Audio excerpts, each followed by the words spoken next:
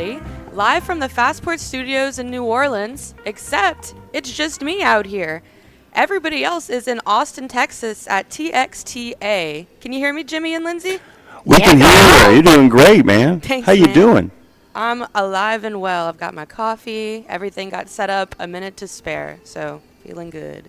You're killing it. You're killing it. And I mean that in a good way. Thank you. Good morning. Good morning to you, Lindsay Lawler. How you doing? I'm doing great. I'm back in my home state, Texas. Yee to the frickin' haw. It is hot, but that's okay because we're inside at a gorgeous hotel where we are live for the TXTA 2025 conference. I'm just thrilled to be here. I can't believe we're actually live from location. You're just thrilled to be here and not have to be planning a party at the same time. You're just thrilled that last week is over, even though you enjoyed it so much. You're also thrilled it's over. True? Oh, my God, absolutely. You know, somebody walked over to me and said, "Are you having a good time?" And I said, "Absolutely not." Definitely not, but I'm glad you're here. And then they said, "Are you happy?" And I said, "Absolutely." Two different things. Because it goes back to, the words of the immortal Hannibal. I don't mean the one that crossed the Alps. I mean the one that ran the A-Team is. We should eat all these people. Oh, no, not that. No, that's a different one. Different one. No, it was basically, he ate the elephants. Got it. Okay. I am just thrilled when a good plan comes together. I love it when a plan comes together. You are from here. I am from here. I'm from Dallas, so just about 3 hours north of here. Which is nothing. Which is in nothing. Texas. We were talking about that yesterday, weren't we? The idea that, you can be like an hour and a half, 2 hours away from something. I had a friend of mine that visited me a couple of TXTAs ago, and she said, "Where are you?" And I said, "Austin, just outside, about an hour down the road." And she said, "Oh, there's nothing." Nothing. An hour. An hour is nothing in Texas time. Nothing. If my parents still lived in Dallas, they would be here. They would have driven up because this would have been like when I used to perform at the TXTA conference, they would drive up and come to it because it was nothing. There is a reason there is a sign in West Texas that says Los Angeles 1,071 miles or whatever. Because for Texans, it's, I can do it. Yeah, I can make that happen. I can make that happen. How long did you live in Texas?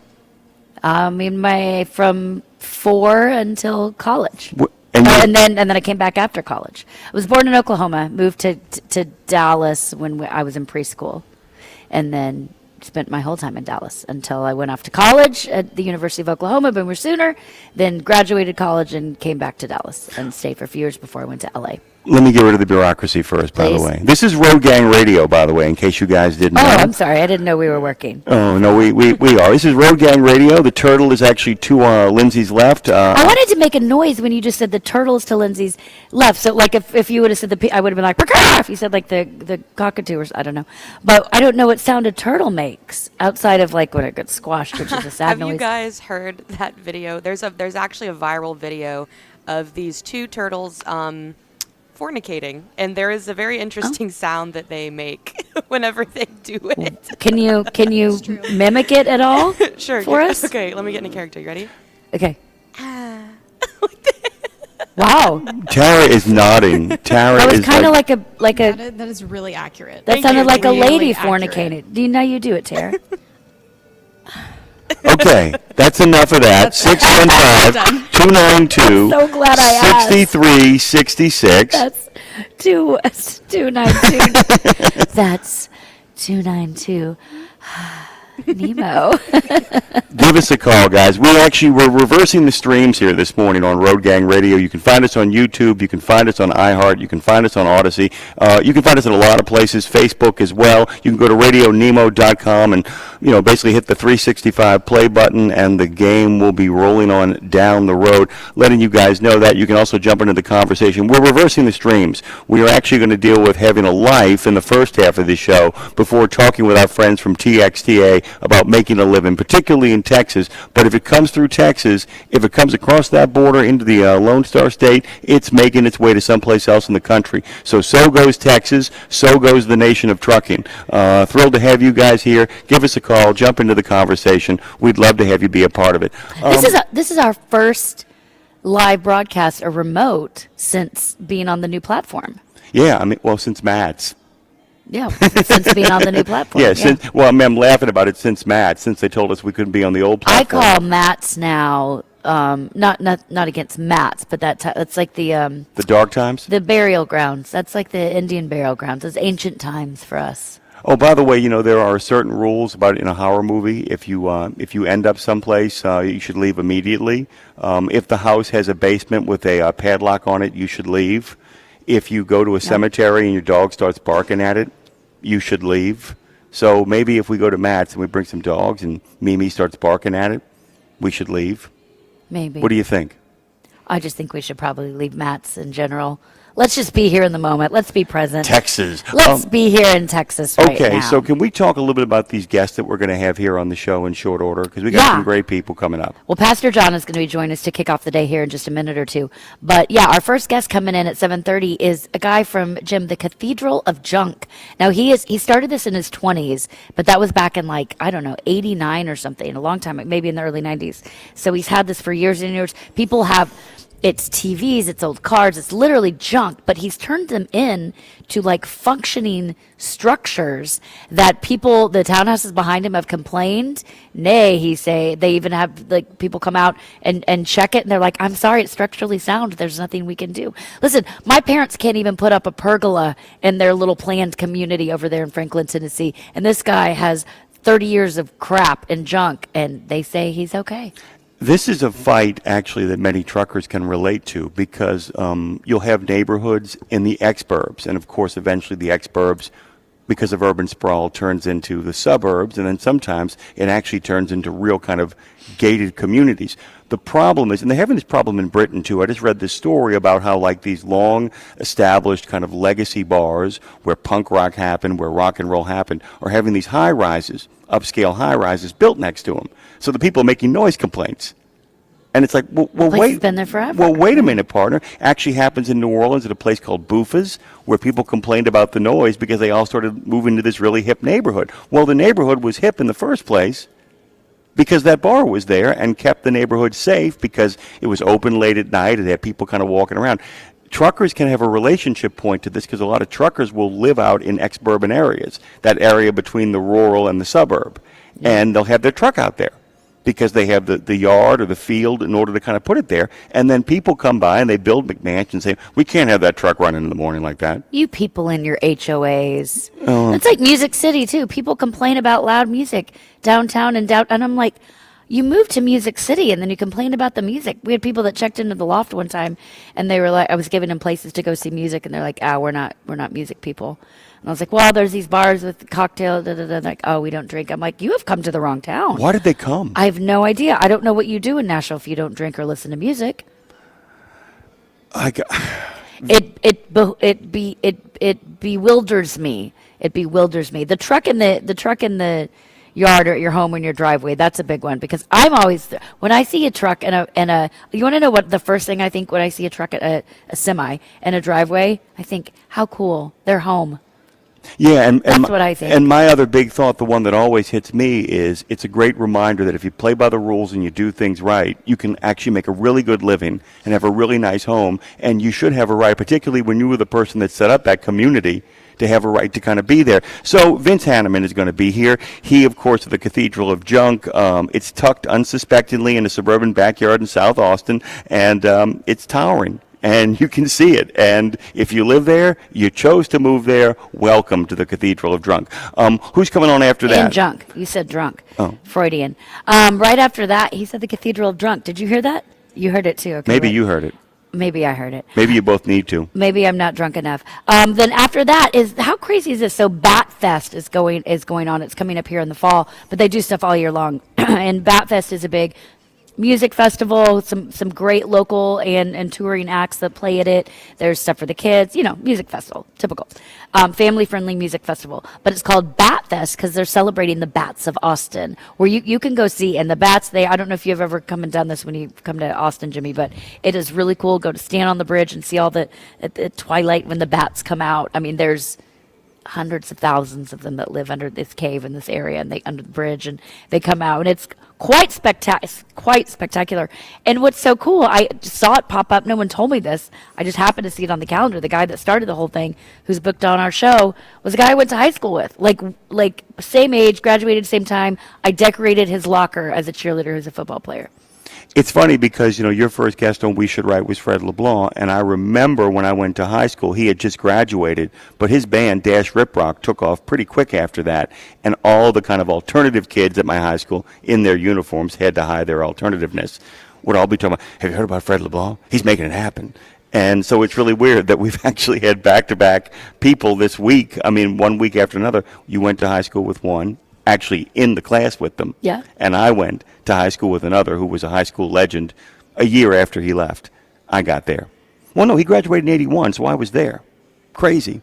I was actually there. He was leaving right as I was entering the building at Jesuit High School. Crazy, crazy, crazy. Badfest.com is where you should go to check it out. We'll be talking about the music lineup and the uniqueness of the location. And, well, he's got also bad information, which I think is really cool. Then, by the way, you and I get to take a break and go get some coffee. Because you know who's coming, huh? It's the Braz, Robert Brazil with Tech Talk. Check it in. Who's his guest today? He is going to be talking about, first of all, alternative powertrain outlook, by the way. He's going to be digging into that. And if you guys don't know, he's the executive director of ATA's Technology and Maintenance Council. He's responsible for ensuring the effectiveness of all TMC program products, meetings, and services. He is the man over there. He is actually on top of it. We will actually be digging into who his guest is in a little bit here. Hasn't quite sent us in. Oh, it's Kevin Otto. I just got it. It just arrived. Kevin Otto is going to give us a look at alternative powertrains, and we'll talk about that too on Tech Talk. Well, you and I won't talk about it. The Braz will. The Braz will. And then finally at 8:30, join us. I say finally before we go into the second half of the show, until we pivot to the second piece of the show here at the TXTA conference. We'll be talking with the manager of the Texas Music Museum. You know I love Texas music. We'll see what they've got going on. Yes, you can go visit it. We'll find out more. Good thing to do while you're here at this conference, or when you're passing through in your truck, stop on by the Texas Music Museum. We will make sure to ask her if there's truck parking. Yes, we will.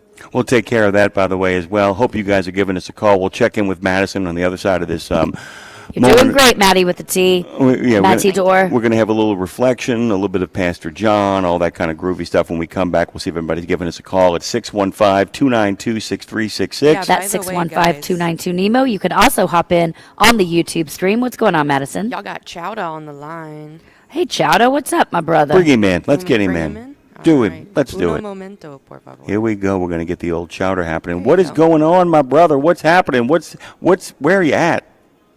Well, my family members of the RGR Universe, World, and Nation, good morning. It's an honor and a privilege for the Chowda to have been a first caller on the RGR show, the first caller on the one after that on Tuesday, and now the first caller on the first live remote of this new great, wonderful platform All that is kinds RGR of Universe.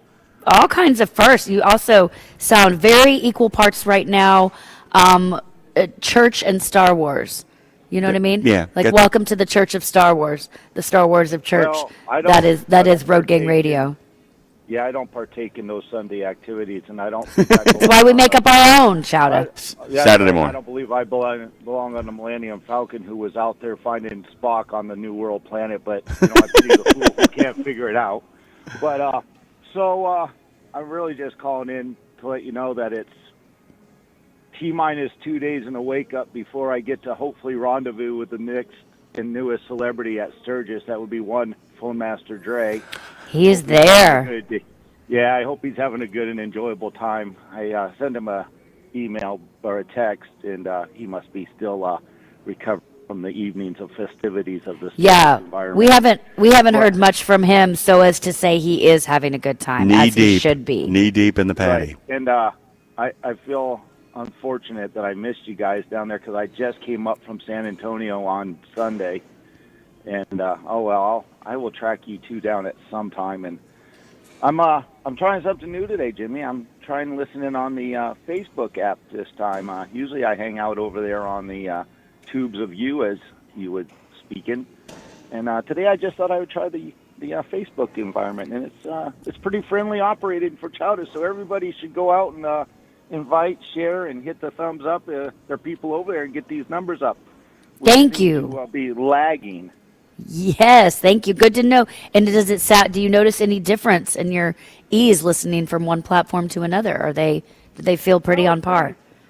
It's pretty on par. It's just harder to text on Facebook Drive than it is on YouTube, but I believe both are still technically illegal, which brings me to the point that I'm Jimmy first asked where I was today, it's well, half my truck is in North Dakota and half my truck is in South Dakota because I'm here at the casino parking lots where I ran out of time at, and I'm in the back corner where the state line comes right through. So somehow I have found a way to split dimensional time and be in two places at one time.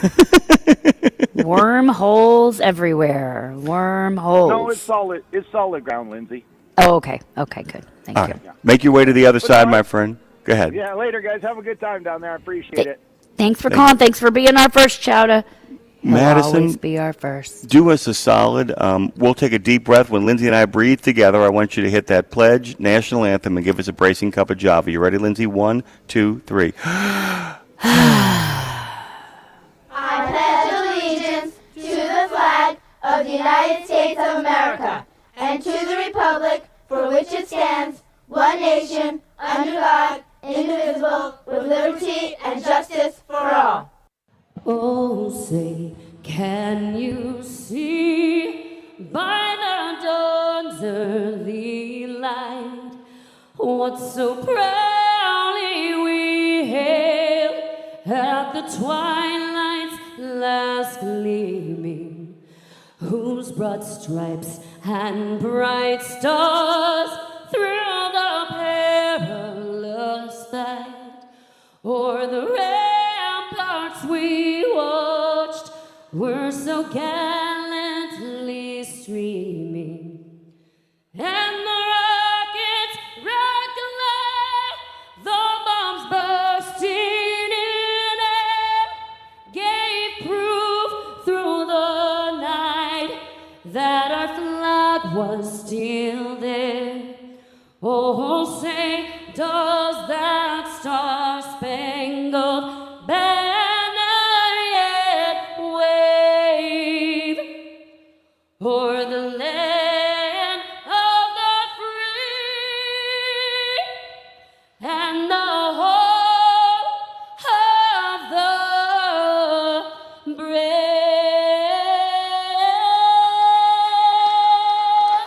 Let's wake up and get our day started with a cup of Java with Pastor John, brought to you by the Bennett family of companies. It's Wednesday, Wednesday, Wednesday, Wednesday. Good morning, good morning, good morning. Hope and pray all is well with you. And you. I just wanted to give you a little heads up. We made it to the middle of the week. It's Wednesday. Hey, I want to share something with you from Psalm 28, verse 7. It says, "The Lord is my strength and my shield. In him my heart trusts, and I am helped. My heart exalts, and with my song I give thanks to him." You know what the songwriter just said to us?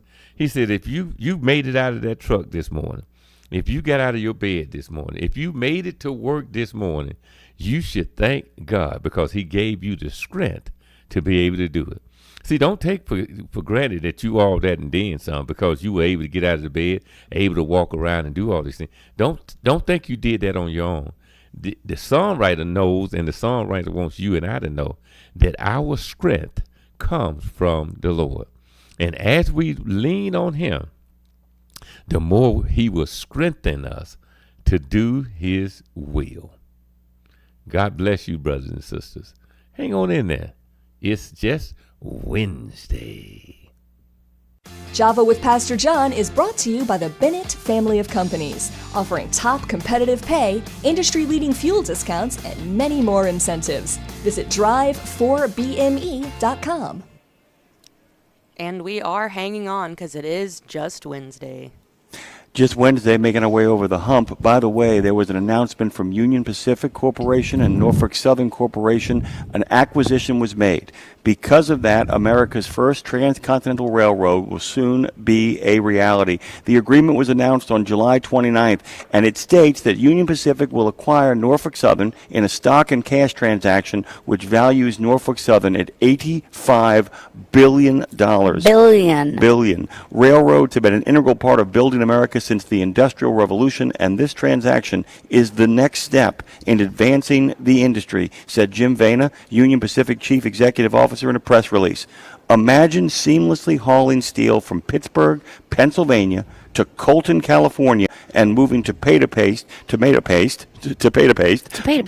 Murin, California to Fremont, Ohio. Lumber from the Pacific Northwest Plastics from the Gulf Coast, copper from Arizona and Utah, soda ash from Wyoming. Right now, tens of thousands of railroaders are moving almost everything we use. You name it, and at some point, the railroad hauled it. Don't think for a minute, Lindsay Lou, I won't. that our good friend Michelle Mulsky won't be lean and mean and on the scene talking about that when she makes her next appearance with her dad. Michelle Mulsky, as she calls herself on Instagram, you know what she calls herself? The Railroad Baroness. I love that. She will be she's definitely joining us next week, but she'll be talking about that merger for sure. Talk to me about an intercontinental railroad.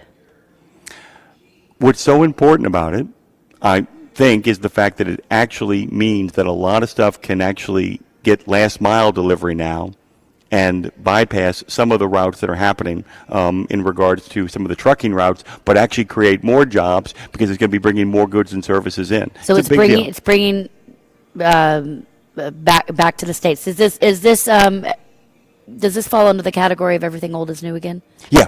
Okay. I mean, basically, it goes back to the future was yesterday. Yeah. I mean, okay. it's Dave's theory in action right there. And what people don't realize is we often hear stuff like, look, AI is going to eliminate jobs. It's also going to create jobs. Railroads sometimes eliminate over-the-road jobs. But they end up creating more jobs because it creates more regional hubs. It creates more location points for more trucks to arrive and bring more stuff.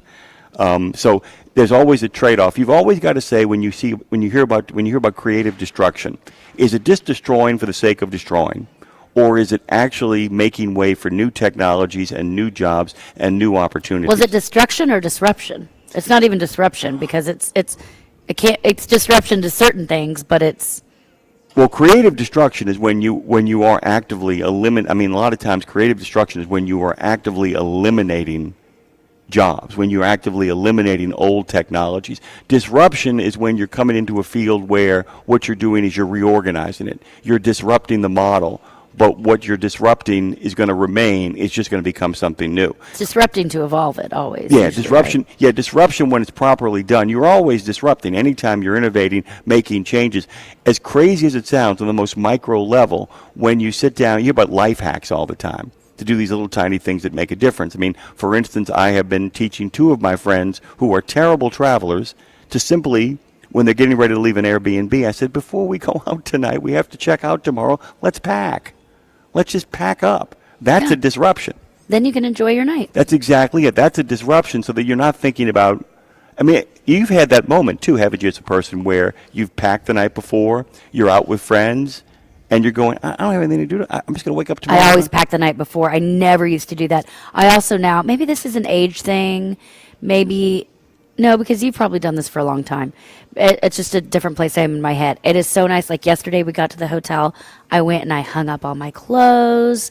I unpacked everything and put them into the to the drawers, and I set up all my, even in the bathroom, I set up like my medicine, and then I put my, over here is my face stuff. Like I got so organized down to a T, and I love that. And I sit there and I think, why haven't I always been doing this? I'm going to tell you something. I usually do that, and I was so tired when I got back to the room after we arrived here and did a couple of just nice kind of catch-up things. I went straight to bed. This is the first time I arrived at a hotel, so one of the things I'm doing this afternoon is, even though I'm only going to be here for one more day, I'm actually going to set up. I'm going to set up. It's so important. And by the way, the people at the AV here at Austin are awesome. We had a missing piece from our equipment that got kind of shuffled, and they showed up with it because Texas does things right. Texas, everything's bigger in Texas, even if it's small. They're like, it's small, but we've got it, and we've got lots of it. That's what we do here in Texas. I'm so happy to be back in Texas. Tara, have you been to Austin before? I can't remember. I have. This is my third time. Third time to Austin. Okay. I love Austin. I wish we were here a little longer because some of the best Tex-Mex is here in Austin. Oh, it is. Some of the coolest music venues are here in Austin, like Saxon Pub. Several venues that actually, Saxon Pub, where my guest for We Should Write today, Timothy Howells, of the Plain White T's, Hey there, Delilah, and right to the rhythm of love. Anyway, We're with you. thank you. We're here. He, for his new solo project, he's based here in Austin, Texas, and he plays at the Saxon Pub and a lot of the Continental Club. Such a cool venue. So many cool venues here in Austin. So next time we come, or maybe tonight, I'll sneak away and go check something out. I don't know. We'll pack first and we'll head out. Way to call back. Nicely done. We are here at TXTA. Our friends in Austin have invited us down, and they have given us the honor of making sure that they were the first people that we did a live broadcast from. We made this arrangement a long time ago, and when we found out we were changing platforms, John Esparza and the gang over here said, well, we're still going to see you, right? And here we are, deep in the heart of Texas. And this really is deep in the heart of Texas. The stars at night are big and bright. Deep in the heart of Texas. Thank you. We're going to take a quick break here, come back on the other side, play a couple of spots, bring our first guest in. The Cathedral of Junk is on its way. Madison, would you do us the honor of playing me a little music so I can get us to the other side, and Lindsay and I can welcome our next guest? I will definitely do that for you when this wave card stops giving me trouble. Fair enough. Fair enough. In the meantime, I have a joke. Tell me. Thank you. Yeah. Just because it's so hot here in Austin. Fish walks into a bar. Bartender says, what are you having? Fish says, water. Listen, I have a 6-year-old, guys. I didn't say I had a good joke. I said I had a joke. Tara, do you have a joke? No, not after that. Here's why I really tell don't. short jokes, because when I tell long jokes, I always mess up. I always end up saying the punchline Like like watermelon? early. Yeah, I'll be like, fish says water. I'll like lead with that. I always mess them up. I'm not good at jokes. Okay, guys. I am a Got joke, it. though. See, but it gave you enough time to get the wave cart working. Me and my Alexa. stupidity. Madison, get us out of here. Go to truckdown.com. 50 states, 8 provinces. They'll get you out of the ditch and back on the road. They've been doing it since 97. Truckdown.com. Gotta get up and truck down. Gotta get up and truck down.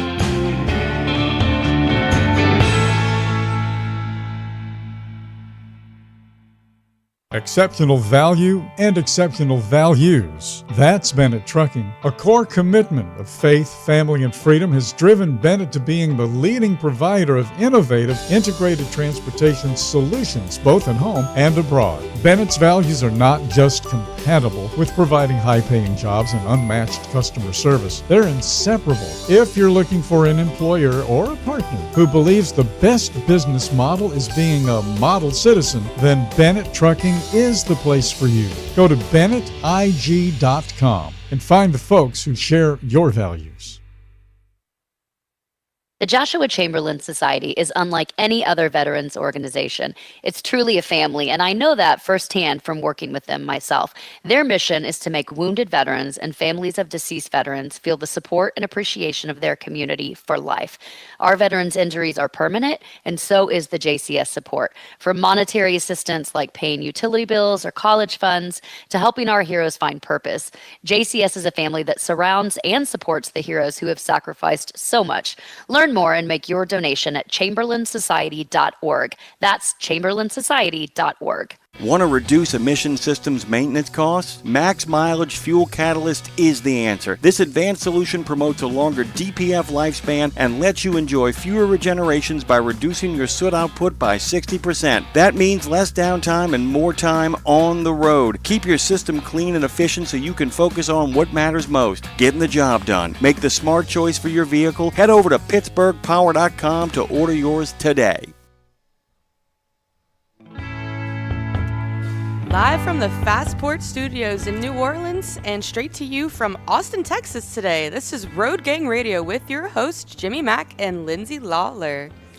Hi. How you doing? Hey, Thank you, Turtle. that's a turtle fornicating. Turtle fornication. By the way, it just sounds like that's a turtle fornication. Sounds like a Great a band name. A Red Hot Chili Peppers song is what it sounds like to me. Yeah, but that's too on the nose because the song is Californication. So that's too on the nose. That's why it's got to be the band. Turtle Fornication. Remember something, that wit is about speed, not about contemplation. I'm just going to leave that right there and let all I of have you to think about that. contemplate it too long to understand what you're saying. Exactly. You see, so it landed. Hey guys, welcome back. We want to thank one of our two sponsors in this half hour. We'll thank the next and the other. Big thanks to Racetrack and Raceway for making it possible for us to make our way down to Thank TXTA. you. You'll hear their spots over the course of this show. Really thankful for them, and thankful to our other sponsor who we will feature in the next half hour. Thanks for Racetrack and Raceway for racing us on down to Texas, y'all. I got to tell you, are you excited about our next guest, by the way? Well, sure. I love junk.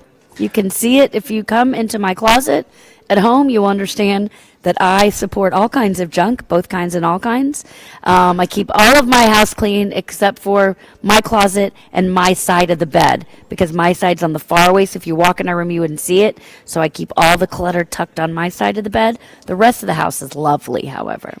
Speaking of houses, by the way, seemingly hidden from the front of the house, the cathedral of junk is not completely invisible to neighbors. Invisible. Tenants of townhome complex located behind the house have filed complaints with the city, which in turn warranted inspection by officials. Several city engineers attempted to find weak points in the structure. Did they?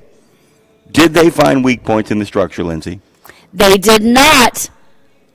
And so we got to care. The only thing was the TVs, but he relocated the TVs to a Zen garden of TVs.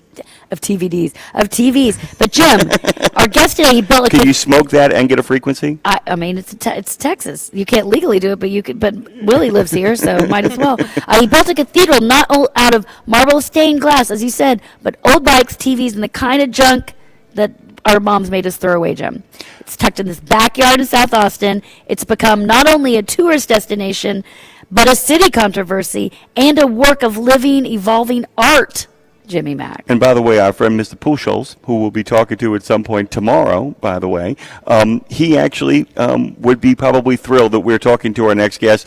You guys can find, by the way, on Atlas Obscura and Roadside America, it is the Cathedral of Junk we're talking about, and its architect, Vince Hanneman, joins us this morning. Say hi to Vince, Lindsay. Well, hey, Vince. Good morning, new friend. Good morning. How are you all doing? We're really good. We're excited to talk to you. And I'm going to lead with this because Claire, who books all of our guests for us, said, there was not she said, there's no social media. I think this guy lives a little bit in the past, but in a really good way. I think you'd have to have a lot of presence to be the curator and the purveyor of the Cathedral of Junk. Is that true? Yeah, yeah, sure. I'm the last of the boomers here. I'm the late resistor. Stand strong, friend. Stand strong. Vince, I have this is going to be a strange question. It's a little bit long form, so I'll give you a chance to kind of think and unpack it as I kind of go through this. So you literally have this evolving piece that you live with, that you live in, that you live next to. And I'm wondering, has the way you see it, has the way you kind of process it when you look at it, has it become noise, or are you able to see different parts and different places and wonder where the tweaks are and wonder if, in fact, you see anything new over the course of it? How does it look on a daily basis existing with the cathedral? Does that make sense? I guess. It evolves. It's changed over time. I mean, I didn't have a grand plan to build a cathedral of junk. I didn't even own this house for the first 17 years I was living here. So what the purpose and everything has changed so much. First it was just for me, and now that I have so many people come by, the way I build and what I do kind of depends on or is informed by the way people use it. And, I'd have to accommodate folks. So if it was just for me, I might do one thing, but because I have so many people here, I kind of have to, it has to be safe and sound and all that. Because I get little kids in bare feet, little toddlers, and all the way to the folks with the walkers. I get the kids from the school for the blind over here, the school for the deaf, everybody. So when you're talking about, with all that being said, and then talking about the people dropping stuff off, there's got to be a like when you go to the Goodwill or when you go to the recycle bin, like I assume there's some sort of process for what you take and what you don't, because listen, people, you're not the place for people to drop off their crap. That's not what we're talking about here. So what are your standards, and how do you sort of say yay or nay to what gets brought over? Well, it has to be weather resistant, first of all. It has to be the right shape, too. If it's the wrong shape and it just holds water, there's some things that, regardless of which way you turn them, they're always going to want to hold some water. So that's always a concern, because I don't want anything to hold water or breed mosquitoes and so on. If it's older and it's heavy metal, made in the USA, I probably love it. That old made in the USA stuff is the quality stuff, Craftsman tools, guaranteed for life. That's the stuff I like.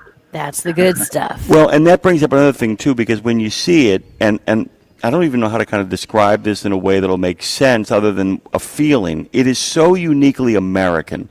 And so much of that is due to the fact that so much of what is up there has been made here and has come from rooftops, has come from backyards, has come from the kitsch sort of element of America. It's inescapably, there's a feeling of it that you hear the word cathedral, and of course you think about the great cathedrals of Europe. This feels like a very American institution, if I'm making any sense. And I'm wondering, along with your, I like it to not hold water, I like it to have that good old-fashioned made in America feel, if you do feel like that American aesthetic is beginning to influence how you accept and how you build with it.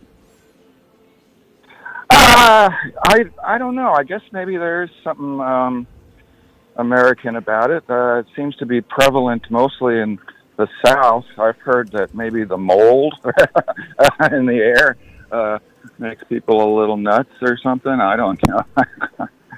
I don't know about that. Yeah, I like something that's heavy duty and quality. Everything nowadays is made out of plastic, and that's not going to really work for me. The garbage just doesn't. The junk doesn't have the same aesthetic anymore. You just find a lot of plastic. It's, everything used to be heavy metal and well built, and now everything is kind of a little bit on the cheaper side. You can't find. When I started this, there used to be metal hubcaps lying along the side of the road that you could find. Now the kids don't even know what a hubcap is unless it's a spinner. Everything used to be heavy metal, and then we lost Ozzy. Well, and now we've moved on. Oh, that's a good point. But I'm curious, Vince. I'm curious, Vince. Yeah. Would you call, and maybe it's none of these, but can because I know we'll talk here quickly about the history of how it came to be, but would you call this a work of art or rebellion or just a good time? I mean, can you really put a stamp on it, or is it just something that came to be? Because I think when we don't have... It's all the above. Okay. It is a work of art, but I also feel like I'm playing hooky when I'm out here doing it, like I'm getting away with something. And for a while, basically, I was, because I didn't even own this house. My landlord never said no. I just kind of started with a little grouping of sculptures, kind of tried to keep them hidden, and it was like playing hooky. Every minute I was out there, it's like I was getting away with something. So, hey, can I correct something real quick? Please. Because you said at the beginning that it was the gated community behind me that complained on me back in 2010 that got the city rolling on making me get a building permit. And that's actually not true. That's a rumor. That this stuff gets into print, on different websites and everything. And I don't have any kind of social media or anything, so my version isn't out there. And when people write stuff, they don't exactly give me editorial control over what they say. And that's one of those things that is not true. It was actually my neighbor on the other side. On my right-hand side, whose name is the city. It was a different neighbor. It was not those folks in the back of me, which has gone down into history apparently as the truth of the matter. That neighbor, the only way I know that, because it's an anonymous complaint-driven system, is because when the media showed up, he copped to the fact. He was already top of my suspect list, but it's He did cop to the fact that he was the one that complained to the city. And I don't blame him, honestly. I wasn't exactly the best neighbor for many years. We had quite a few wild, crazy parties here back in the day. And I think Austin was just kind of a little bit more like that. You know, you could have backyard parties, and the rule used to be, second time the cops come, party's over. So it was kind of lax back in the day. The good old days. By the man. way, you actually spilled in the question I was going to ask before you made your correction. Thank you for it, by the way, is the fact that this is also a remnant of, and by the way, it's a marketing slogan now, it's a bumper sticker slogan now, but as somebody who grew up in New Orleans in the late 70s and 80s, I know that one of the rallying points, people would always tell me, you got to get your butt up to Austin. A lot of groovy. Keep it weird, man. A lot of keep it weird stuff was going on back then, and this feels like in some ways a memory to the honor of Austin being weird before it became Austin being really big, becoming the center of power, not only of Texas, but of one of the great power centers of the U.S. And so in many ways, this feels like kind of an echo chamber. All that metal is kind of vibrating all the weirdness of Austin, that you're preserving it in some way. Because can you talk about what that atmosphere was like back in Austin? Because I have some sense of it, having made a couple of trips up there in the 80s, coming from Athens, Georgia, back to New Orleans, and then going to Austin. Can you talk a little bit about that? Well, yeah, it was, Austin was cheaper back in those days, too, is the thing. I had cheap rent here for, a good 17 years, and that doesn't exist anymore. And so there used to be, and you remember the movie Slackers? There used to be slackers, what you call, here in Austin. In other words, they slept till noon, they went to their part-time job at 3 or 4. They got off at 8, and then they played in a band till midnight or whatever. You could afford to do that kind of lifestyle back in the day. So there were more artists and people being able to be creative because of the cheap rent. But now there's no more cheap rent. That's the end of that. And I really feel sorry for the kids now because when I rented this place when I was 26. It was $300 a month, and the landlord lowered it to $280. So I started off at $280, and it wasn't any long online application form and yada yada. It was just meet the guy, sign the lease, and away you go. And nowadays you have to give your whole life history to do anything. Yeah. Download the app. Oh my God. Please. You lost me at download. But people can come and as you said, can come and witness it, can be a part of it. We're almost out of time, Vince, but I want to know what is the mythical object you don't have at the Cathedral of Junk yet that you would like if you could travel the world? Like, what's the thing you want to bring back to be the cherry on top? Well, I don't know about the cherry on top exactly. Or wherever you can shove it that won't mess it up. I don't know. Cherry on top. I always tell people that the one thing I'm still looking for is a Mexican license plate. I've got all 50 states, District of Columbia, and about half the Canadian provinces. But considering that we're this close to Mexico, it seems like I ought to have a Mexican license plate somewhere around here. Yeah. But that I don't have. It's become my new life mission to find that plate for you.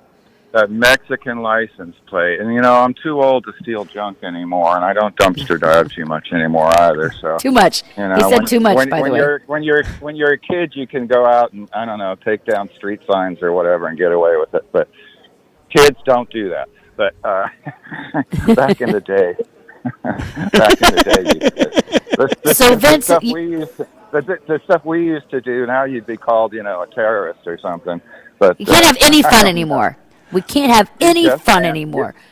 Not any good for you. Can't. It's terrible. I don't know what the kids do. They just look at their phones. I don't know. I know. By the way, somebody's going to build a cathedral of phones in about 2 or 3 decades after we all get it wired into our head. By the way, Vince, go ahead. Well, I was just going to say, you're not on social media. What is the easiest way for people to know how to come by and see said Cathedral of Junk? It's just so old school. You just have to call me up at the number that you called me at and see if I'm showing or not. I don't show every single day. I kind of mix up my schedule from week to week. And usually my message says when is the next best day to call me that week. Can we give that number out on the air? Is that what you're telling us? You can. Go ahead, Lindsay, do it. Well, that number is, and well, hey, if you want, people are listening, they're in the chat here. I will post it in there as well, but you can call 512, that's the Austin area code, 512-299-7413. Again, that's 512-299-7413, and Vince will answer or he won't, depending on how he feels. I love it. He will tell you if you can come or you can't. There's no real hours. It's when Vince feels like, and damn it, I like that about Vince. You do you, Vince. You keep doing you, Vince. I love it. I get text shamed so often these days. It's, you need a QR code. You need a website. It's like, no, I don't need that. Thank you very much. We can get away with it, I love it. I love the fact that we found you. Thank you, Vince. Thank you. Have a good one, brother. All right. Bye-bye. Thanks. Thanks, Vince. Well, that was fun. Right, and we're going to go back-to-back interview. We will post that number if anybody wants to go. If you're passing through Austin, Texas, that would be one thing to see. Why not? Go by, look at a little junk before you get your Tex-Mex and your queso. I don't even know what that's. I mean, I am like in awe of the fact that it's like, nope, I'm gonna do it my way. I got my thing. This coffee and donut shop that was next to me when I lived in East Nashville, and they were open whenever they wanted. They would try. It was really great food, really great bakery, but they would be like, yeah, no, we're on vacation, we're off. No, we slept in late today, so now we're not open till 9. And I was like, it was so frustrating, only because we loved it so much. But I was also like, what a great way to live life. Be like, I'll open when I feel like it. By the way, that's the bakery down the block from the Degas house. There's one. It's like we're open when we feel like it. By the way, we want to say good morning to your next guest. Is our next guest on the phone? Yes, he is. French, are you there? French. There he is. Hey. Good morning, French Smith. Good morning. How are you? Oh my God, this is so fun. Dude, when I just saw your name pop up yesterday or whenever it was I looked at the calendar, I got so excited. Obviously, we're going to talk about Bat Fest and we're going to talk about how to see the Austin Bats. But most importantly, we're going to talk about going to high school together. Good morning, Fred. Crazy. Good morning. I've been following you over the years, through social media and so forth, but it's been a really long time since we've chatted, but definitely still, keeping in touch socially. Well, French, I feel like I decorated your locker one year. Definitely. Does that sound right? We're going to say yes for these purposes, though. You're a very attractive cheerleader, very smart, and thank you. I was always happy to have you doing that for me.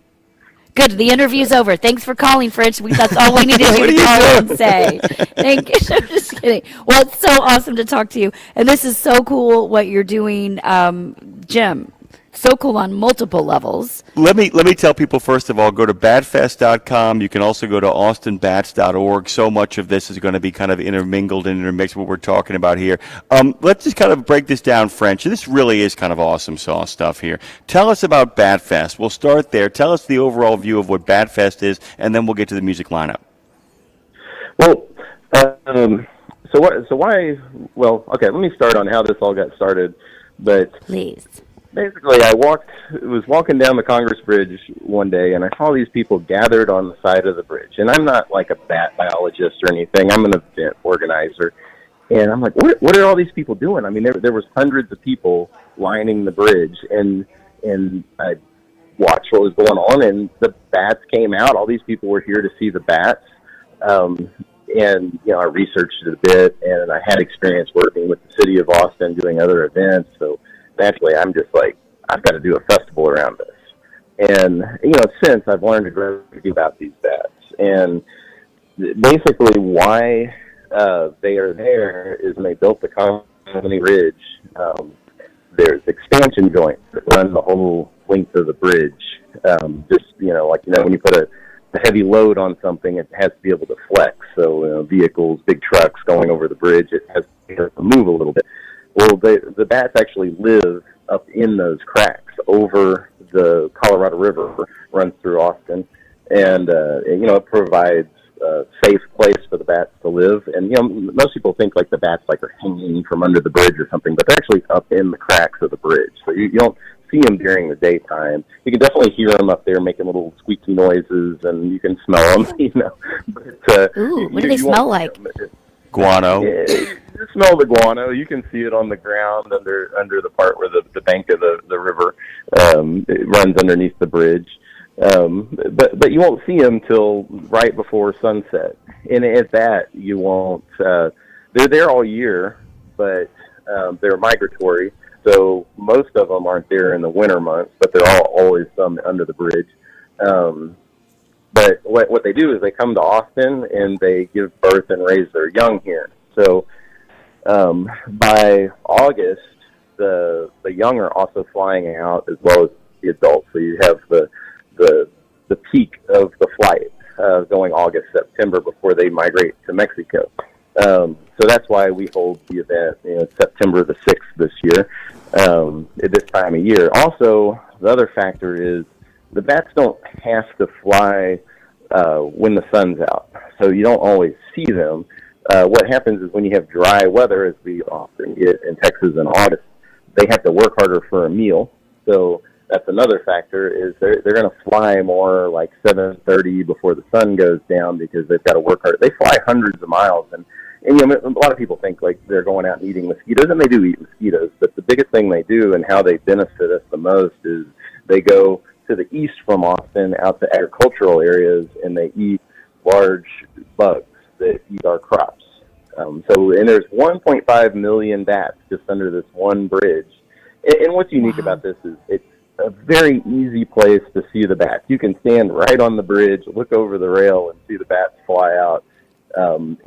We don't.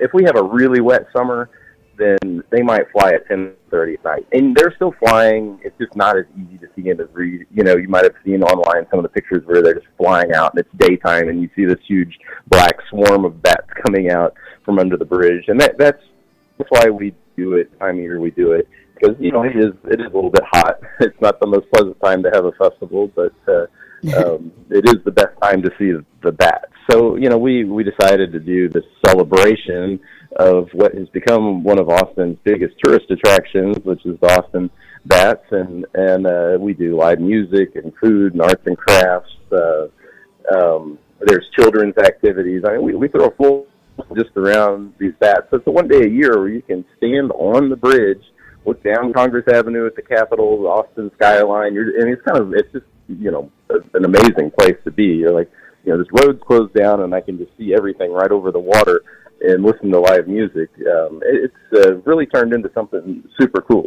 that we have made an annual tradition here. It's so cool. You can go to batfest.com to check out more. And what's cool, this also stood out to me, and then we'll talk a little bit more about the festival. I mean, I love that you created something around something that's such a Austin staple, and then I assume people are coming out in costume and all the things. But before we go into that, you're also, and I love how you said, you're like, I'm not a hardcore trucker. I'm not going to say that I'm that or try to put myself in that category. But you do haul stages. We have a lot of men and women listening who do the same thing. You're hauling stages both for your own festival and across Texas. So you understand, you seem like this Austin Renaissance man, French, that you're like, I have my right. CDL, I know a lot about bats, oh, hey, I got a music festival, like, you got it going on, French Smith. And do all walks lead to, like, what did you study? What did you go to school for? Well, I actually studied accounting in college, and it just... nothing against it, and it seemed like something that was just going to be, I don't know. I didn't want to be stuck in a tax office. I'll put it that way. I'm just kind of more of like a get out and touch things and do things, and that's just more, my nature. So I get out and it set you up to know how to run your books for BatFest. So there's that as well. So do people come and do people dress up as bats? Are people doing bat music? Is there a whole bat theme for the festival? We do have a bat costume contest. We'll select vendors that have bat related arts and crafts first if we get those to apply. The most batty thing is just the bats themselves, honestly. The most batty thing. Because I mean, we do a real diverse music lineup, so there's really something for everyone. Everything from children's music to hip hop and country and rock, and just all over the place with it. And a lot of people just come out for the music. They go look at the bats. They'll say, I've never seen the bats before. This just gave me a reason to go see them. But they really wanted to go see a band that they were coming out there for. So it's the main thing we want people to take away from the event is understanding that bats have their place in this world, and they're not really scary animals of the night. That they're beneficial, and that we shouldn't.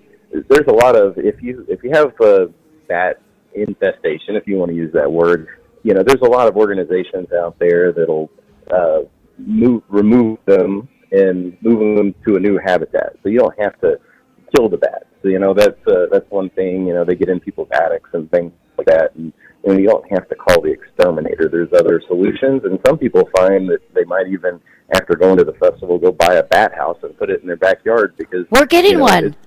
We've been seeing them. A bug zapper. Yeah, we've been seeing them at our house, and so now we just ordered a bat house because I was like, how cool is that?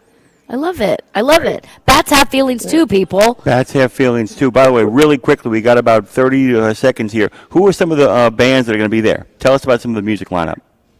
The Silver Sun Pickups, rock band that's been around since about 2012.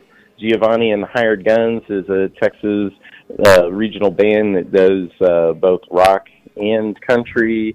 Waka Flocka Flame is hip hop. Riff Raff, another hip hop artist.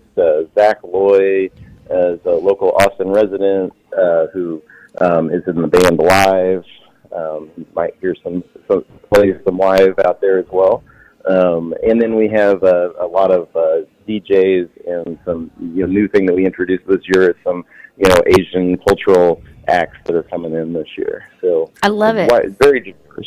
Yeah. We're going to get you to come back on the show at some point when we get closer to the event itself. French Smith, who is the owner and creator of Badfest, CDL holder because he's got to drive a lot of those stages around as well. Guys, go to Badfest. And fellow grad 1997 Pierce shout out, yo. Yo. And y'all just made me feel really old because I'm a class of 87. So get out of here, French. Stop reminding me of my age. Thank you, man. Well, thank you for having me on. So good to talk to you, French. Let's connect. I'll message you online. I'll find you. You got it. All right, batfest.com is where you can go to find out more. Stick around. Madison is going to get us out of here. Coming up next, Robert Braswell, the Braz. It's Tech Talk, y'all. We're live from the TXTA 2025 conference in Austin, Texas. Right back.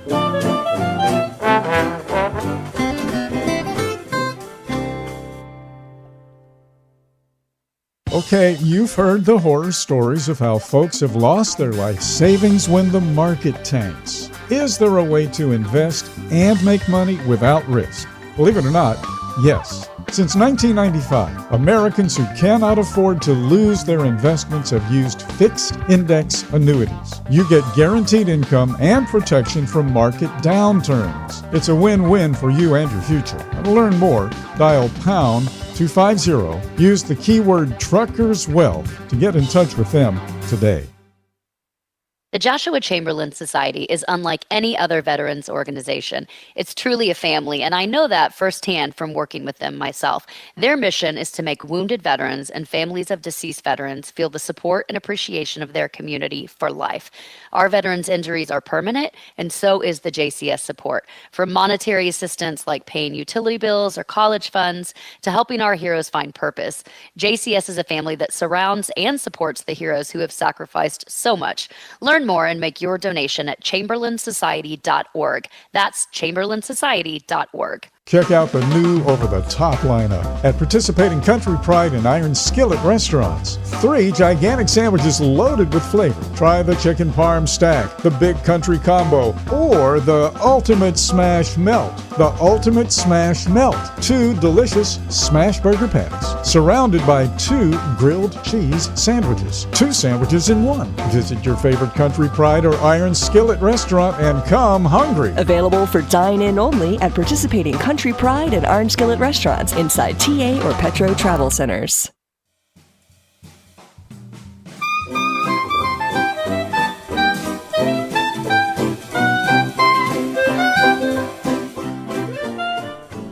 Good morning, funky people. This is Madison with the T, live from New Orleans. For Braswell, the Executive Director of ATA's Technology and Maintenance Council. He's got a guest along with him, but I'm going to let him do those honors. It's the longest running segment on all of Radio Nemo's platforms of all time. No one's ever going to catch it. No one's ever going to lap it. Good morning to you, Mr. Braswell.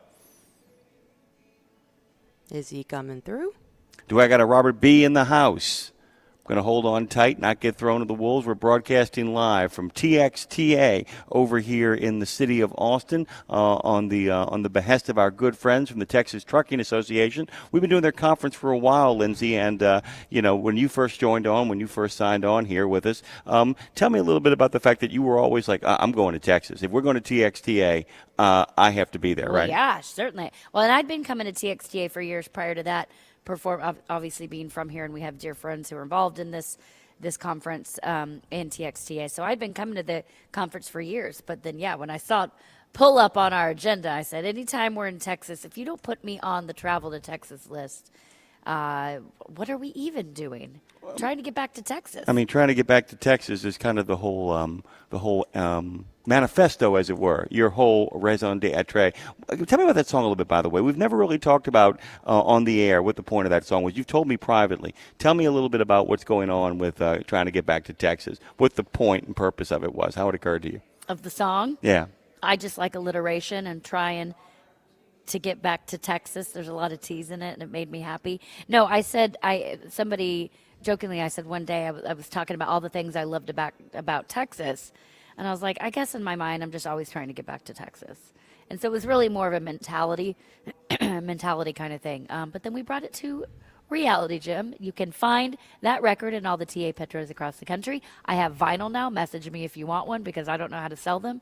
Just message me and I'll send you one. That's how it works. That's how I do it. I kind of like that deal, by the way. Let me get in touch with Madison over here in the studio, our good friend Maddie with a T. Madison, where are we on Mr. Braswell? How are we doing over there? It is our first live broadcast. What's going on? He's on air. We were having some issues with the field tap, but I got him on the phone.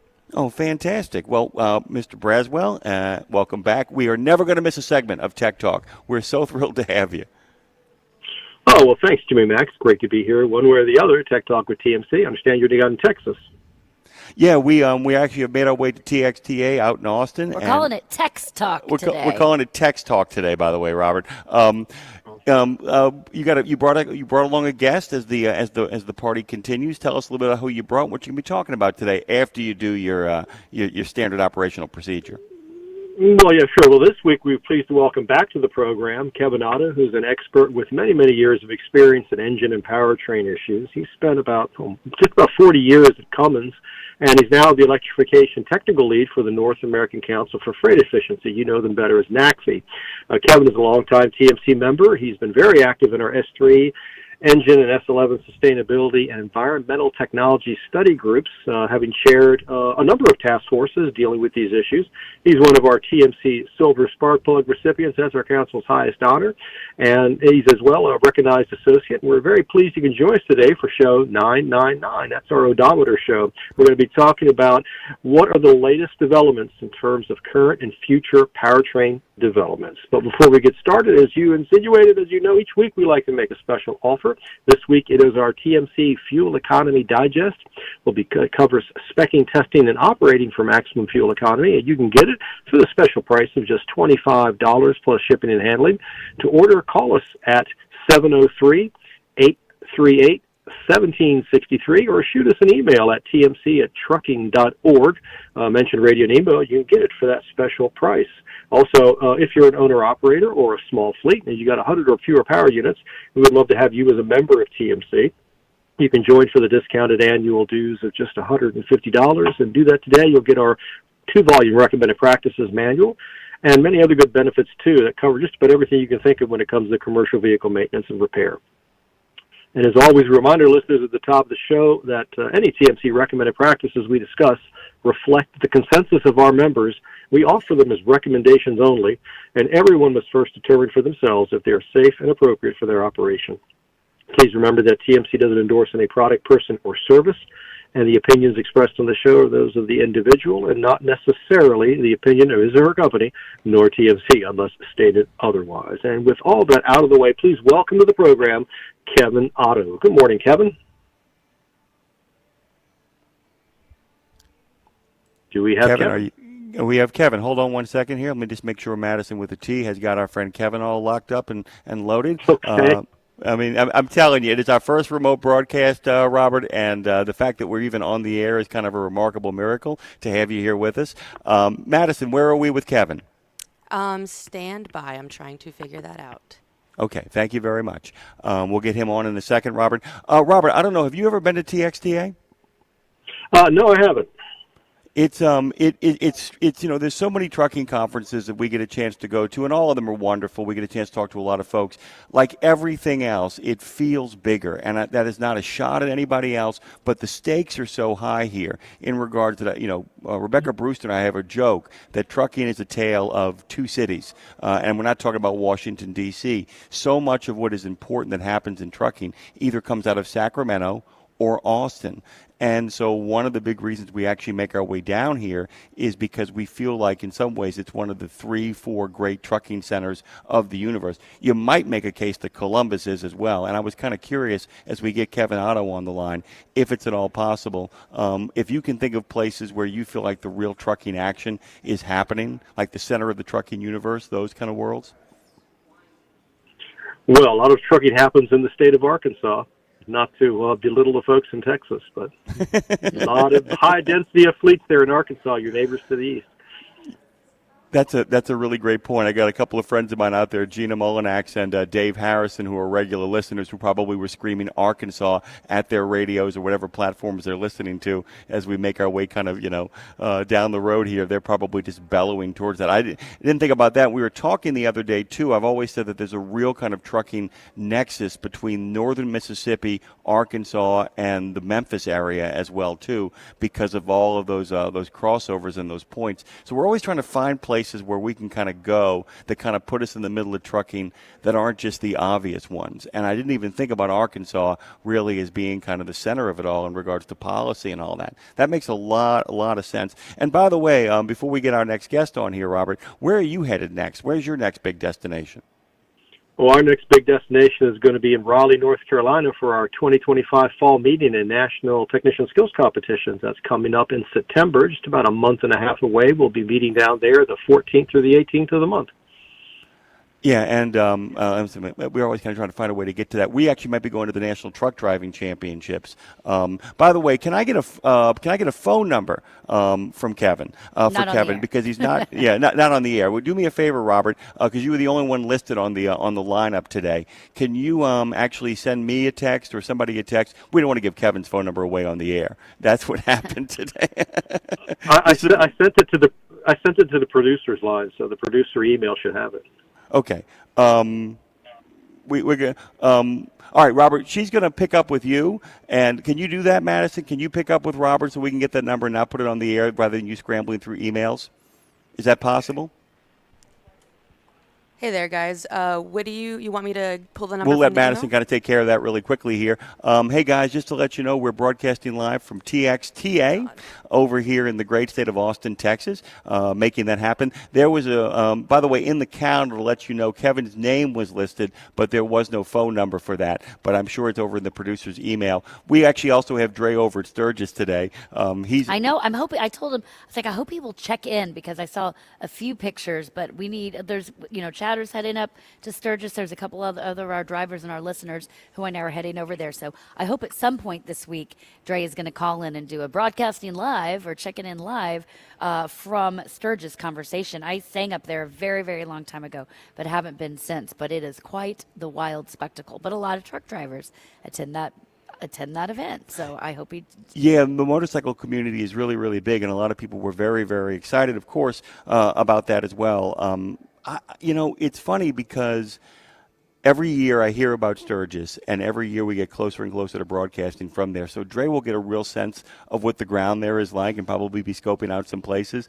If you guys have ever been to Sturgis and would like to put that into the chat, we would love to hear from you guys. There's a couple cool, or a lot of cool, but little cool saloons that that I know a lot of people from Nashville head up to go play at. So it would be cool to maybe broadcast from one of those little saloons, play some music later that night, meet our listeners. It actually might be, I mean, it's far. I know it's not easy to get to, but it could be a really cool rally point, emphasis on rally point to get everybody together. So if you're in the chat, listening or watching, make sure you head on over there. Tell us if you're going to Sturgis, if you have been to Sturgis, do you want to go to Sturgis, D, all of the above, and maybe who you would like to, where you would like to see us broadcast. That could be cool. We have Tech Talk coming up. Robert Braswell's on the line. We're getting his guest Kevin on the phone, and then we will head back live. We are broadcasting live from a TXTA 2025 Summer Conference. Joining us at 9 o'clock, we'll have all the guests filtering in that are going to be here speaking. John Esparza, who is the head of this fine establishment, will be checking with, I think he's our very first guest actually today, so that'll be fun to get to catch up with him, Jim. Yeah, and one of the other things too is since our good friend Robert is here, and we actually might let this spill over into the next part of the segment before we get our next guest on the air. By the way, I do have a number for you, by the way, Madison, that I am going to send you over if you don't have it. Oh, we are ready? Yeah, we're good to go? Hey, is Kevin on here? We got a Kevin? Do I have a Kevin Otto in the house? I'm here. Hey, I'm here. Kevin Otto. Okay, so here's Robert. Here's Kevin Otto. Robert, welcome to our first live broadcast from remote location. I will let you take it away from here. Thank you for your patience, Robert. Well, thanks, Jimmy Max. So, again, we're welcoming Kevin Otto here. He was formerly with Cummins. Now he's with NACFE. He's the lead electrification person there at NACFE. And we're going to be talking a little bit about current and future trends for advanced powertrains. Welcome to the program, Kevin. Thanks, Robert. Good morning. So, there's a lot of things been happening in the news that have dealt with the politics of environmental and sustainability technologies. Just today, as a matter of fact, we saw a news item about the EPA's intention to rethink its endangerment finding. And, this and other things that are happening in California and other places across the United States are kind of, rolling back maybe the technological pathways that we thought were pretty much set in stone when it came to going from phase 2 greenhouse gas to phase 3 greenhouse gas. But that being said, we're not even sure they're going to be regulating greenhouse gas now. How is all this, throwing a wrench into the works when it comes to advanced powertrain technologies?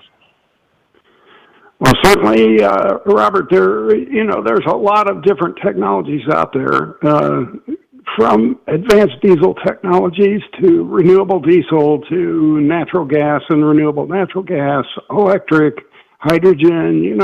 There's all kinds of new technologies that are being worked on, many of which are pretty much ready, at least ready enough from a technical standpoint to go into production. They may not be ready from a business standpoint yet.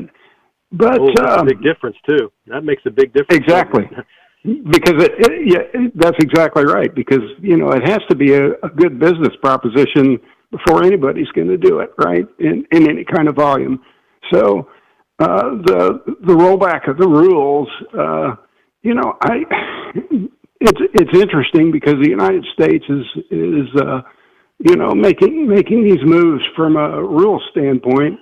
I don't know that California is going to go down easy on things like this, number one, but the rest of the world still has a bunch of regulations out there as well that are similar. And so, as the companies that manufacture these vehicles and the components in the vehicles move forward, they're going to have to serve the whole world. They don't just serve the United States, although the United States is obviously the biggest market in most cases. So, but in that case, the manufacturers have got to figure out how they're going to distribute their resources to satisfy all those clients as opposed to just the United States. So, well, it's a big gamble, isn't it? So a manufacturer, let's just say that the phase 3 is suspended for whatever reason, and the manufacturers are free to continue to manufacture phase 2 vehicles for the indefinite future. Let's say 2, 3, 4, 5 years. Maybe they choose to do that. Maybe they don't. It takes a long time to get a technology pathway established from drawing board to production line. And, they're already probably more than halfway into that cycle, I would think, for these phase 3 vehicles. Do they just keep on keeping on and put those phase 3 vehicles out? And then what happens if you have one of them kind of breaking ranks, keeping making the phase 2? Then it sets up sort of a contest there, for lack of a better word. Which one's going to win out? It really is quite a gamble. It is a big gamble from a business standpoint for these corporations that are building these devices, the vehicles, the components that go into them, and that kind of thing. So I think in many ways some of these rule changes are adding more uncertainty to the market than was there before. One of the things the companies are always screaming for is having more stability in the regulations, so they know exactly what to target, given their development times may be 5 to 7 years. So for the really sophisticated stuff.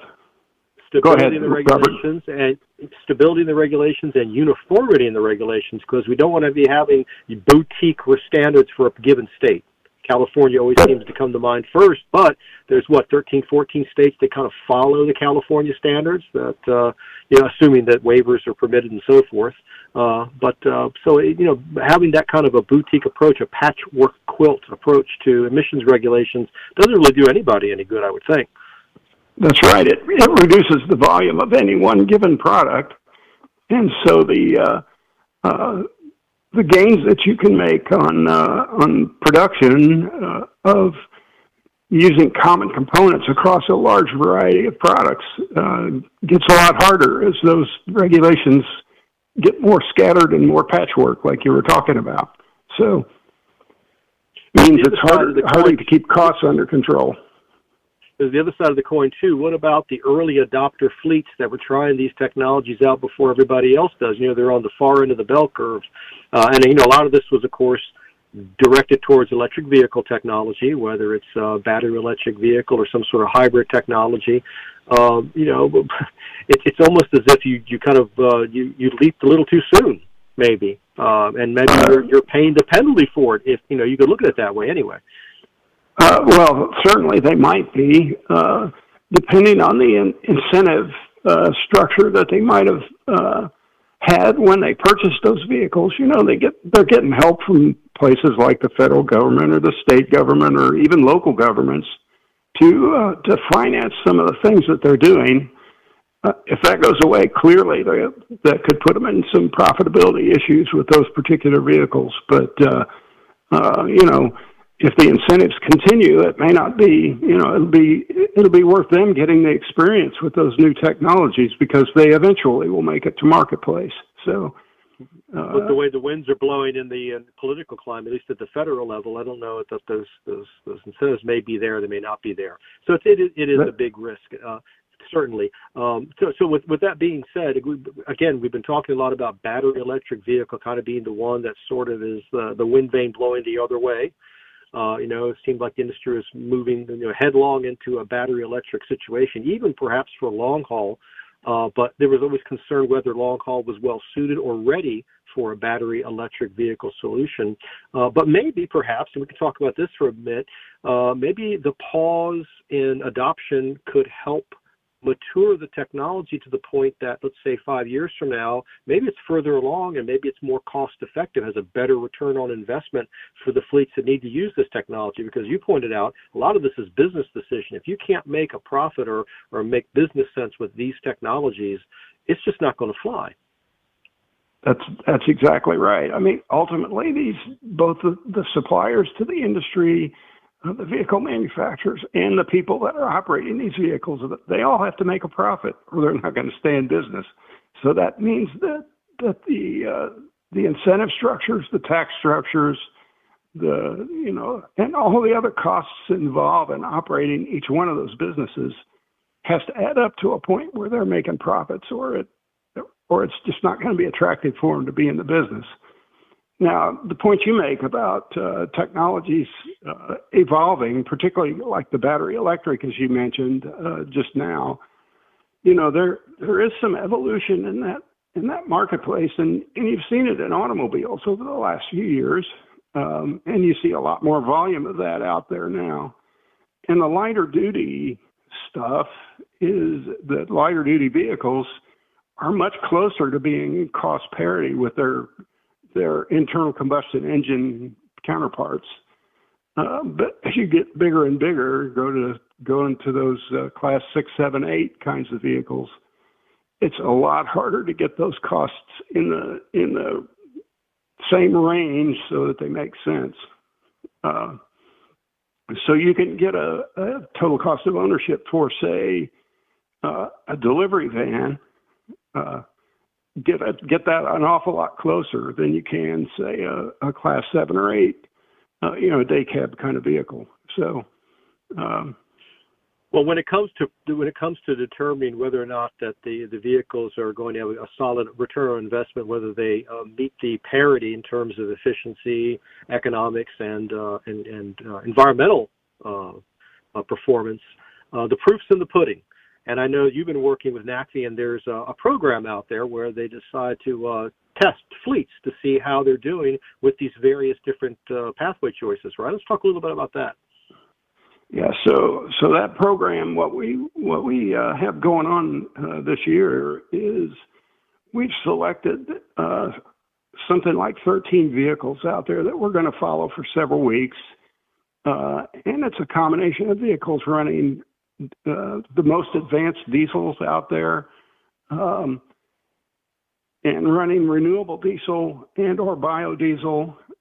There's some natural gas products out there running both regular natural gas and renewable natural gas, some battery electric vehicles, and then a couple of hydrogen vehicles, hydrogen-powered vehicles. These are all Class 8 vehicles, sort of dedicated to longer haul, call it 400 miles a day or longer.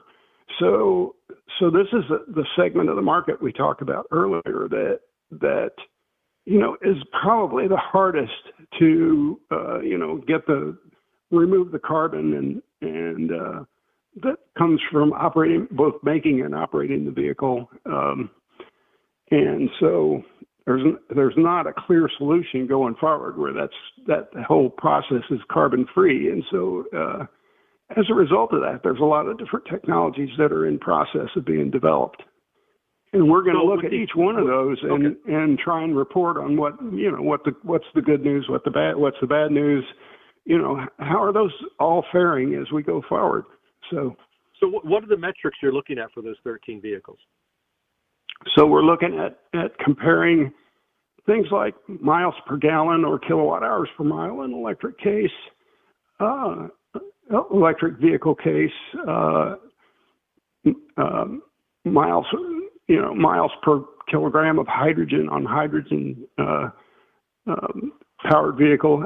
How do we compare those from a mileage standpoint? How do they operate in an operation where they have to go 400 miles a day? How often do you have to refuel? How long does that take? All of those kinds of things.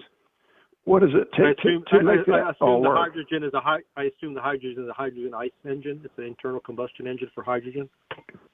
The ones that we're looking at this year are all fuel. Are the two that we have are two fuel cell vehicles, and they are they're using compressed hydrogen as opposed to liquefied hydrogen. There's lots of alternatives out there with hydrogen yet, but those particular vehicles are compressed hydrogen and a fuel cell.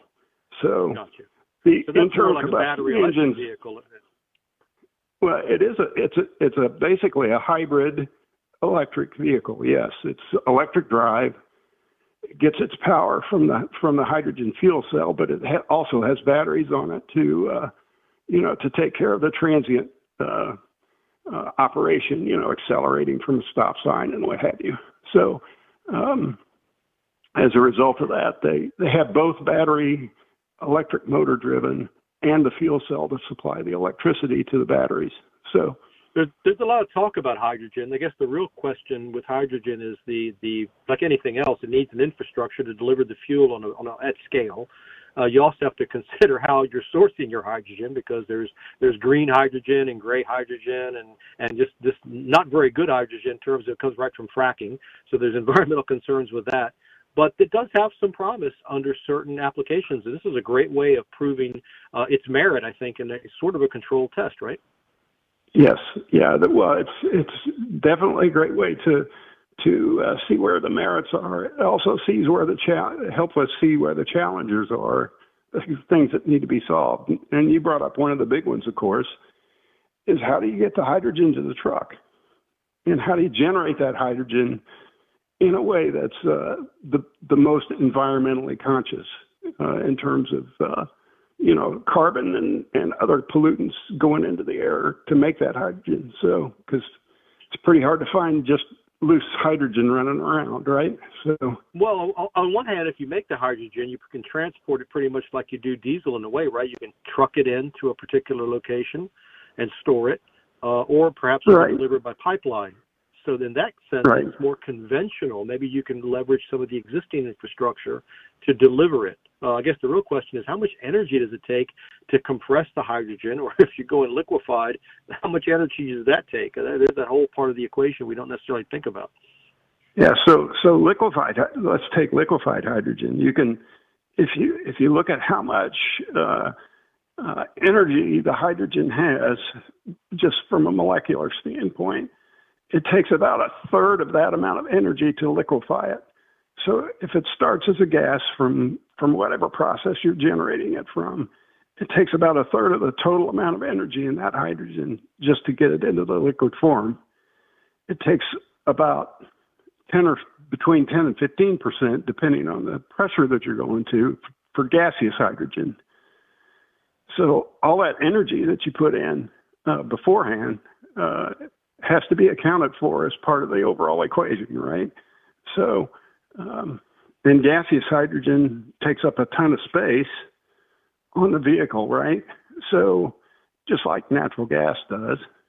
So, the volume of the tanks that hold the hydrogen has to be much bigger, and of course, they have to be pretty robust, because if you get in an accident, you don't want those things rupturing, right? Because it's literally rocket fuel, right? So those are things that all have to be considered as part of the process of putting this stuff on a vehicle.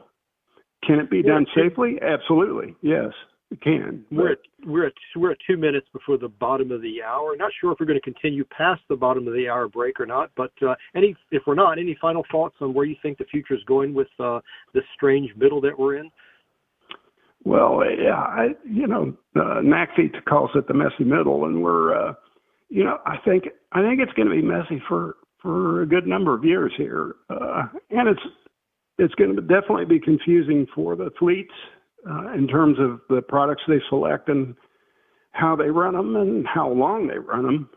But it's also going to be confusing for the manufacturers that make those products on, what are the best ones to concentrate on, and where's the profit going to be, and all those kinds of things. The things we talked about early on in the discussion. So, it's definitely going to be messy for a while. And even if the politics reverses in a few years, and we don't know that's the case, it takes 5 to 10 years just to do a reset, right? So we may be seeing, an unsettled situation for maybe 10, 15 years. Is that a fair statement? Sure, that's a fair statement. And of course, you got to think about the fact that the stock of vehicles that are out there moving freight around, they have, depending on the class and all that kind of stuff, they have a, say 7 to 10 year, 12 year, sometimes 20-year life, right? So the vehicles made today, a bunch of them are still going to be running at 15 years.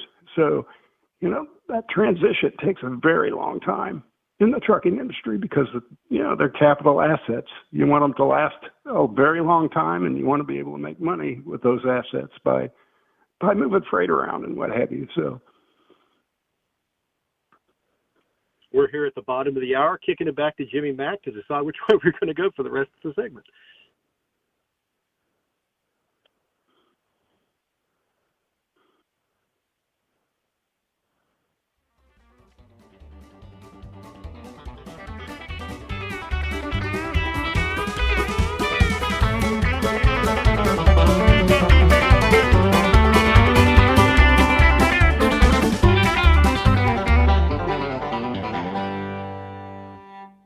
Exceptional value and exceptional values. That's Bennett Trucking. A core commitment of faith, family, and freedom has driven Bennett to being the leading provider of innovative, integrated transportation solutions, both at home and abroad. Bennett's values are not just compatible with providing high-paying jobs and unmatched customer service. They're inseparable. If you're looking for an employer or a partner who believes the best business model is being a model citizen, then Bennett Trucking is the place for you. Go to BennettIG.com and find the folks who share your values.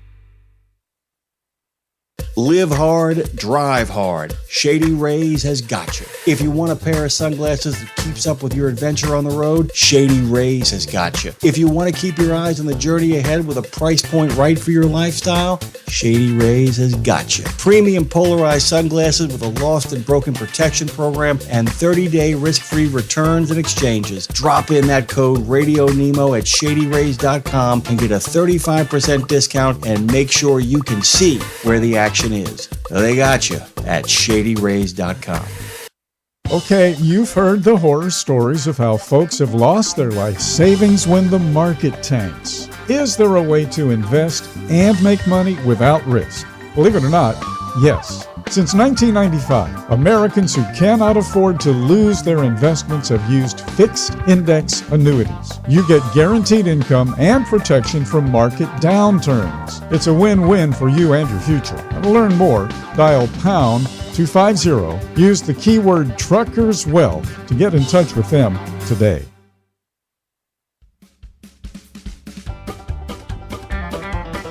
Hey guys, welcome back to hashtag RGR. The resistance continues to roll, rumbling, bumbling, stumbling its way into Texas. We're at Austin, by the way, for our first remote live broadcast. And it's going great, if I do say so myself. It actually is, actually. I mean, the fact that we're on, and the fact of the matter is that people can hear us. Yeah, and here's the thing. There's going to be issues, but I don't know how the phone works. But I can still call people. I have no idea how I'm going to sound like my grandmother, God rest her soul, and say, technology is amazing. So the fact that we are on at all is amazing. Also, Jimmy, if it's okay, can I say hi to my daughter? Because she's in the car listening. Oh, please do. Say good morning, Freya, with me. 1, 2, 3. Good morning, Freya. Freya's on her way to camp. I love you. Okay, thanks for My dad also had a moment, too. He was actually sitting in the studio during one of our broadcasts, and I was talking with you. He was sitting across. He had just come in to silently sit there for a moment. And we got off the air, and he's like, wait a minute, so Lindsay's in Nashville. I went, check. And he went, so we're here in New Orleans, correct. And he said, so Robert Braswell, who did his segment, he's someplace else. And I went, check. And he goes, and he's not on the same equipment that you guys are on. He's on a phone application that allows it. And he said, wait a minute. So he said, oh, and by the way, every once in a while people call from all over the country as well, and you hook them into the show as well. And I said, yes. And I said to the... And somebody might go, oh, they just called and you put them on. But put them on what? Put them on what? What? And for instance, if I wanted to bring Robert Braswell back, I could say, good morning to you, Robert. Thanks for coming in. I wanted you to give a chance to put the button on Tech Talk. So good morning. Welcome back. Well, thank you, Jimmy Mack. After the end of the bottom of the hour there, I thought we just maybe get a chance just to wrap up the segment there with Kevin since we started late. It really is kind of a messy middle. We're having kind of a messy organization today, too, so it kind of fits in for the topic today. And get you guys both back on. Give you a couple of minutes. We're just trying to be on brand, guys. That's what we're doing. There you go. It's a road gang. That's all we can say. I'll let you. Consistent branding is so important. Yes. Yeah. Robert, I'll let you take it from here for a few moments. Give you a chance to wrap up the segment. Thank you so much. sure. Well, this is the Tech Talk with TMC. We have Kevin Otto here with NACFE. Kevin, just to wrap up some of the final thoughts, we talked about a number of different technology pathways. We talked a little bit about hydrogen, talked about NACFE's testing 13 vehicles that are going to be measuring different metrics on how these alternative powertrains perform in the real world under fleet conditions. Do you see any other technologies emerging in the next several years that could be a big player in the future of trucking? We talked about hydrogen, talked about battery electric. What about renewable diesel? Renewable diesel is a really great alternative, frankly. The hard part of renewable diesel is that this country consumes about 40 billion gallons or so, 45 billion gallons of diesel fuel a year.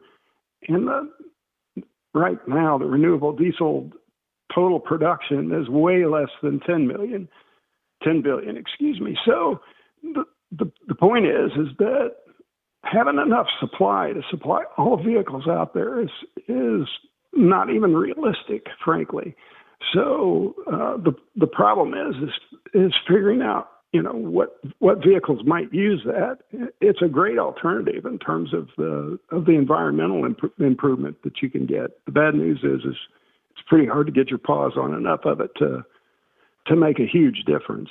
In terms of newer technologies coming out, I mean, you and I have had discussions about the battery technology and the evolution of battery technology, and that is going to continue to happen, although the strides on that are going to, they're a little bit slower, and it's going to take a while for those to get there, whether that's solid state batteries or improved performance from the NMC or lithium ion phosphate batteries that are out there. There are some new technologies where people are working on things like liquid fuels that carry hydrogen, and then separating the hydrogen from the fuel in such a way that it can be used in an internal combustion engine or a fuel cell. So you might use, say, ethanol, which is pretty rich in hydrogen, and separate the hydrogen off of it and use that in a vehicle. Or there are other compounds like that are rich in hydrogen that are liquids, so that you can store them on the vehicle as a liquid, but you use the hydrogen part of it for the propulsion. So, those are things that are under development. They're not 5 years out, though. They're 10 or 15 years out, as opposed to right now. So, I don't know if that helps or not. Given the political climate, that might be just about the right time frame. It certainly seems like one size is not going to fit all anytime soon when it comes to alternative powertrains going forward. Kevin, I think that's about all the time we have for the segment. Next week will be our 1000th show. That's on Wednesday, August 6th, right here on RadioNemo.com. Looking forward to that. And looking forward to having you back, Kevin. That was a great segment. Always interesting to hear the different advances that are coming down the pipe. And we're really interested to hear what the results of the NACFE trials are going to be for those 13 vehicles. When you get the data, we'd love to have you back on the program. We can talk about that in greater detail. With that, I'm going to kick it back to Jimmy Mack down in Texas. Thanks again, Kevin. Thank you so much, Robert, and so you. glad to get you guys a little extra time. Always in Texas, we give you a little extra time, especially Everything's when bigger here. Everything is bigger. It's good to have you. Including the mess ups. And by the way, Robert, we are going to make sure that we roll out the bells and whistles for next week. I'm actually really excited about that. Dave is very stoked about that. He had made a point of saying that to me. He's been saying 1,000 is coming, 1,000 is coming. Thank you for taking the ride with us, Robert. Thank you very much. We'll see you next week. Robert Braswell, of course, Tech Talk with TMC. Always thrilled to have him along for the ride. Our next guest waited a little bit longer to get on the air, but we're going to give them as much time as we need and as much time as they need. Lindsay, would you care to do the honors of the introduction, or would you like to turn it back over to me? Where are we at? Sure, I can. Guys, we're talking about the Texas Music Museum. You can go to texasmusicmuseum.org. org. You will find out more about them. They've been in Austin for 40 years and more and counting. Very excited today. I mean, I'm a Texas musician. I mean, I live in Nashville, but I'm from Texas. I have a new Texas country album out, Jimmy, so I'm going to say new until I have something else out. Even if I say new for 10 years, it's still going to be the newest. So excited today to talk to Sylvia Morales. She's the manager of the Texas Music Museum. Again, you can head on over to texasmusicmuseum.org. Very excited to dive into what they're doing. Talk about they are a nonprofit 501c3 organization, and they have a huge Texas music archive, and they operate just this small, beautiful museum here highlighting the contributions of specifically Texas musicians. So please make welcome to the program my new friend and yours, Sylvia Morales. Good morning and welcome. Hi, thank you so much for having me today. It's a pleasure to be here. Sylvia, let me just kind of start by saying I want people to get a sense of when they walk in, when they come to the Texas Music Museum, what is the first thing you guys want to communicate? What do people feel when they walk into your lobby? What do you hope people really get an impression of when it comes to Texas music and the overall history of Texas, which is so wrapped up in the music that it's created? Yes, great question. Well, first of all, we always greet our patrons that come in. We have one-on-one tours with people that come in, and we have people from all over the world that make their way to the Texas Music Museum. We have people that come from Japan, from Australia, from Mexico, from New Zealand, from everywhere. So that really warms our heart, and it really surprises how interested people are in Texas music history. And so when you walk in, you immediately see our office that has our archive. We have thousands of negatives and photographs that we have been collecting for over 40 years. We have probably the largest Texas sheet music collection around. We are trying to preserve everything that we have in our collection. And then we also have a small grassroots museum where we highlight very different genres in Texas. For example, we have a collection that encompasses Texas Czech music, German music, Native American music. We have like all these different genres. Did you guys know that over 25 different ethnicities came to settle in Texas? So as you can kind of just figure that all these musicians came together to form music. So for example, the Tejano music and conjunto music compromises of polka music. So that's something that we can talk about later. But we have different exhibits. Right now we have the Texas Pioneers exhibit featuring people like Buddy Holly, Scott Joplin, Flaco Jimenez, Lydia Mendoza. We also have an Austin country room where we highlight Don Walzer, Dolores Ferris, Jerry Jeff Walker, and we have an East Austin African American musician exhibit. And we like to highlight people from the East Austin community. For example, we have W.C. Clark, Blues Boy Hubbard, Danita Jo DeBlanc, Gil Askey, Dr. Jones, and Pamela Hart. And we also have a Mexican-American musicians exhibit where we like to talk about Ruben Ramos, Manuel Donley, Las Hermanas Gonzalez, and then conjunto favorites like Camilo Cantu and Johnny Degollado. Sylvia, I love mentioning, hearing you say Jerry Jeff Walker. Of course, he's such a standard and a staple here. I grew up in Texas, and the likes of Jerry Jeff Walker, Pat Green, and Jack Ingram played my high school and college dances and parties. Now, granted, this was a long time ago, but it's so cool. And so now leaving Texas, I don't live here anymore, but it's such a feel. And are you a musician yourself, Sylvia? You're not, right? I play piano and clarinet, but I'm not like a practicing musician. But well, no. You're a musician. You're a musician. No. I mean, you're a professional museum curator, but you're a musician. Yeah. Yeah, because my point is all the influences which you've just talked about, all the different influences, both culturally, from other places, but they all come together. But it's not just Texas music isn't just a melting pot of, it's just all these different influences. It's a melting pot, but that has this feeling behind it. Are you able to in the museum? Because I have yet to be able to put my finger on what the feeling of Texas music is, especially Texas country and that red dirt thing. what is it? What is it that makes it? I'm going to say us in this regard, makes it so. I don't know. It's that feeling in your soul. What is it to you? What is Texas music to you?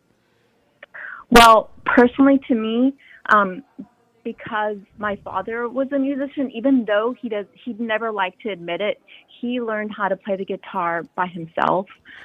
So growing up with music, listening to him sing his boleros, it's something in your heart that is really difficult to explain with words. So I guess you really don't really know it unless you've experienced it. So lots of people that come into the museum are musicians. A lot of them come in for inspiration because they're stuck in their songwriting.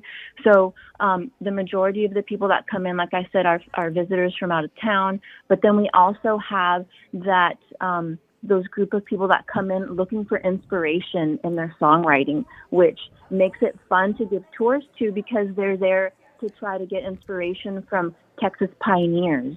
And That's so cool. they ask all these questions. They're there for hours, and it's so much fun being able to help them get inspiration. I wouldn't have thought of it, Jim, in that regard. I could go to the museum for my own work, like go to not just to learn, but to be inspired to evolve in my own music. Well, it's the same way if you go to like the museums in London, all the painting museums, you'll just see just so many young people with their sketchbooks just sitting there working, and there's no reason why a music museum can't be the same point of inspiration.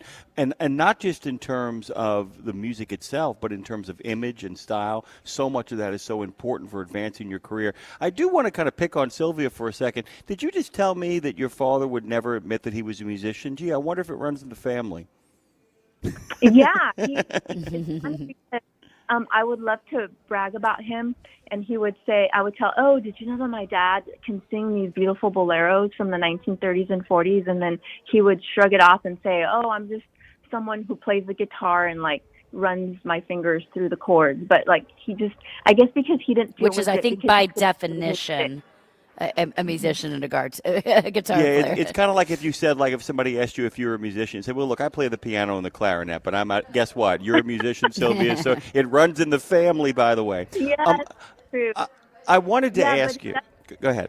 Yeah, my daughter also, she's a classically trained Suzuki pianist. So it does run in the family, I guess, because when I was growing up, I heard my dad playing the guitar at 3 a.m, and it's just like normal, and so, when I hear my daughter wanting to play late at night, it's like the normal thing. So. Well, and let me put a button up on that sentiment, Jim, as well, before your next question, because the idea, I remember when I, Texas is like, come one, come all, for the most part. You're welcome here. And I remember when I went to Nashville first, and I was at a songwriter night, I was inspired by something someone sang, Jim, and I started writing on my napkin about it like I had an idea. But I got called out. Somebody came over to me and said, you can't do that here. You're stealing some people on stage. I'm like, no. I was inspired by something that I was really into. So I say that. I tell that story to say, I love that you're welcoming people to come and be inspired. Be like, these are the people that came before you. I mean, everything is built off something else.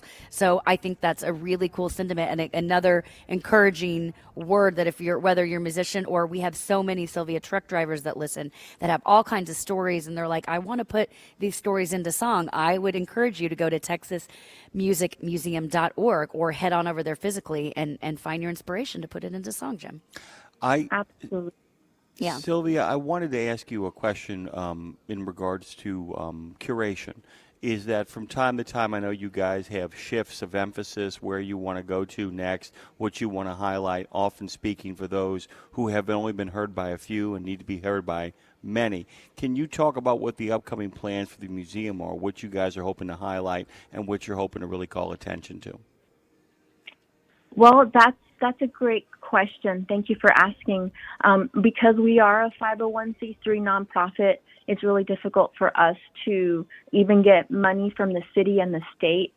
But we are fortunate enough to have been secure a grant through the Austin Economic Development Department that we're so grateful for, but we still heavily rely on donations from people who believe in our mission. And so we are currently looking for corporate sponsors who believe in the power of music and culture and education. Supporting the Texas Music Museum means investing in something truly meaningful to our city and our state. And so, yeah, we were just looking for businesses who want to make an impact while celebrating Texas music culture. So basically that. And then also we have monthly shows, and they're free shows that are open to the community. So if you look at our Facebook or Instagram, we always let everyone know when we're going to have a free show. And they're pretty intimate. Our space is small. We have about maybe 70 people that are able to fit in our little music area. But we have such a fun event monthly. And so if you guys are in the Austin area or going to travel, I encourage everyone to check our calendar. That way you guys are aware of when we have shows. Sylvia, we have you for a few more minutes. I'm going to throw our next guest I'm going to throw him under the table by introducing him to you here, because I know, because you said you need corporate sponsors. John, no, that's not why I'm asking you here. But I would love to connect you here. John Esparza is joining us. He's the president of the TXTA Association that we're here for their conference right now. And he is a proud Texan. He's a music lover. He's a fisherman. He's a jack of all trades. And I just thought it would be neat to introduce, because he's been listening here. And John, first of all, say hello to Sylvia. Sylvia, meet John. Hello, Sylvia. Glad to be here with you. Hi, John. How are you? I'm great. Good morning. I thought it'd be fun to introduce, because John, we'll talk about TXTA when we actually bring you on at 9. But in this context, how important is Texas music to you? Well, that's just it. And one of the reasons I came down here, and I knew y'all were having this conversation, and I wanted to eavesdrop, was how important Texas music is to all of Texas, and how much it's a part of the fiber of this community in particular, and in other parts of the state. I mean, I grew up in the western part of the state, went to school up in Lubbock, Texas, lived across the street from a guy who used to play with Buddy Holly, and he used to play bluegrass music on his front yard on a Fridays and take me to Mobeetie, Texas. First time I'd ever been there, to an actual festival in college. And then when he found out I was from Austin, he said, that I was moving to Austin actually. He said, "Well, you need to go to the Kerrville Folk Festival," and I did. And you meet the most interesting, creative folks in this industry, and they're just everywhere in this town in particular, and I just love it. Well, there you go, Sylvia. I assume you would agree with that sentiment, but it's just a reminder, having, that our music is a universal language, as we all know, and Texas specifically, and their music. So, Sylvia, again, it was stress again, because you guys do not stay open without the support of people coming through, seeing the museum, without corporate support, without family support. So are there ways outside of monetary that people can get involved and support the cause that you have going on? Yeah, absolutely. We're always looking for volunteers. So if anyone is interested in volunteering, or if anyone would like to talk about being a corporate sponsor, they can reach out to me at info@texasmusicmuseum.org. And I invite everyone listening to come visit the Texas Music Museum, located at 1009 East 11th Street in Austin, 6 blocks east from the Capitol, and we're open Monday through Friday, noon to 4. You can also follow us on Instagram and Facebook to keep up with our events and programs, and we'd love to see you. Okay, 2 things. John, favorite Texas country act, or favorite Texas act? Top 2. That's more fair. I got to talk about George Strait there. I mean, just the king, right? And I'm seeing lots of things pop up on social media more recently. Last big show that I went to that I thoroughly enjoyed was Robert Earl King. Yeah, buddy. Right there in down street from my house, which, by the way, she gave her address. We're just a few blocks away. We're on 11th Street also, at the intersection of Sabine and 11th, which would be 700 East 11th. So we're neighbors. John, have you been to the Texas Music Museum? I have not. Now I'm going to be there. Absolutely. There we go. Sylvia, you got a new fan and follower. Sylvia, your favorite Texas country musician, or 1 or 2? I cannot name one, but if I must, I really love Lydia Mendoza. She was the pioneer of Tejano music, so she paved the way for people like Selena, that was a Tejano artist. But Lydia Mendoza, and I also love Blues Boy Hubbard, who inspired Jimmy Ray Vaughan, Stevie Ray Vaughan, and there's just so many. I can't It's just one. I'll keep going all day long. But that's Yeah. good. Can I do a toss-up between Roy Orbison and Janis Joplin? Sure, you can. I want to do a toss-up. I'll give a little bit of the lady, a little bit of the gentleman, and both of them, by the way, the most unbelievable. It's as if God walked down and said, "This is what voices need to sound like," and I'm giving them to Texas. So I'm kind of going to go with that. Sylvia, we are so thrilled you could join us. Thank you for your patience. We wanted to make sure you got a little extra time. It's great to have you. Go have the best of days, okay?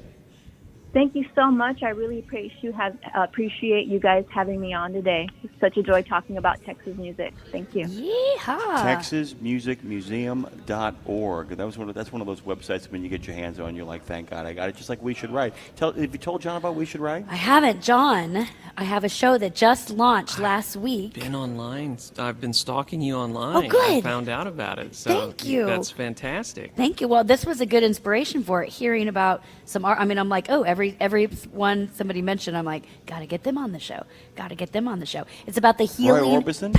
Roy Orbison. Listen, that's a I good wanna get. see that. If I can get that. Well, I mean, I do say that the music is channeling, so I could maybe channel Roy to be on the show. I'm a big seance fan, by the way. I'm totally into doing a seance and bringing We back. have a friend who does seances professionally, by the way, Lisa Morton. Just pointing out. Well, we need to take her to Wink, Texas, the home of Roy Orbison. We Go should back out to West Texas. 8-octave voice. Dude, we have to broadcast Amazing. live from Wink, Texas. That would be really cool. That would be righteous, And by the channel way. a seance. So yeah, We Should Write. It's about the healing power of writing. Again, at 9 o'clock, we're going to talk to John Esparza about why we are actually here. But why The we're other John Esparza. The other This is John the music Esparza. aficionado There you go. John Esparza. Exactly. The head honcho of the TXTA. That'll be at 9 o'clock. Do you journal? Do you write things I down? actually do. You do? I yeah. Okay. For years, I've been journaling. And do you stream of conscious, or do you sit down and be like, today I'm going to write about what's going on at work? Or do you just... It comes from two places: quotes that I encounter over time, or passages that I read that make me think about other things. And then if I can put 100 words down, it's what I like to do every day. I think it helps with your writing. I'm a public relations and journalism background by education, so it's something that I've actually done since I was probably about 8th or 9th grade. Well, and I think it's beautiful. And this, I think with this show, especially, truck drivers, same thing. Last year, I was talking about vision boards, and truck drivers are like, I'm not going to do that. Several weeks later, I'm getting messages of them sending me their vision board in their cab. And I'm having wives message me. They're like, he's actually kind of become a nicer person. I'm like, you're welcome.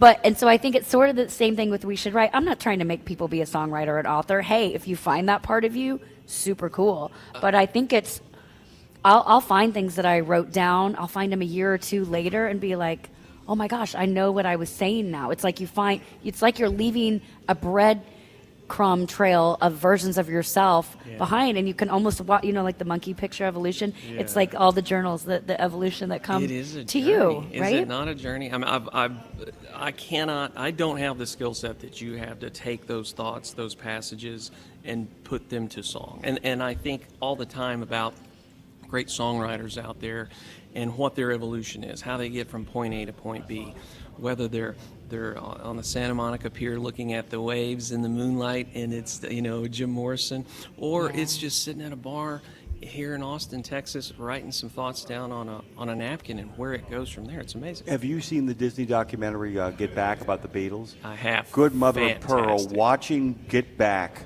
come to life, watching him go from one version of it in one style, and then Peter Jackson literally finding every clip, Lindsay, of it being like country and western hook, of it turning into a rock and roll hook, of George Harrison saying, no, you got to have a bridge here, and literally watching the four of them sit there and slowly but surely put that thing together. Amazing. And it not working until Mr.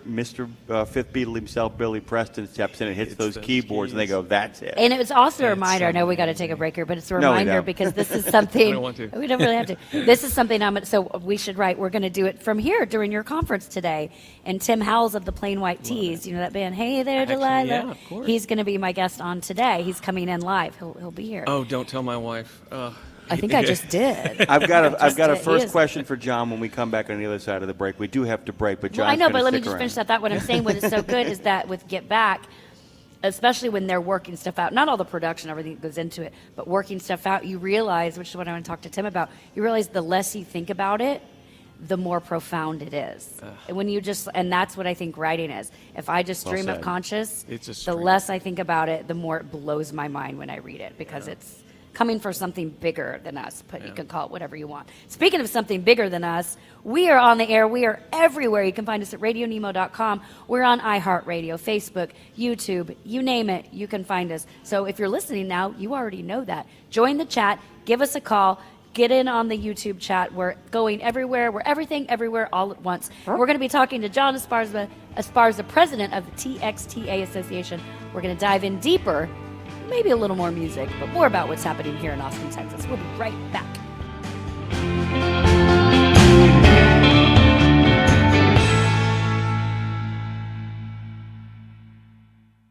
The mission of Wreaths Across America is unwavering, remembering our fallen heroes, honoring those who are currently serving, along with their families, and most importantly, teaching the next generation about the value of freedom.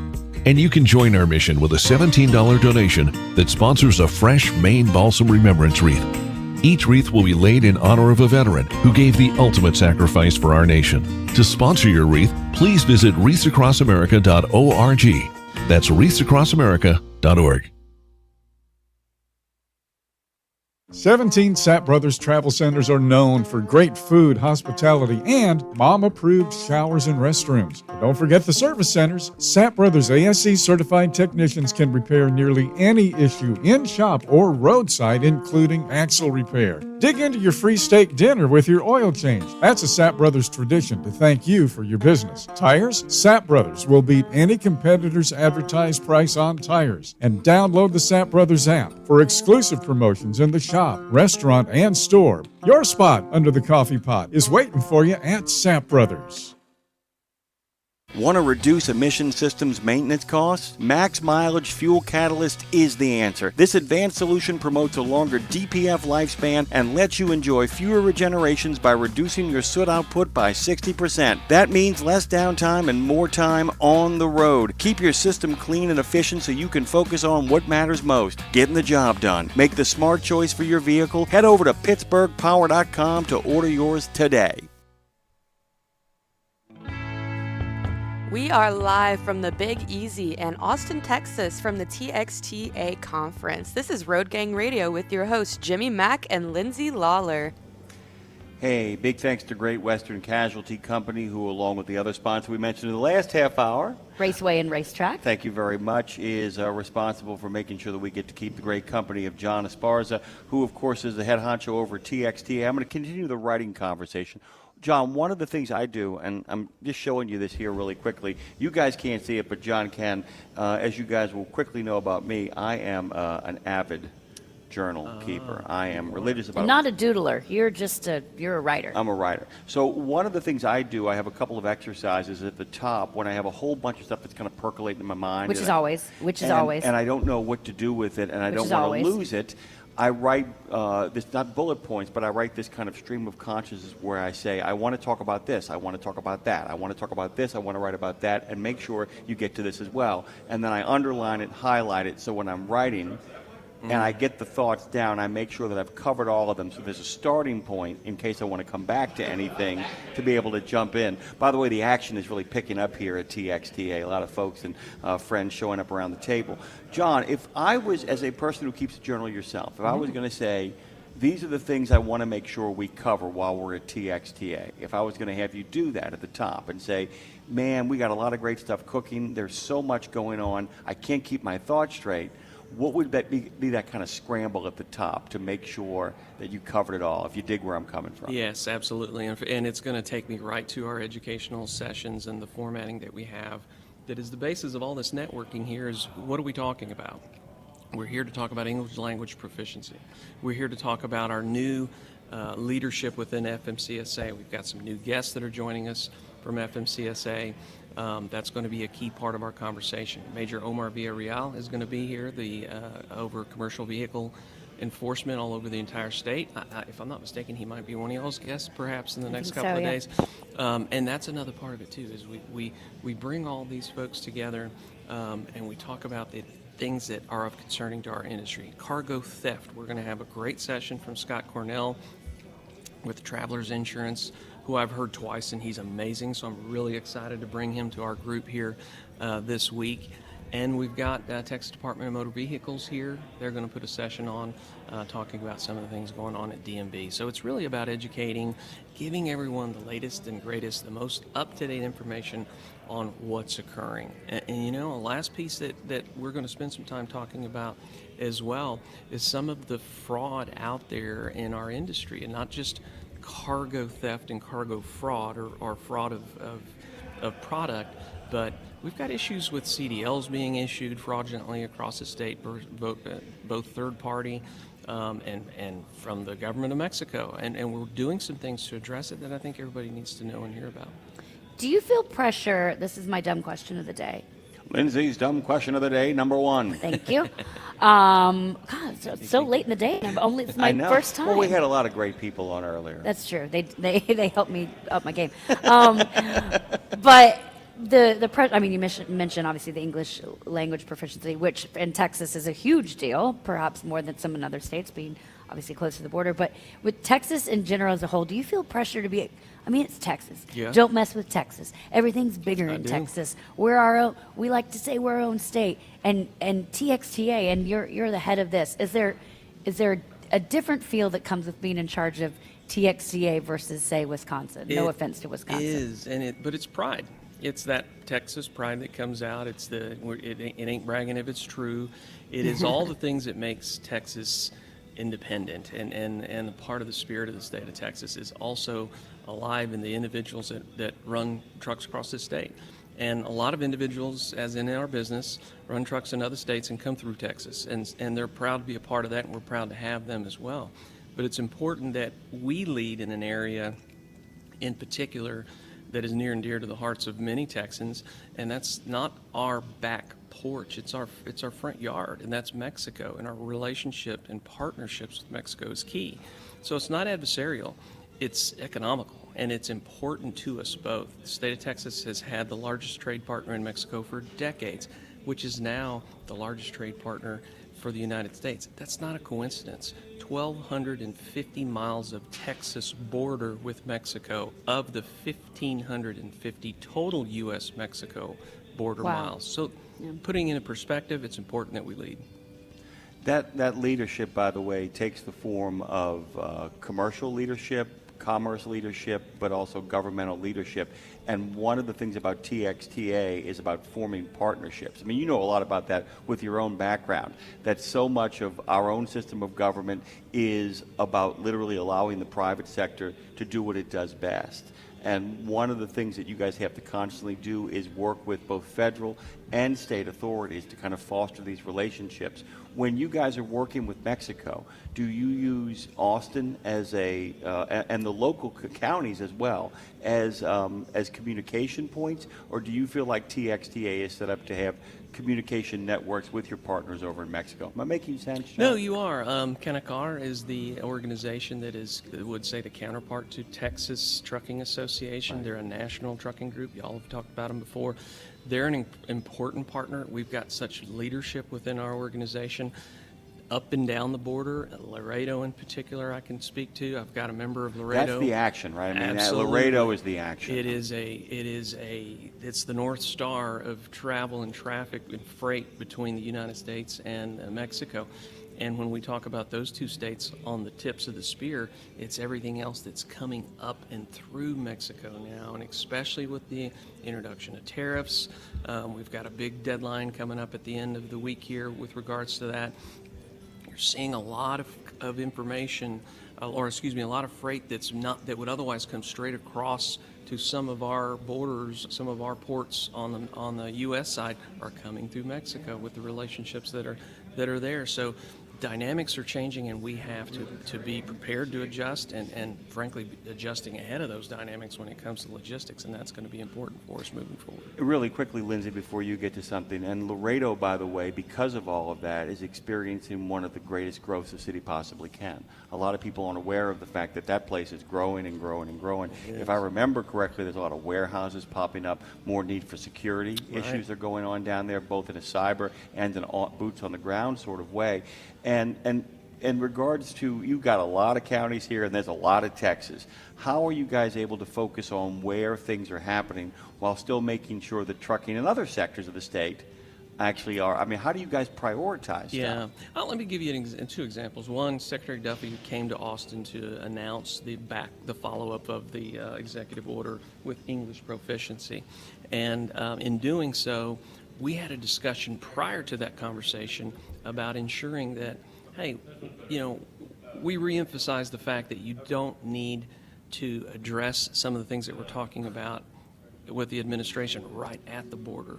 There's too much, the drayage that occurs there, it's not functional. We've seen our border shut down before for political reasons, and it's not good for anybody. No. I mean, I've never seen so many CEOs from major, top 50 U.S. companies get on the phone and talk about, John, how can we get relief at our border? So we don't want that, and neither does the administration. And we had a candid conversation about what that looks like. And very fortunately, so is our American Trucking Associations, and they have taken the lead together in communicating that. And with this administration, they said, all right, we get it, we understand, but now let's address some of the other items that you are struggling with, non-domiciled issued CDLs, things of that nature. Where we're seeing abuse, we have to step in collectively and come up with solutions. You said just a couple minutes ago, you said the word adjust. We make those adjustments over time.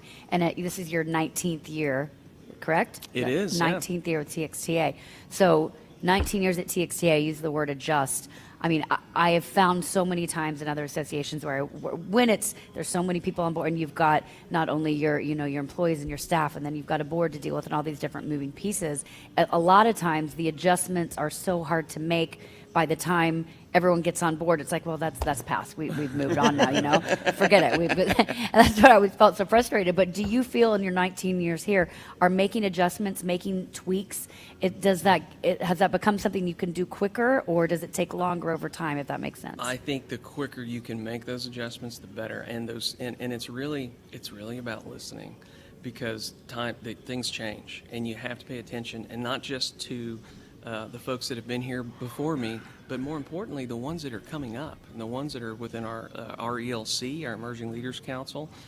Some of it's interesting because we will poll the most seasoned individuals within this organization for their knowledge and information, and then we will poll some of the folks that are new to the ELC and pay attention to what they prioritize above what we hear from the folks that have more experience. Because if they're coming up and they have questions about things that are just daily, things that may not be as, to me, well, I thought they might have an idea of what that actually looks like from their perspective better than anyone.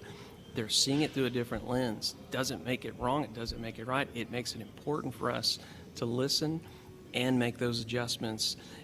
And that's the way we stay ahead of the curve, and we're providing what associations should provide to their members. I've always, and Elizabeth Barn and I were talking about this, Jane Jezraoui and I were talking about this. One of the things, and as I talked to Elizabeth on Monday about this, one of the things you guys have really stayed ahead of the curve on is that a lot of people who come from my generation, Generation X, have seen what the problems that can ensue when people don't have what I call succession plans. And I make fun of people that I love very much, but when geezers in golf pants won't give up the keys. Well, I will tell you, my father, who I admire deeply, one day at 76 said, I'm giving you my car, don't buy a new one. I said, well, what are you going to do? He said, have other people drive me. I can't do it anymore. Oh, can I say that now?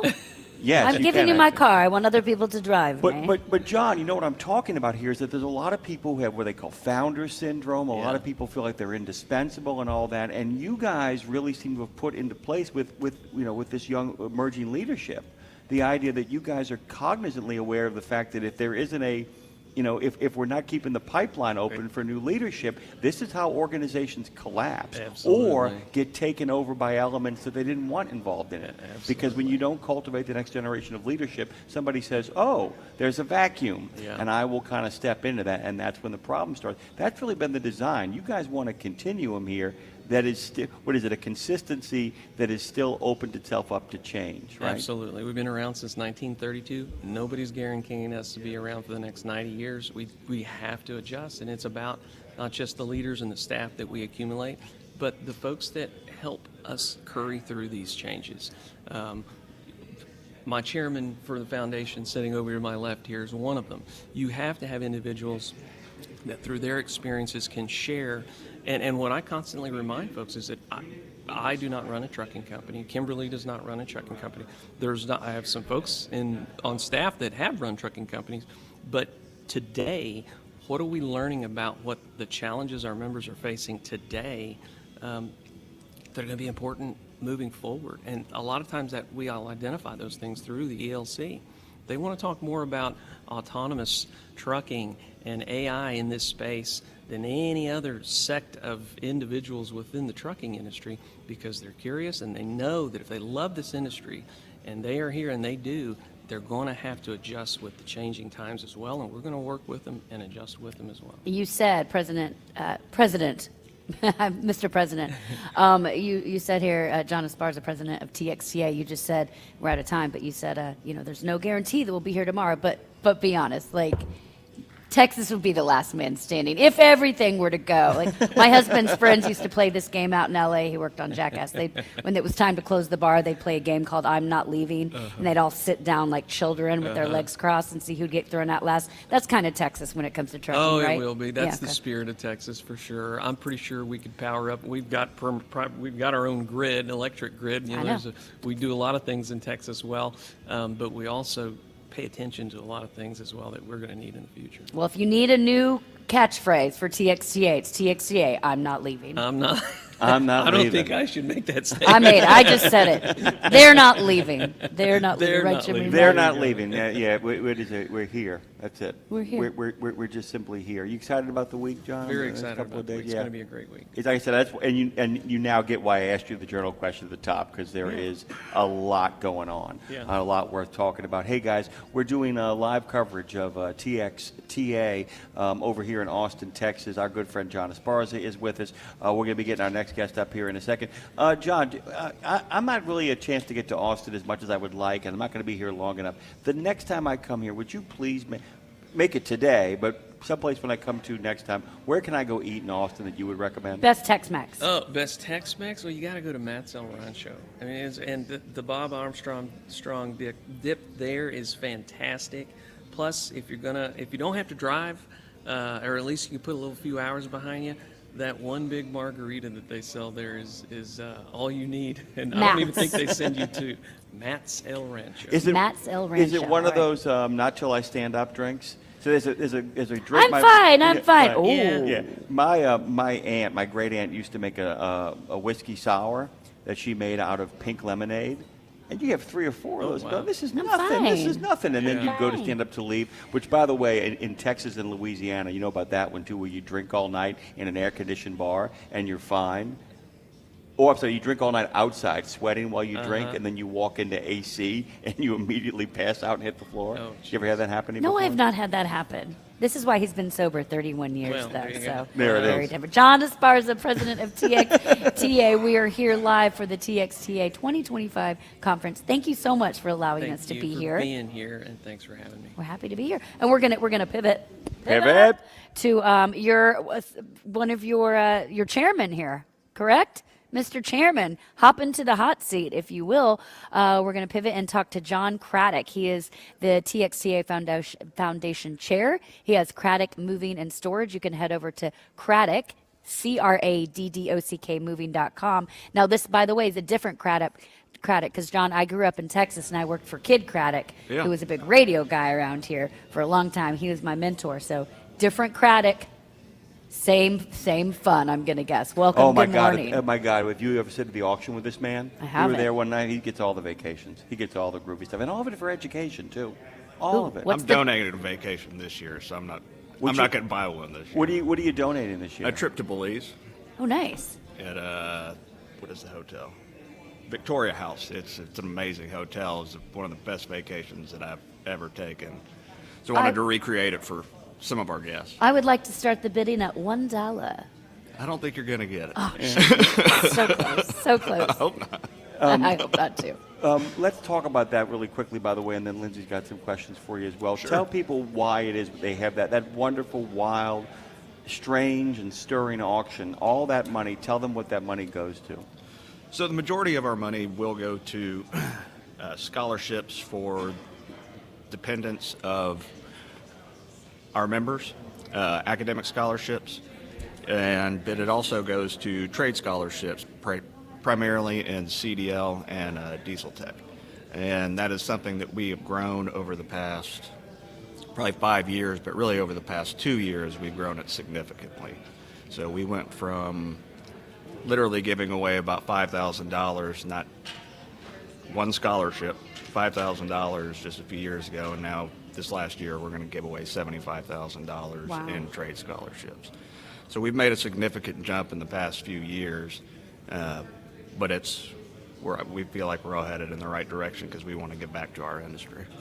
The diesel scholarships, by the way, Lindsay, are so crucial because it used to be like, you could actually hang out with your dad under a tree and pick up a lot of information as a kid and then eventually make your way to become a diesel mechanic. Yeah. Great, terrific, wonderful.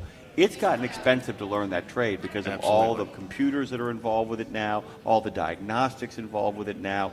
It really takes a little bit of lifting. If you can get somebody through that lift, they can make a really good living and be a really great contributor. Because, people will talk about driver shortages. That is a debate that will light up our phones. The one debate that won't light up the phones is the diesel mechanic shortage. Right. And it is distinct and it is starting to be felt because a lot of old guys are leaving and there ain't a lot of young gals and guys replacing them, right? I agree. Yes, and like you said, your father can't teach you what needs to be taught anymore because of it's so much more complicated than it has been in the past. So it's something that we really want to support. Unfortunately, it's still a good thing, but most of our money is going towards CDLs at the moment.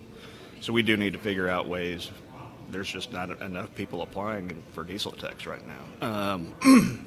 But it is a shortage that is very much in need. Well, to close that circle, that's another reason why these scholarships are so infinitely important, because some of these kids, the dependents of, say, our employees and other drivers or people in Texas, some of these kids that might be what would, if they're teetering on to go do A or B, the scholarship is the thing that puts them into the field that they never even knew they were interested in, Right. Obviously.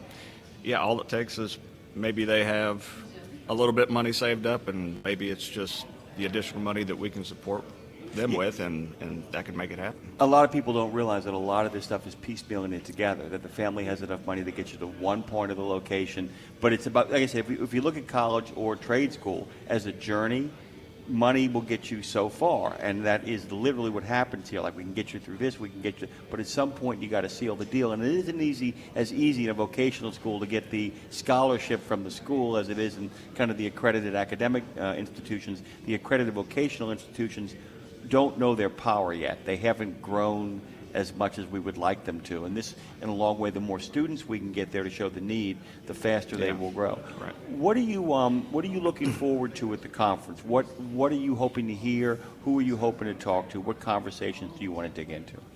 As far as just trucking in general? Yeah. We'll get to the late night conversations in a minute. That'll be next. Very different question.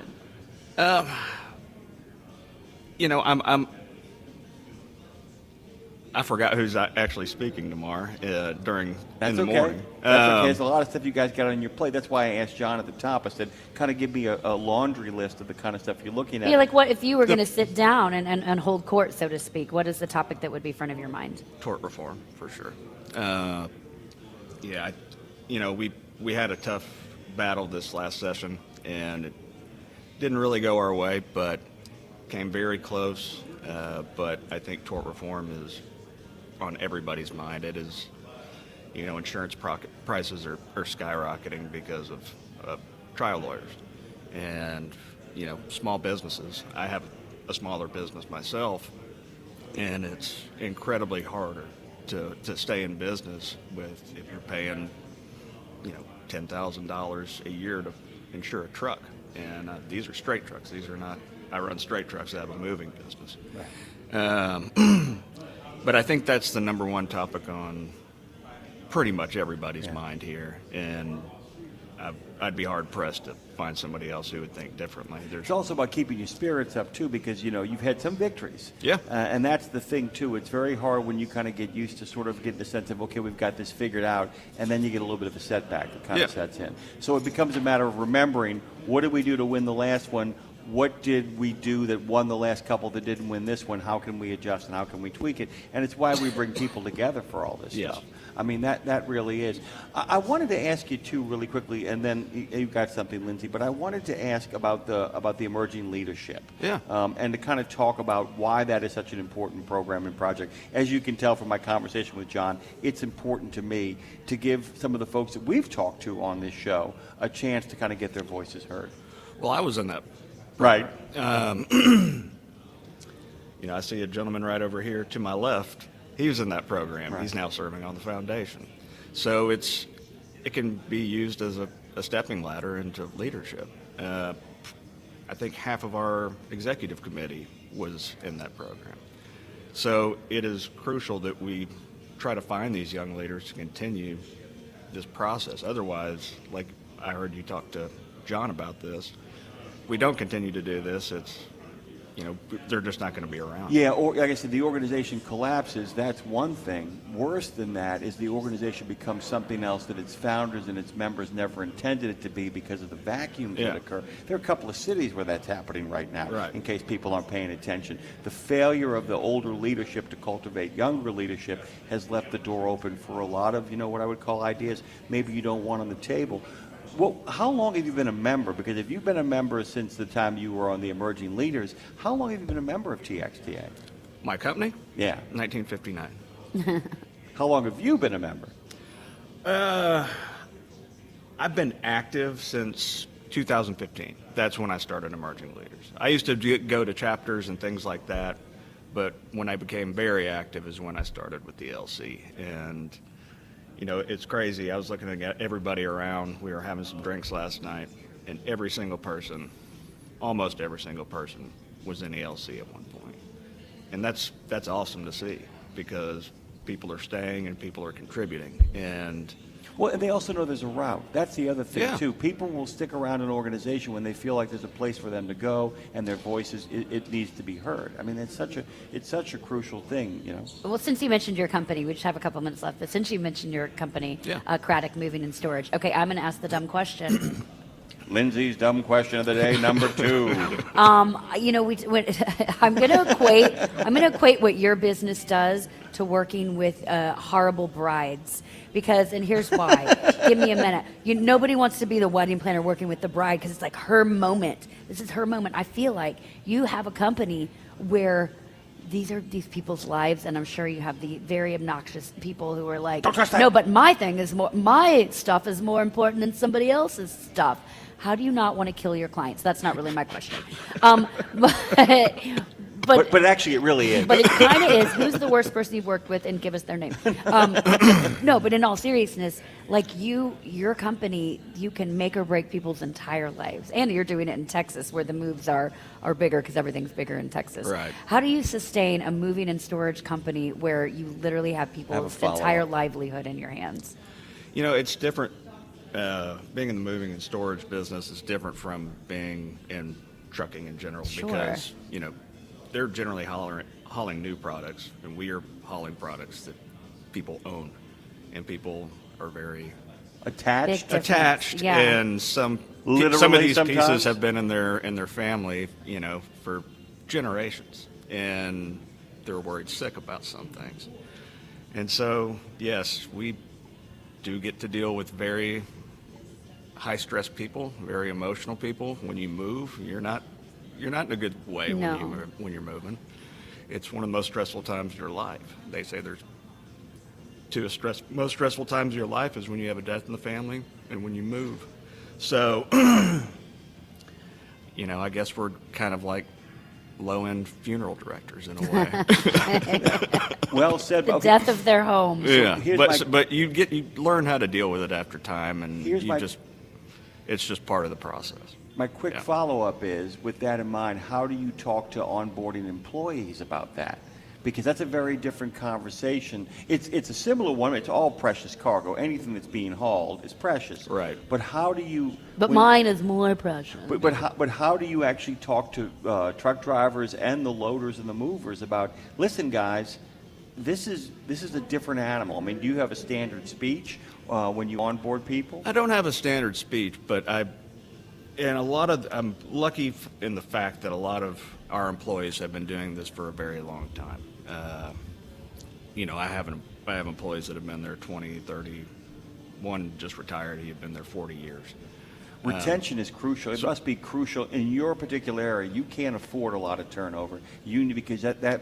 Turnover is bad in any situation unless it has to be done. Right. But but anyway, you tell them, hey, they are going through a very stressful time, and these are their possessions, and we have to take care of them.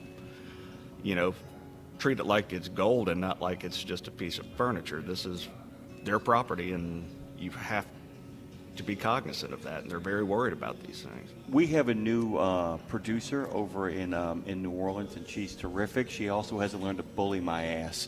We got to get the hell out of here, man. I'll bully your ass. Thank you very much. Hitting Lindsay, him get real us hard. out of here. Madison with the T, get us out. Thank you so much, guys. And thank you to join us, John Craddock. You can head over to craddockmoving.com. That's CRADDOCK moving.com. He is making things happen with TXTA. Thanks for your time. Thank you. We'll be right back. We're talking hazmat, spill up, clean up on ready. Isle, Texas. Get ready.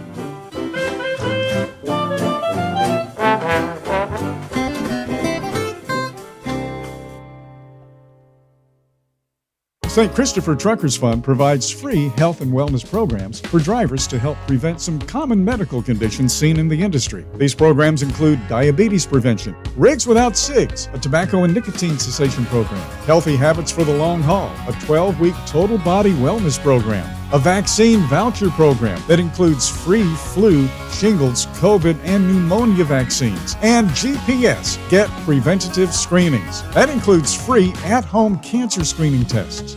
These programs are available to Class A over-the-road semi-truck drivers. For more information or to register for a program, visit the St. Christopher Fund website at truckersfund.org. Did you know it's extremely easy to join the Wreaths Across America mission to remember our fallen heroes, while at the same time honoring those who are currently serving our country and their families? Plus, you're helping to teach our younger generation about the value of freedom. With just one $17 donation to Wreaths Across America, you're sponsoring a fresh Maine Balsam Remembrance Wreath. They've really become a symbol of America's respect for those who bravely served and are no longer with us. To sponsor your wreath, just visit wreathsacrossamerica.org. That's wreathsacrossamerica.org. 17 Sapp Brothers Travel Centers are known for great food, hospitality, and mom-approved showers and restrooms. But don't forget the service centers. Sapp Brothers ASE certified technicians can repair nearly any issue in shop or roadside, including axle repair. Dig into your free steak dinner with your oil change. That's a Sapp Brothers tradition to thank you for your business. Tires? Sapp Brothers will beat any competitor's advertised price on tires. And download the Sapp Brothers app for exclusive promotions in the shop, restaurant, and store. Your spot under the coffee pot is waiting for you at Sapp Brothers.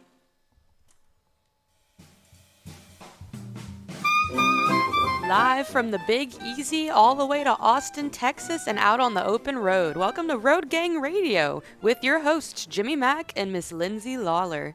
So, Jimmy, we say Nashville to NOLA, NOLA to Nashville. Now we're NOLA to Nashville to Austin. If you want to get us a trifecta, if you want to create That's a a good triangle of that, I am get up, and get down. I also want to thank our friends over at ShadyRays.com. They're the ones keeping the sun out of my eyes right now. Good gosh almighty.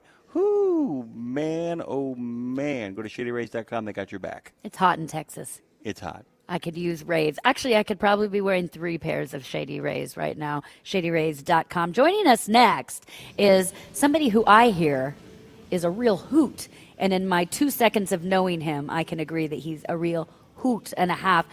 Tyler Linnaeus, he's the business development manager at Lone Star Hazmat. And being a Texan myself, I mean, I live in Tennessee now and was in California after that. But being a Texan myself, his hat, granted it says hazmat on it, and it's camo, and it's got the Texas star, but it makes it even more legit that it says hazmat, because I'm like, the spills are bigger in Texas, y'all. Telling you. Right? Everywhere we go, they compliment my hat and my sunglasses from Shady Rays. I am looking mighty fine in them. Thank you. You are. Thank you. You're hired. Yeah. You're hired. You're in, brother. How you been? I've been good. I've been busy. I had a child on purpose, and that has been... Thank you for clarifying that Yeah. piece. I Yeah. planned it. Look like at on you. paper with crayon. As opposed to your earlier years when you were Yeah. trying to not plan it. I don't claim those ones. Yeah, so- okay, fair. until they're really good at sports, and then I'll be like, "That's my son." If they show up, yeah. If they show up, you know, Yeah, if the this- 11-year-old gets on a bus I'm in telling Oklahoma and then comes down and meets you in New Mhm. Orleans and says, "Hey, Dad," that's not a true story, by the way. None of that is based on truth. I None of told that. you not to bring it up. Actually, you read my autobiography, also in crayon. Hazmat. Let's talk about how the hazmat business is going. By the way, It's been I'm talking going. about diapers. of course. Yeah, so many. I've thrown away so many. But hazmat's going really good. We've seen an increase in trucking, especially in West Texas, and anytime there's an increase in trucks on the road, there's an increase in responses with busted saddle tanks, rollovers, and stuff like that. And it's been kind of weird basing our company over people having the worst days of their life, but I've found a lot of comfort in knowing that when things go bad or they have these busted saddle tanks, rollovers, spills, that I'm going to ease them through everything. They're not going to have to worry about anything. So we've been blessed. It's been good. I'm not super rich yet, but I think next week will be great for that. Yep. And then I'll be loaded. I was telling someone earlier, I was like, they're like, "You're looking pretty good," and I was like, "Back off, I'm married." And he goes, "You've been staying busy," and I was like, I have, and he goes, "How rich are you?" And no one's ever asked me that, and I was like, I didn't even take a shower today, and I look this rich. It was great. I was like, tens of dollars is what I told them, and so. Just think, when you're rich, you'll be able to start showering. I know. That's exciting. Instead of the tub, which is nice. Yeah, yeah. We put it over a campfire. Yeah, It's that's good. Or just the hose. Yeah. You know, you mentioned working. I warned you. You're Yeah. working with people who are on the worst days of their lives. One of my best friends in Nashville, he works in hazmat, not on the trucking side, and he has a mold remediation company. And so Oh, when the yeah. floods come in, you know, and it's funny to watch him. And I mean this. You'll understand what I mean by this. We can be out having dinner with him, he and his wife, having drinks, whatever, and he'll get a call and he gets excited, and not at that person's expense. Yeah. But he genuinely, he's which I assume you are too. Like, he knows it well. He thrives on it, Mhm. and he's excited because he gets to go in and save the day. Not in a hero way, but like, if anyone's going to do it, it might. And he's like you. He's very lovable. Handsome. He's funny. He's hot. Good Yeah, looking. handsome. He's rich. 6'7" listeners. I don't know if you Yeah, can yeah. tell. And I'm ripped. Both ways. Yeah. Horizontally. But lovable. But I would guess. So I say all that to say, I would guess in your line of work, there's got to be some sort of likability to you to come in. They're already looking at crap, It's- literal and physical. You've got to come in and be somebody that they want all up in their grill. It's been super cool. There's very few times where the hazmat technicians get to be the hero, because I started at the bottom at this company, sweeping the floor, and slept my way to the top. And but No baby steps. yeah, you no, know. it's Yeah. crazy. But very rarely do you get to be the hero, and the times it does happen, it's a great feeling. There was one time there was a spill in Victoria, Texas, and they put me on the news, which was the worst person you could put on the news. Because It depends. Oh. No, you see, you're the worst person on the news if you'd like a staid kind of PBS Mhm. broadcast. If I'm like going, well, we got a little drag time here, let's go get it. Yeah, because are you the guy that makes jokes when you're in the awkward whole time? Yeah, Yeah. And so they're like, well, what are we going to do? And like, news is there. Homeland Security was there, and I Oh, was dear. like, we're going to burn it to the ground, and that was not the game plan or anything. I just panicked, and so See, I would love you, but I'm like you. Very I say, rarely am I the I hero. say things in the most inopportune times, and I'm like, guys, I was trying to, and my husband even said to me the other day, he's like, hey, I've been listening to your show. I don't mean to critique, but I've noticed the more serious people get, the more not serious you get. And I'm like, all right, That's noted. the way to do it, though. Right? Like, and there's no better advice than from your like partner. Everything I do, she'll like critique me, and she's like, "Hey, you're doing great, but however, you suck at this," you know. So, Well, one of the things I like to tell Lindsay is like, you know that line you're not supposed to cross, and she'll be like, "Well, I'm getting up to it." I said, "Look behind you." Whoops, sorry. where are you at? Talk to me. And by the way, anytime we put a wild card like you in a situation like TXTA, why is it important for you to be here? So TXTA has really grown into a family to me. I get to see the people that I've been talking to throughout the last few months, and so it gives me an excuse to let them see my beautiful face. Obviously. I brush my teeth every Tuesday and Thursday, and here we are. Isn't that funny, by the way? Because I'm a Monday, Wednesday guy. That is insane. Today's Wednesday. So she's only getting bombarded with bad breath from one direction. No making out with Tyler today. It's crazy. Well, for the right price, you can. I'll brush my teeth for you. Yeah, tens of dollars. Wait, go on, please. So every time, and we've had the privilege of representing a bunch of companies here that are dealing with hazardous spills, busted saddle tanks, stuff like that. So now it just gives me an excuse to maybe buy them dinner or shake their hand or kiss them softly. You know, one of those. And so I try to be at all the TXTA events. It's been really cool getting to know them. It's a great reminder, too, of the idea that we just had Craddock on talking about moving people, getting people across the country. It's a great reminder having a presence like you and him that it's more than just guys going OTR, that it's more than just a whole 100%. bunch of, or even intrastate. When in Texas, I mean, essentially you're crossing through 3 to 4 states. I mean, that's the reality of it. But it's a great reminder of all the elements that make up the supply chain, one of which is the fact is that, well, Shinola happens. Stuff goes down, stuff goes wrong, stuff goes sideways, and a great way to kind of put a face on the men and women who are actually cleaning it up for you. Exactly. And not just cleaning it up for you like getting it out, because there's a lot of people who can get the stuff off the road and even get it disposed of, but getting it off the road properly. For all the jokes we're making, is that there's a real kind of rigor to what you do, because you can, if you don't clean it up right, leave a lot of bad stuff out there, right? Exactly. You know? Exactly. And it's funny you bring that up because Texas, we've been a staple of the hazardous material, hazardous response companies. But we've seen in the surrounding states, as we're getting more and more calls out there, that there are these companies that get into it overnight. You know, we're a hazmat company now, or tow companies that see us do it and they go, oh, I could do that. Well, there's a lot of paperwork that goes into that. And if it's not cleaned up right, if there's no paperwork involved, or you file one thing wrong, you're looking at $25,000 in fines. It's ridiculous, and that's why I do none of the paperwork. But who does that for you, by the way? We have like 7 people now. We've been very blessed. The paperwork. This is why you're gonna be rich next week. Right? Oh, 100%. I'm gonna give them all shout outs. I'm like, they paid me $20 each to do it. We've built a crazy good team, and there's probably 4 people that are on the phone right now with customers, either yelling at them or getting yelled at by them. It's a great job that I will never have. I'd be the worst at it. I'd cry instantly. It would just be the worst. He's weeping right now. Did you notice the tears coming down? He is, but it's relationships, because you know, you mentioned there's so many people that like, oh, I can. We talked about this last week actually with a wonderful vet organization, and they were like, listen, you don't need to start your own. Be a part. Why don't you start with being a part or helping out something that's already established? You can't look at something and be like, oh, that's cool, I could do that. I'm not saying you can't, but that's but why what I'm you becoming are, Lindsay Lawler too next week. I like that. but you guys are, you know, you were, and I love this. It's like the official Budweiser, the official beer of Texas. You guys are the official spill response partner of the TXTA. But that's through relationships and likability, and this when there's a lot of noise and stuff to choose from. To become, if you're going to be the guy, you got to be the guy or girl in every aspect. That's down to filling out the paperwork, the people on the phone, and you, and the guy showing up at cleanup, like in all regards. So how do you, I guess that's something in your employees, would you say there's a underlying quality that everybody with your company has? Yeah, so it was a huge honor when TXTA announced that we're the official hazmat partner, and I remember when this company was just my father in an F-150 and a shovel good and country a dream. song. Oh yeah.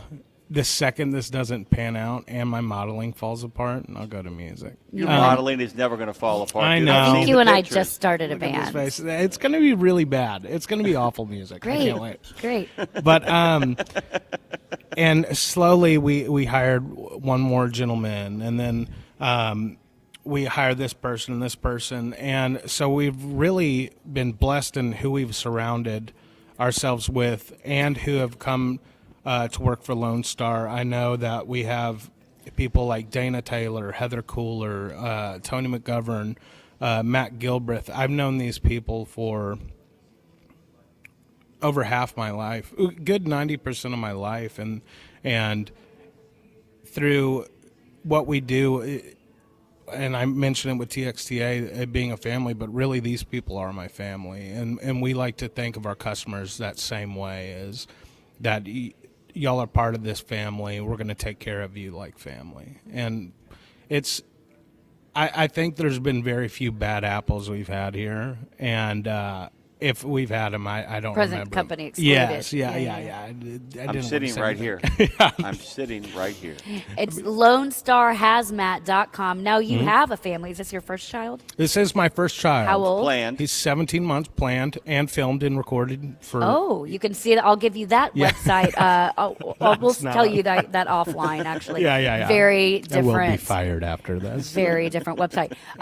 But I think that's important to note. In all seriousness, this is a family company. You mentioned it started with your dad. Mhm. But I love that you said it started with your dad. You started sweeping floors, though. Oh yeah, Dad and was I no got dummy. fired multiple times because I was really bad at sweeping floors. It was the worst. But I mean, that's how you learn. And I remember one day I was like, I kept on breaking stuff, and then so I was like, I'm gonna take a week off work, and then so I took this week off, and it was like a movie. I came in at 5 o'clock in the morning, and I swept all the floors. And I was like, you know what? Let's start the day.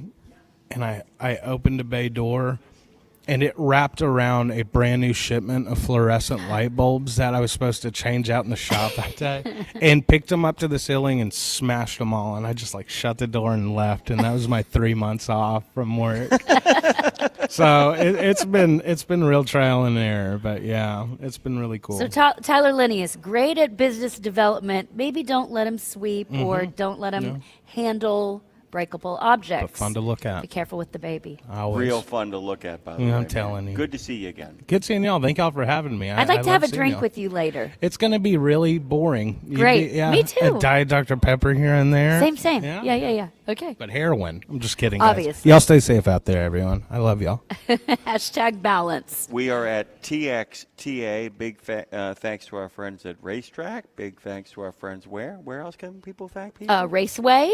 And actually, the one thing I really want to make sure we hit on this, because the good people at Great West Casualty Company have stepped up to get us here and be able to deliver all this great information. When it comes to protecting your livelihood on the road, experience matters, guys. Great West Casualty Company, they have spent over 65 years serving the unique needs of truckers, from one truck operators to mega fleets, guys. They don't just sell insurance, they live and breathe trucking. Their team is available 24 hours a day, every day, that's 7 days a week, guys, to take your claims with real people, not recordings. And with industry-leading support and risk control, claims, and more, guys, you can drive confidently. So find out how Great West stands with truckers at gwccnet.com. That's gwccnet.com. Check out Great West Casualty Company. And the show rolls on along. Jim, who's joining us next? Good morning. Good morning. Bob, how are you, man? I'm Mark. And I'm being funny. Yeah, You know why I'm making the joke? So, Mark Raisler, by the way, there's a famous former sports writer in the city of New Orleans named Bob. And so when I saw his last name was the same last name, I kept on saying Mark over and over. Hi, again. Mark. Mind if I call you Bob? Call me as long as you call me. Call me. That's Mark right. As long as you Raisler. call me. Raisler. Mark Raisler of Acme Truck Line. We love the good people at Acme. Head on over to acmetruck.com. Good morning, Mark. Now, Bob. Good morning to you. How are y'all? Glad to have you. Now, what part of Texas are you based in? Houston area. Your Houston area. Yeah. Okay. All right, so you made the drive on over here. Yeah. I kind of forget that being here, Jimmy, that I think it's everybody's flying in from everywhere. I'm like, oh, no, it's Texas.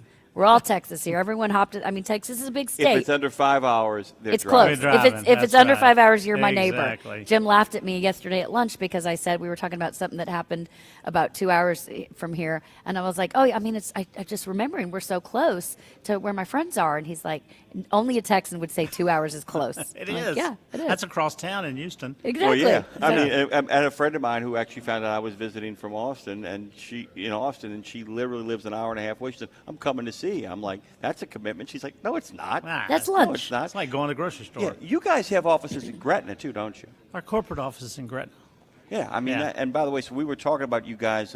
We were hoping, we reached out. Nobody could, but we had our big party last week, and so we were hoping somebody could stop by and stop in. But you guys are busy as all hell, aren't you? Well, we're not busy enough, but yeah, we're busy. Yeah, we stay pretty busy. And- we got about 120 offices and 1,300 trucks. So Yeah, I mean, and it's like, and the last time you and I got a chance to really dig in deep, we were talking about how you guys were uniquely set up for AB5. The world has changed immensely since then, the world that we are kind of seeing right now, but Acme still rolls on. I wanted to kind of focus at first on the importance of TXTA, though, and then let you kind of roll into Acme there in a second here. Mark joins us this morning. Mark, kind of talk about why TXTA and why making the drive here is so important.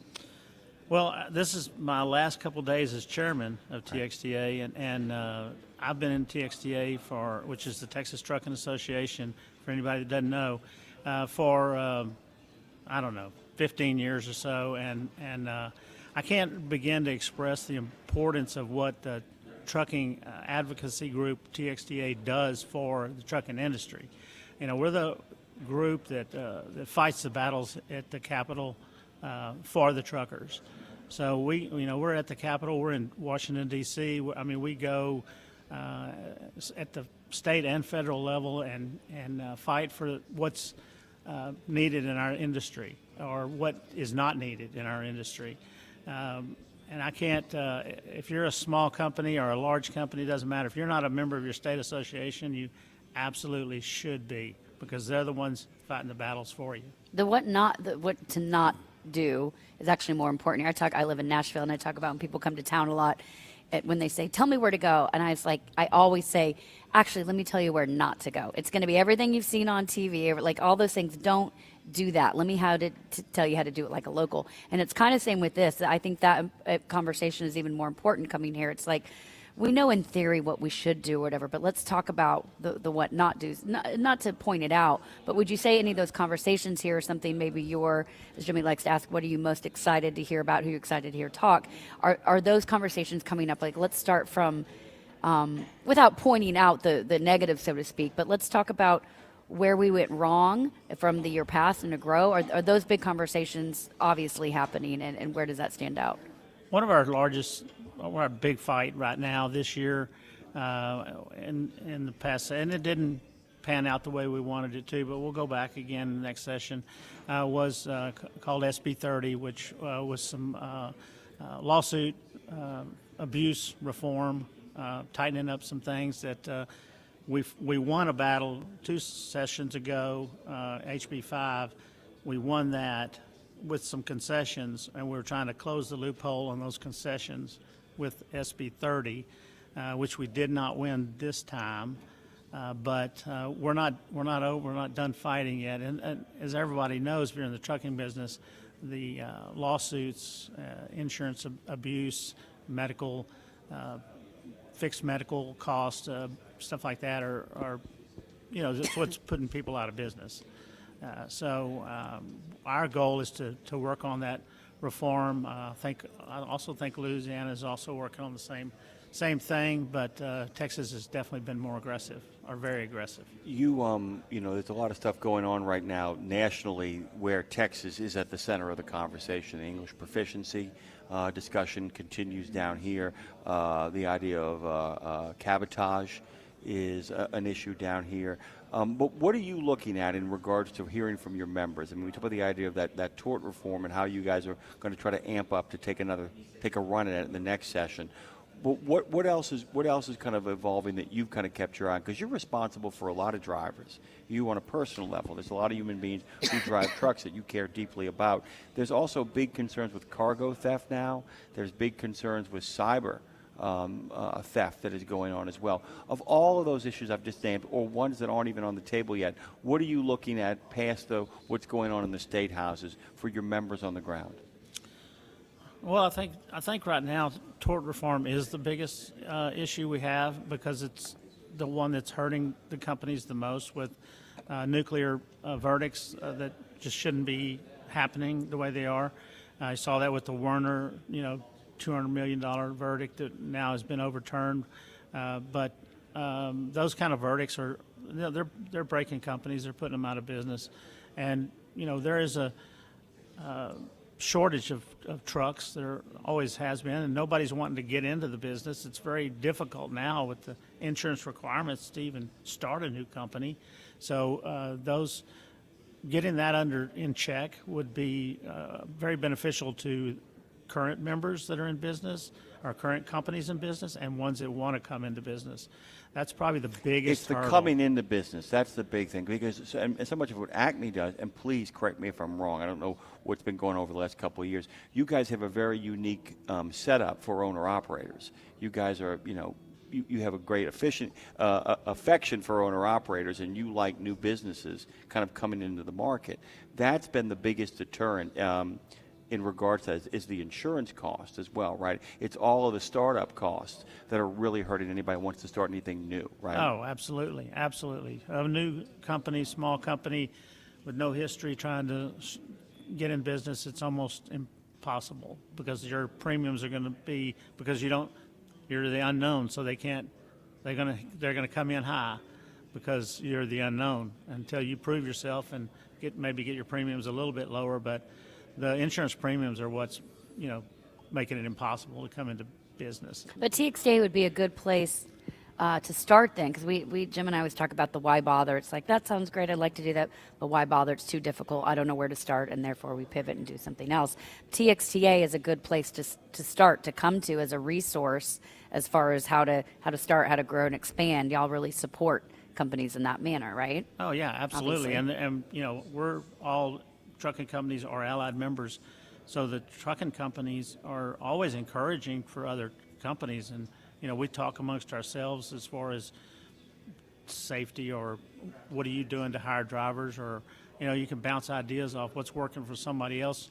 You may try yourself, or what's not working, and you're thinking about trying it, and so we bounce these things off people all the time.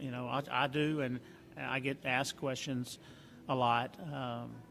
So it's a great resource for any kind of information, but they're also your advocacy group. They're the ones that are fighting the battles for you. So it's good to get behind TXTA and join and be a part of it, and come to the meetings, be a part of the local chapter meetings. We have a chapter meeting in virtually every major city in the United States, in Texas, I'm sorry. And come attend, get involved, and see what we can teach you and what you can teach us. Jim, Texas, we're like, anybody can play in the sandbox as long as the sandbox is in Texas. By the way, if everybody plays, everybody wins. Everybody in Texas. plays, everybody wins. But I wanted to ask you too. How has it been being the chair? And are you ready to give up the gavel, or do you feel like you have unfinished business? It's been an interesting year. We have had we had session this year, legislature, and that was busy. We also had some folks retire this year from TXTA. They've been with us for a long time. We had like 5 turnovers this year, so that was, we had to rehire and get people up to speed and keep things going. So that was a challenge, but the staff at TXTA is never missed a beat. Incredible job they did getting through all of that, and having session and planning this event and all the other events that we have. So I can't speak enough I can't brag on them enough, the TXTA staff. They did an incredible job this year. Mark, I would, we're out of time, but I would tell you that Dave is sorry he couldn't come here, but he has COVID, so he's sorry he didn't give it to you. No, I thought He just gave it to all of us so we could give it to I him. don't have it. We don't have it. We None all of got us have tested. it. We have tested. Dave does say hello. He sent me a text just a moment ago telling me to extend his big hello and the warmest of wishes, and it's great to see you again. Hello back to you, Dave. Mark Raisler, of course, of Acme, but also he is the outgoing chair of TXTA. It's great to see you, man. What are you going to do with all your free time now that you're not chairman again? I'm not sure. I'm sure they'll find something for me to do. There's some great pools here, so just... I don't know that I'll have that much time. we might see Connor in one of the pools later on. I'm sure we will. Connor Swedberg joining us next after the break, Jimmy Mack. When we come back, I got to tell the story about how you and I just crashed a meeting of his in the pool. Remember that? Yeah, it's all we do. That's all we do. I'm going to do it again today. Yeah, I'm looking forward to it. It's Road Gang Radio, of course. Big thanks to our friends at truckdown.com. They've been making sure providers and truckers get the connection. 50 states, 8 provinces. Go to truckdown.com. They've been doing it since 97. Mark, it's great to see you, man. You know Castrol for passenger car oil and racing, but did you know that they're in the heavy-duty over-the-road market? Well, Castrol CRB Multi 15W40 and Vecton Long Drain 10W30 are now available at TA Truck Service Centers nationwide. This is the partnership in preventive maintenance. TA Truck Service and Castrol, offering you premium products and performance at great price points every day. Castrol, performance for the long haul, guaranteed. Pro drivers, say hello to your perfect fuel stop, Racetrack. Perfect as in hello, everything you need on the go. Oh, hi there, dedicated truck lanes. What's up, hot and delicious grab-and-go food? And hello, cat scales, clean restrooms, and large, easy-to-maneuver lots. Racetrack has what you want so you can get in, get out, and get back on the road, turning miles into money. Next time you need to stop, say hello to the fuel stop built for pro drivers. Racetrack, whatever gets you going. Check out the new over-the-top lineup at participating Country Pride and Iron Skillet restaurants. 3 gigantic sandwiches loaded with flavor. Try the chicken parm stack, the big country combo, or the ultimate smash melt. The ultimate smash melt. 2 delicious smash burger patties, surrounded by 2 grilled cheese sandwiches. 2 sandwiches in 1. Visit your favorite Country Pride or Iron Skillet restaurant and come hungry. Available for dine-in only at participating Country Pride and Iron Skillet restaurants inside TA or Petro Travel Centers.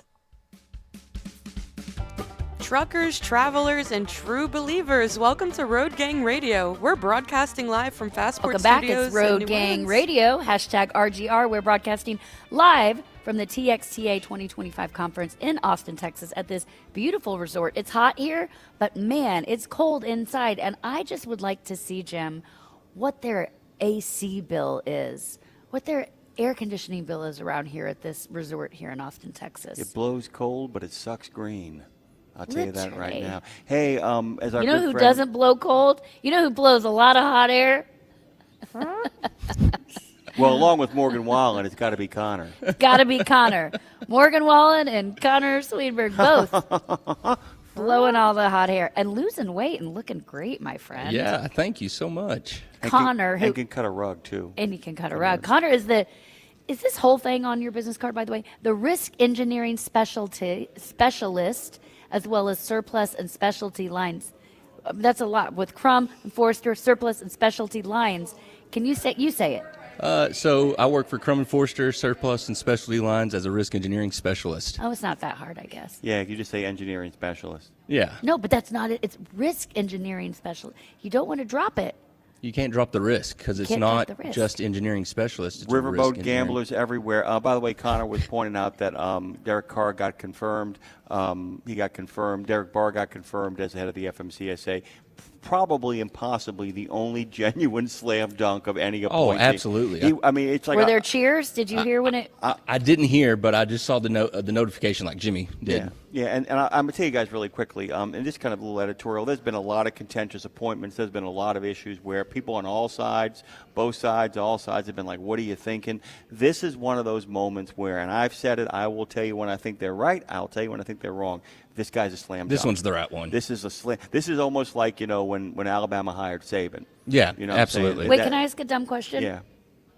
Lindsay's dumb question of the day, number 3. Just I'll ask the dumb question. So I know enough to know that this is celebrated in a slam dunk, but is this, do you think, celebrated across the board, or primarily are we hearing it cheers because we're in Texas? No, I think it's across the board, 100%. Okay. This was definitely a bipartisan agreement. I think he got confirmed. OIDA couldn't believe its luck. Yeah. The ATA couldn't believe its luck. I think it got confirmed, almost with no opposition across the board from anybody. So I think it was really good. The next best thing to a genuine bona fide truck driver. Yeah. I mean, he ran the CMV division for DOT Florida. And, one of his great ideas that he did, and I think it's an awesome idea, is he tried to get every new driver in a CMV to ride along with a CMV officer to see what their day was like. But then he also, every new CMV officer, he tagged with a experienced CMV driver, and they spent the day with them. So each side got to see what each other go through each and every day. And I think that is amazing. Brilliant, and also so basic and yet so profound. I say that all the time. It's like, keep it simple. It's the easiest. Put them together. Yeah. Let them ebony and ivory. Yes. Let them figure it out, and we'll all be okay, guys. Yeah. I mean, when I tell you, Connor, I have never in my life, when I heard I knew of him because we're really close with Tom Bray, who's very involved with CVTA. Right. We're very close with a lot of those guys. We're big on the kind of, as you guys know, I have a little bit of affinity for law enforcement, just a little bit. Yeah. And so when the appointment got announced, I'm like, no. I wasn't Too good like to be true? I'm like, no. I think the fact that he wasn't a career politician is what surprised everybody. It was like, what? Hold on. Yeah, I mean, because even when you get people like Ray Martinez, who made a real honest, what I would call good faith effort to learn the industry. Yeah. And look, and by the way, guys, I'm going to tell people this: as much as they haven't liked the FMCSA, it could have been a lot worse with all the appointees across the board over the last 6 to 8 years. We could have gotten some real radical ideas, and we've gotten a lot of people who have given lip service to some of the crazier ideas and been like, oh yeah, we're looking at that, and we're looking at it, and we're looking at it. This is interesting because, like I said, this is a guy that has been on the ground to tell people the worst news of their life. He has seen up close and personal what can happen when the rules aren't followed, when bad actors are allowed to operate, when pedestrians and when people who are driving four wheels don't do enough honor to the men and women who work on the road. Like I said, aside from a lifetime truck driver, this is the best, and maybe the best too, because he knows enough about politics to maneuver. He's not a babe in the woods either. Yeah, no, exactly. He's like a sleeper, right? Yeah. Like he's a sleeper ninja. Like he's going to come out. I think he's going to have some great ideas for FMCSA and lead us in a great direction. One of his things that he touted was his main goal is safety. So, which is exciting to hear from an FMCSA director. It's like, hey, we want safety. So that's exciting. From a risk perspective. Yeah, from a risk perspective as well. I mean, yeah. It also bodes well for Duffy over DOT, Connor, because the other thing is the fact that while I wasn't crazy about his appointment,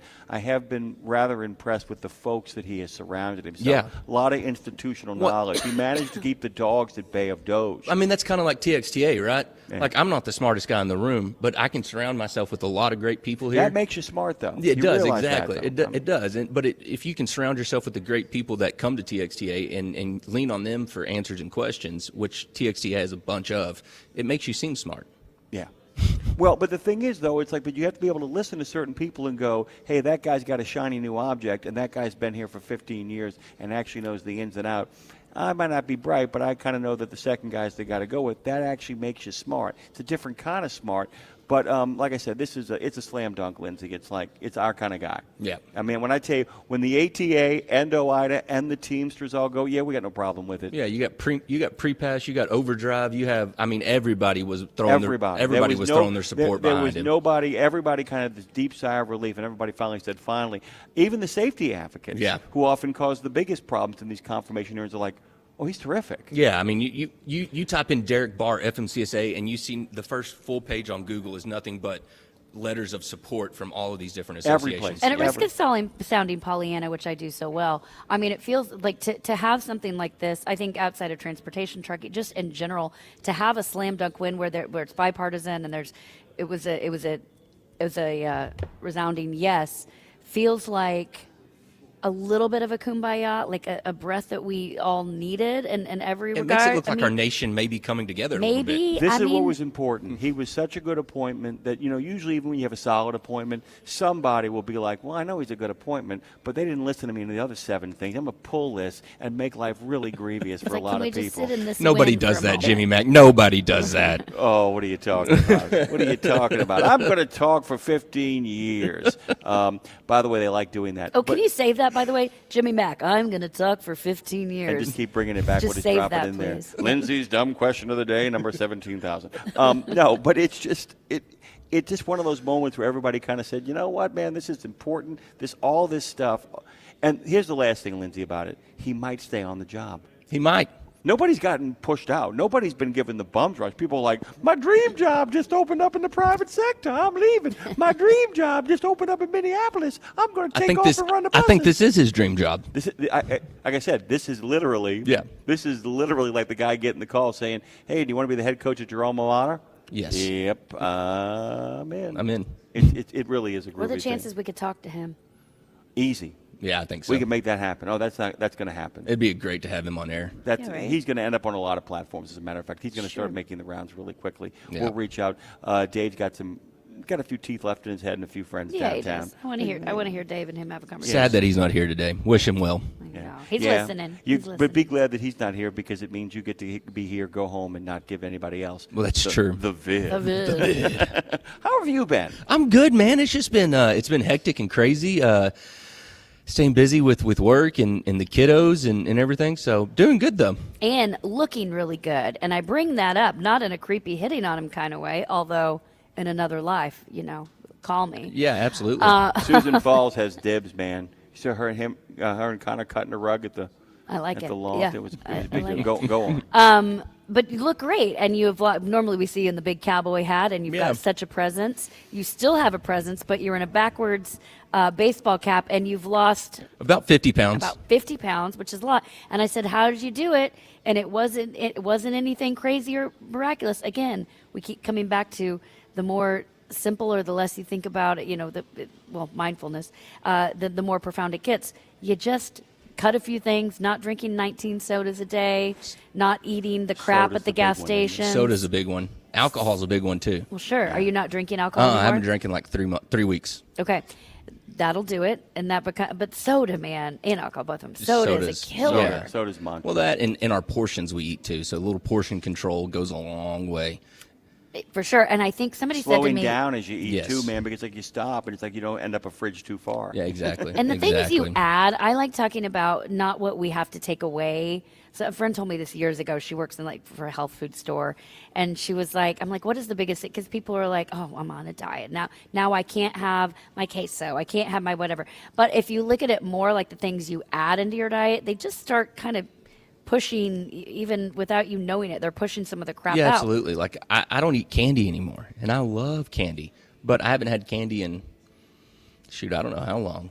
But I don't miss it. It's a game changer. It is. It It's a 100%. game Like changer. when you stop eating all that sugary sweets and start focusing more on the healthier stuff and a more colorful plate, you don't crave those sweet sugary things anymore. Well, it's amazing how things that are naturally sweet taste that much better too. Fruit these days. Oh my gosh, I could go hard on some fruit because it's so sweet and so flavorful. When I used to think this is nasty. Why do people eat fruit? And now you're like, oh my God, it's a true Yeah, serum. give me more fruit, please. Other thing about my husband and I have noticed about not drinking alcohol, though, at night we crave the sugar, unfortunately. So you've got to watch that balance because you're not getting that sugar that you got with the alcohol. And so, like at night, we've been and I was never a sweet person. All of a sudden, we're not drinking at home, and we find ourselves both at the end of the night when we put the kid to bed wanting ice cream, which was never my thing. So I've got to be really aware of that. I will eat some ice cream every now and then. That's okay. By Every the way, now and then, it's okay. Every now and then. I went to a restaurant the other day where they made their own ice cream on the grounds from buttermilk. And they had figs in it, and it was like a fig ice cream and buttermilk. But all of it was natural. All of it was from absolutely. the table. Is that the restaurant we went in New Orleans? No, Oh, I would have gotten And that for you. that's there. another thing is processed food. I've cut out a lot of processed food. More home cooking, more things I make myself than out of a can or out of a bag. I will give you both a sweet.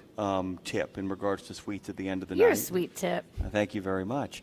Lindsay's charming comment. I was going gonna to say something else, but it's not appropriate. That I know really what I not. was going to say We- too, but I didn't. Yes, growing up. I call it a water check-in. If you have a craving for something sweet before you go to bed, get a big glass of water, drink it down, take a moment. If you still crave the sweet, pop a piece of fruit in your mouth. Absolutely. Call it a day. Because sometimes I have found that people don't know this, a lot of our drivers do, that there is a flaw in our design as humans, along with the fact that we die.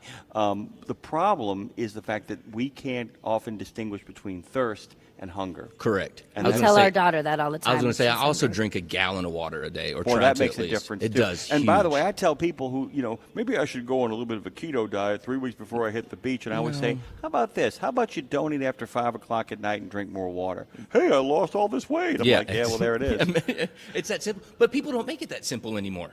Have you ever had friends who show up a week later or 2 days later and you look better already? And it's like, yeah, I finally got some water in my system and went to bed. Yeah. Well, we're talking about not just randomly to Connor's horn of how good he looks, but it's obviously looks good. a great conversation for truck drivers. Everybody is trying to figure out forever and always, amen. Everyone's trying to figure out how to get truckers healthy, and Put the soda down and grab a bottle of water. period. Please. Period. That's it. Start there. That's the easiest it. thing. Yeah. And one will lead to another. Exactly. Yeah, I love it. That's your risk assessment. That risk as assessment. the risk engineering Yes. specialist. Yes. Talk about that, by the way, really quickly, about what it is you do and how much of that then kind of leads into conversations you have here. Yeah, absolutely. So, as a risk engineering specialist, what my main goal is building risk profiles on trucking companies that we either insure or looking to insure. But more or less from the industry viewpoint of it, because I worked in it for 10 years with Adam Blanchard at Double Diamond Transport and was their safety and Heard of compliance him. officer. Yeah, but so I use my industry knowledge from that and view it as a trucking company looking at another trucking company, and then what we're really looking at is safety culture. And, what are they doing that promotes good safety, and what are they doing that doesn't promote good safety? And then we take that information, hand it over to underwriters, and we let the underwriters do their things. But the way that plays into Texas Trucking Association and all these other trucking association groups is I'm staying up to date on what's new, what's happening in our industry, what's the best practices, and as well as the do's and don'ts of trucking. And how good you said this sort of hit me when you said we take that, we pass it on and let them do their thing. We talk a lot about staying in your lane around here. That real actual assembly line kind of metaphor you just sort of set up mentally. I saw assembly line, and it's like I did my part and I hand it off to you. And then once you hand off, would you say you're already looking at the next thing, or are you sitting back waiting to see how they're going to take the ball and run with it? Yeah, absolutely. So we're waiting for the underwriters to either, if they're going to write the account or not. If they write the account, then we're in-house consultants for the insured. So we will, if they need anything at all, they can reach out to us. We've got Phil Baxter, who is our leader over there, our AVP of risk engineering and strategy. He will. He's been in the industry for 10 plus years, holds a CDL, so he knows everything about driving in hazmat.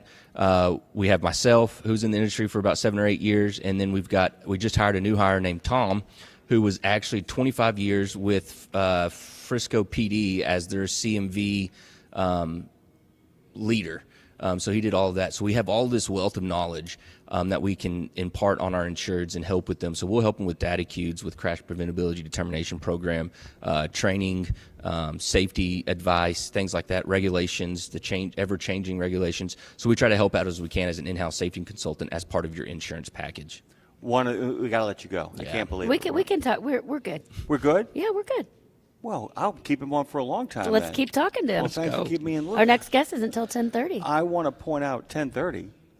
Yeah. Wow, man, rolling along here. Just chat along. Is it that late in the game? Hey, listen, the other thing is, too, is the fact that you give a lot of shout-outs to a lot of people, and it's a great reminder you're not the only guest today that has done that, has made a point of talking about the folks that work with Everyone them. can play in the sandbox as long as the sandbox is in Texas. Yeah, Well, I think it goes to show that, without the teamwork of everybody around you, or without the mentorships that you create, or the connections or the network you build, you're not successful. If you sit here and say I did this and I did that and everything. Me. Yeah, I'm gonna start questioning you, right? Make the noise. There it is. Thank you. This is okay. So and this is why I'm so thrilled that you get to stick around, because I've always kind of used you as one of my models when I talk about mentorship. I use you as my model too, but it's a different conversation. Yeah. Well, that's for you and the hazmat guy to work out between yourselves. This is so important because, and we've been talking about this, and guys, do not light our phones up or light the comments up about your agreement with me on this. We have seen in cities and in governmental positions, when people do not foster the next generation of leadership, you often don't like who shows up next. When you create vacuums of leadership, when people, you've heard the syndrome called founder syndrome, Yep. right? There's no founder syndrome at TXTA. There is not. There's none. They get the right people on the bus. Yeah. And those people they get on are starting to be more younger generation, and that's the best part about the Emerging Leaders Council that I was on as chairman. That I'm now no longer chairman. My last meeting was yesterday. Handed it over the reins to the new class. Right. And that's a good thing. You know yeah, absolutely. I mean, you've been great. Absolutely. You've been terrific, and now it's somebody else's turn. It's somebody else's turn, and we stuck with them for a full year. To help the new officers that are taking over kind of understand what ELC is and mentor them into their position, and then say, all right, it's your turn. Run, fall, walk, whatever you do, you're going to do it, but just learn from it. And I think TXTA does that great with building the next leaders of trucking and of this association. Can I brag on Generation X for a second here, guys? Somebody should. I'm going to do it because I think that there are people in Generation X, and a lot of people don't understand this. We got screwed because of exactly what we're talking about right here. That the older generation, God bless them, were like, I'm going to be here forever, and nobody's going to ever sit in these chairs for anybody. No need to pivot. I feel like, though, the Generation X, and I'm going to count our friend Johnny Esparza in there and a lot of other people, too, have really understood that. They have. been like, you know what, this is not going to happen to people who are coming up in my pipeline. These people are not going to be like overlooked. Yeah. And I'm not going to leave giant gaps of knowledge. I'm not going to silo my institutional knowledge. And I feel like that's starting to happen in trucking as well, because I'm finding more and more of the truckers between the ages of about 45 and 60 are saying, I'm not going to be doing this forever, and I got to make sure if I want to hand my company off, if I want to hand my seat off to somebody I care about, that I'm going to find somebody who actually wants this and show them how to do this. Yeah, absolutely. And that's in a lot of ways what, and I feel like y'all's emerging leaders is a model for this, because Elizabeth Bard and I were talking about this. You guys have one of the best programs to get people into the organization. Yeah, right? and the whole idea behind ELC is not what the class can do, but it's all about learning the inner workings of TXTA, all of the committees, all of these, what they do, the truck pack, the foundation, and getting to know everybody that's on the executive committee, the board of directors, and just getting those connections and having somebody that says, hey, this is what we do, this is how we do it, but also say, you can change that. Right. If it's not working, you can change that, and we're going to empower you to change that. But go ahead, Lindsay. Well, I was going to say, it feels like one of the more focused committees, too. Sometimes we come to these associations and we see there's, 50, 60, 70 different committees, and it's like the committee on the committee. Yeah, I'm forming a committee to talk about the committee that we need to form a committee. But this feels, especially with what you guys are doing, have done, like this feels like the real focus one. Like, let's look at this. If we want change, this is it. We were talking with John Esparza a bit ago about the idea of actually being able to pivot, being able to make those changes, and having a focused committee on with some of the younger generation, you being some of the younger. It feels like that's I don't know, is that a way to not having 90 committees, we're having the few that are actually have a proven track record of actually making a change? Yeah, I mean, absolutely. So our previous class with the ELC, a lot of our officers, ended up on the board of directors, ended up on the foundation board of directors, ended up, leading chairs of committees already. And so that's it. Like, you can pivot, like you said, pivot. From those older generation that are looking to step away and look at the newer generation that you just trained, to step in and say, hey, this is your role now, and we're going to support you however you need to be supported. You picked us. Trust us. Exactly. Well, and that's the thing too, is the fact that if you look around and say, well, there's nobody that can replace me, I say, well, then you failed. Yeah, absolutely. That's like a bad manager. And I think at a restaurant or in a warehouse or in a trucking company. If you're hiring people that can't replace you, you're not hiring the right people. Oh, absolutely. Yeah. So I think that's a show of a failed company, right? Show me a failed company, and I'll show you that the leader of that company did nothing to replace any positions or hire anybody that could replace him because he was scared of being replaced, right? Yeah. I've often found, too, that a lot of older people, it makes me feel sad, who won't give up any sort of authority or get really resentful about younger generations. Makes me sad. I realize nobody listened to them when they were young. Nobody set them up either, and now they've got it finally, and they're like, well, I never got this before, so I'm never giving this up, as opposed to because that's culture. That's a company's culture. That is the association's culture, the idea that we are here to ensure the success of the organization, and we can only do that by making sure that all of our members become committee members and then become the leaders of those committees and the leaders of the conference and the organization itself. Yeah, and that's something, like I said, as a risk engineering specialist at Crum & Forster, is exactly what we do. We look at the safety culture, right? We look at the culture of the company and what they're doing to continue to be successful and outlive this litigation era of trucking, I guess, is what I like to call it. All right, we've gone over our time with you, but we're going to keep you another minute to talk about Texas. Yep. The state. I mean, the best state in the states of states. Yeah, it's right? It's the committee to determine that Texas is the best state to have we committees formed a in. committee. We decided, yes, it is. I don't live here anymore, but The not so itty bitty Texas committee. But Texas, listen, Texas is a feeling. It's a state of mind. He asked me earlier about my song, trying to get back to Texas and where it came from. And I was like, I was just talking to a buddy one day about all the things I loved about Texas. I wasn't just listing them off. I'm like, trucks and music. And it wasn't that. I wasn't listing it, but it was like talking about my favorite place to get Tex-Mex, my favorite place to shop, my favorite place to go to tubing down the river, blah, blah, blah. And started just kind of thinking of it. And I was like, I guess I'm always just trying to get back to Texas, whether it be physically or mentally. And I'm probably not moving here anytime soon. So it's really a mental thing. But Texas is a state of mind. It is. And what are the things to you about Texas that are like, and you can get specific, like it's this band, it's this restaurant, it's this festival. It's what are this the guy things named that, Earl who lights things on fire. I mean, that happens in Texas. No, I think Texas is just, for me, is those southern hospitality vibes of people always so welcoming and wanting to help you and everything else. But I also love in Texas that, you can get, if you're tired of your scenery, you can go 100 miles and be on the coast in a beach. And then you can go, drive 6-7 hours and be in the desert, or drive 6-7 hours and be in the mountains and, up there in Amarillo in the Panhandle, or drive, 7 or 8 miles or hours and be in East Texas where you got swamps and gators and, the people that you're scared of. But but do you think it's my husband and I and a friend got into a debate about this the other day about Texas not actually being southern. Yes, now I realize geographically it's south, but it's not like it's Texas, Oklahoma, or not. It's not. We're not Southern Belles here. We do not claim Oklahoma. Listen, I know. Born in Oklahoma, raised in Texas. I'm a Texan, but I also went to OU, so I get it. My company's called Red River Girl Music. It's a division. It's a straight up division, but it's not. There's a difference. We're not Southerners. We live in the South, but I don't feel like we're Southerners in classic Southern. in a Georgia, no, we're in Texas a Southern Belle. Southerns. Yeah, it's a big difference, Yes, right? we're Texans. And we're welcoming, but we're also welcoming a little bit in everyone can come in, but let me check you before you come if we got like a bad, we'll say bless her heart, or she's so pretty. Like, I'm going to give y'all one. It's going to send you both into apoplexy, but the best comparison ever heard for what Texans are or what the French are to Europe.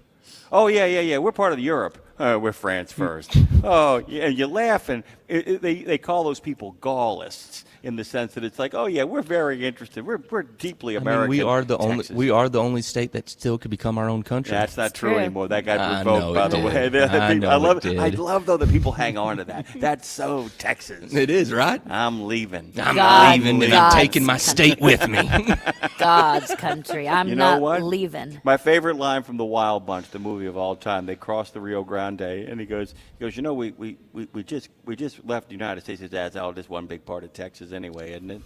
Well, it goes back to, I mean, I'm not leaving really could be. We said to John Esparza earlier, I said, you know, when you think about, he said, nothing can guarantee that TXTA will be here tomorrow. And I said, yeah, but don't you think if it came down to like who went last, it'd be Texas, right? And I joked, I said, my husband with all the Jackass guys, they would play a game at the end of the night when we were younger at the bar, and they would just, when the bar was closing, they'd all sit down like children and cross their legs and arms and say, I'm not leaving. It was who could get physically thrown out last. And that's kind of what Texas feels. I'm not leaving.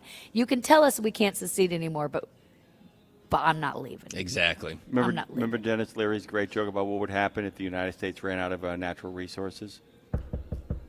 Hello, Canada? Yes, it's the U.S. Yes, get out. We'll be back on the other side of this. We're broadcasting live from TXTA, and Jim Park and Joanne Ritchie of OBAC are having a coronary right now. My apologies to them. Guys, go to ShadyRays.com. They've got your back with the Lost and Broken Protection Program. That's really groovy. They've got great customer service. Most importantly, they've got your back at ShadyRays.com. They definitely have your back, but also, you know who got us here? All those great people. They've really got our back. The good people of Great West Casualty Company. If you need insurance you can trust, and I know I do. I actually need it like right now. And a company that stands with the trucking community, Great West Casualty Company, has been doing that for over 6 decades. They offer tailored commercial trucking insurance for fleets of all sizes, and they're deeply involved in trucking associations across the country. Their claims team is on call 24/7, 365. Head on over to gwccnet.com to learn more. We will be right back. Thank you, Connor. Always a pleasure. Absolutely. Thank you all. Brick by brick. I love it.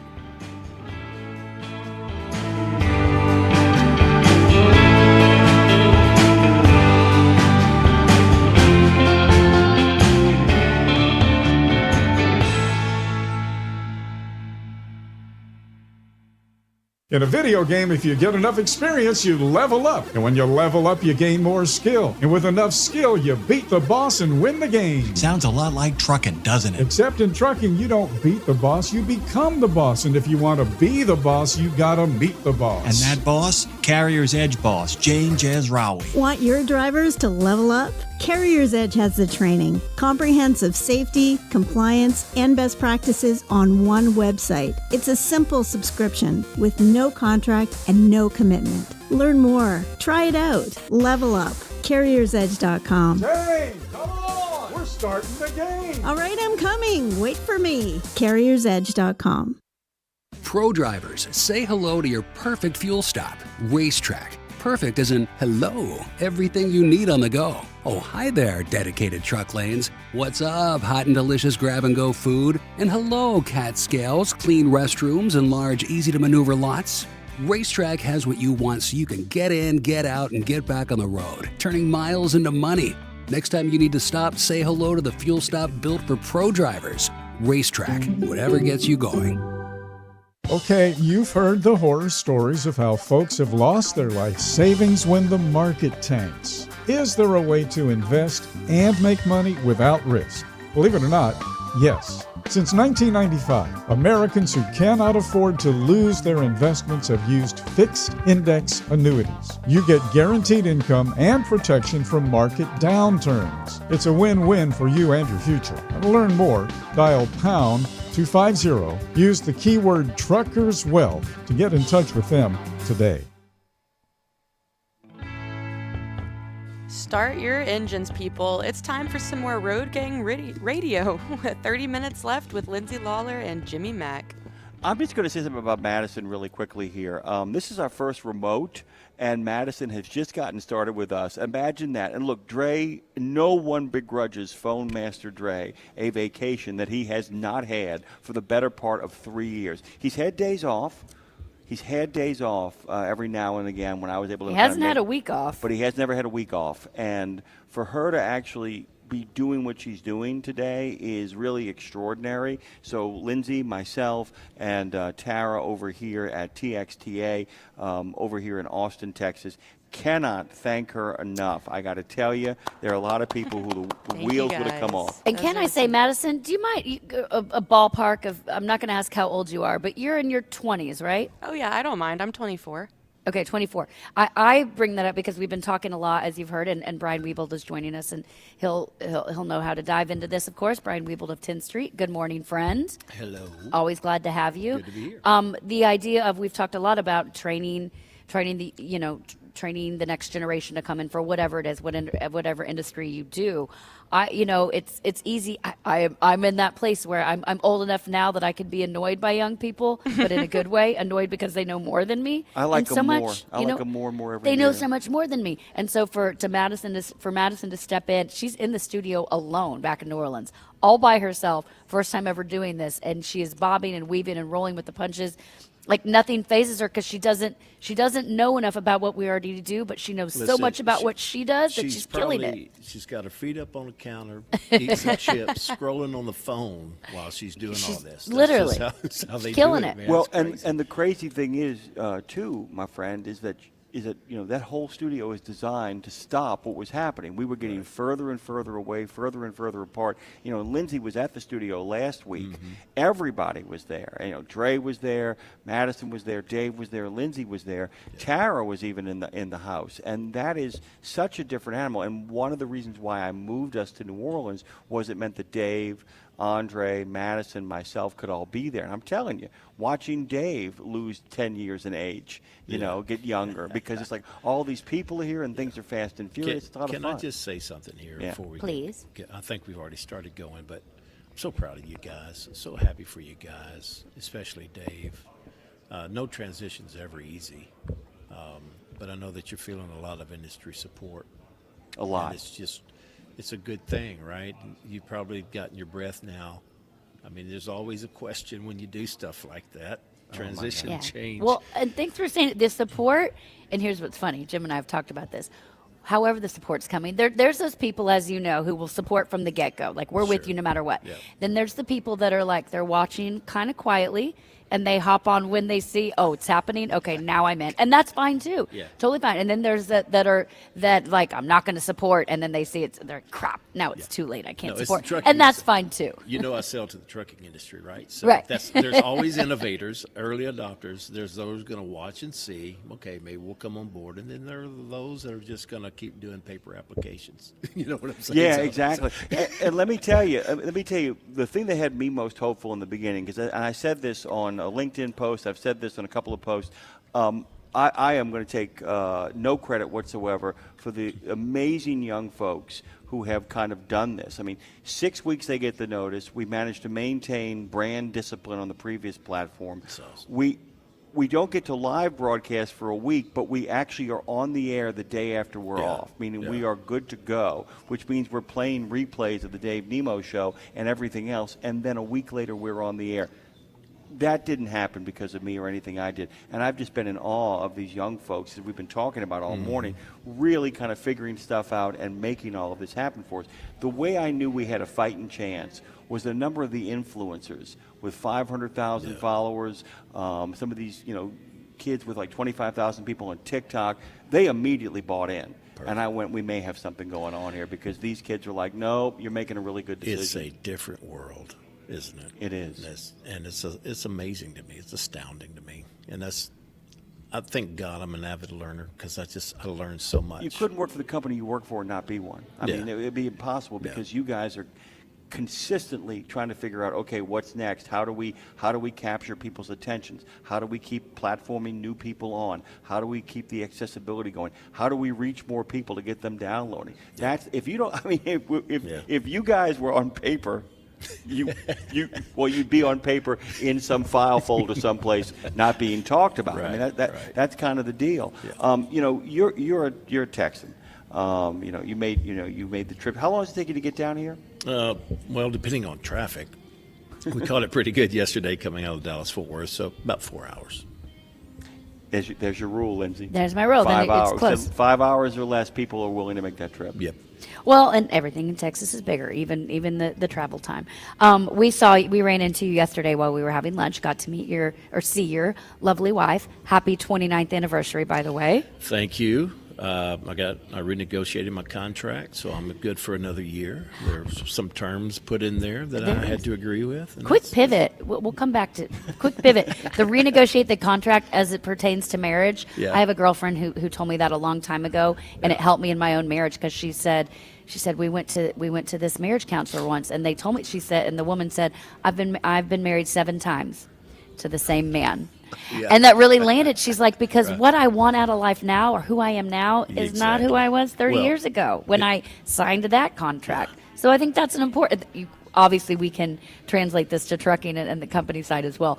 But I love that you use that term because that is what marriage or anything really is. Admitting we grow and we change, right? So it only goes one way. She doesn't. She's good.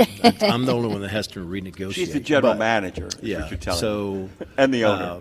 I had a previous marriage, and fortunately, I'm a quick learner, so I realized and understood some things. But yeah, no, she came into my life at a time where it was over for me, like whatever. And she straightened me out, loved me through a bunch of caca, and stuck with me. So, it's payoff time for both of us, actually. So that's awesome. Yeah. Time to enjoy the fruits of your labor. 30 years is going to be a big one. So that's awesome. Good I for will you. tell you that's the kind of the truth of my story too. When I tell you, my brother had told me I was in a really bad place of grief when I met Claire. Yeah, is the best way to say it. Yep. My brother gave me a great piece of advice. I wasn't looking. I was not looking, actively not looking. Like, that's not going to happen for me.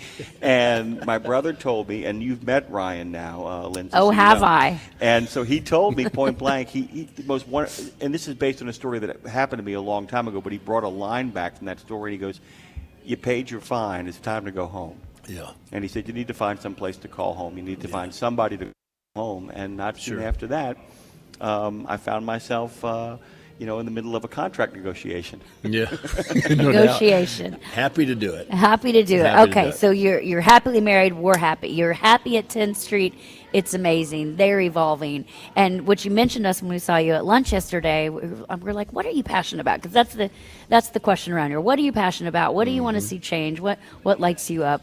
And you talked about compensation for drivers and how it's sort of, you're obsessed with it in a good way. My question is, here's my dumb question. Lindsay's dumb question of the day, number 4. Why is it, come on now. Come on. And I think I know, but we're going to talk about it anyway. Teachers need to be paid more. Yep. Truck drivers need to be paid. But those are to me too. I mean, there's so many others, but as it pertains to today, teachers and truck drivers, and there's teachers in trucking as well. Sure. Why can we not? There's fewer CEOs than there are truck drivers. Is that the problem, that there's so many truck drivers? And I'm not talking about the shortage, but we need so many to make everything happen. What is it for you that is the common denominator that needs to be fixed? Is that the question to raise that? So for CEOs, obviously, there's a lot of factors in their function and their role, right?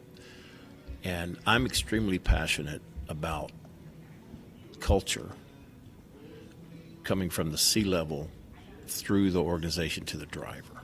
Nobody has more impact than a CEO about anything, including culture and developing a driver-centric culture.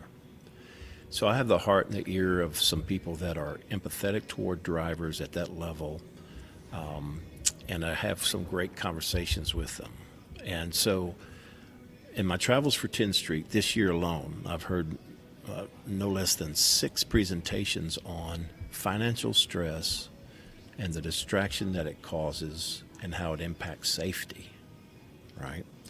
So I'm not one of these suppliers that go to associations and just show up for the exhibit hall and dinners and activities. I go to the sessions because I'm an avid learner. And so I sit in those sessions and I learn those things, and it really tweaked me, is that, freight doesn't get moved unless there's a driver in that cab. And so, you know, drivers have a hard row to hoe, and there has to be some empathy and understanding that they're also fathers, husbands.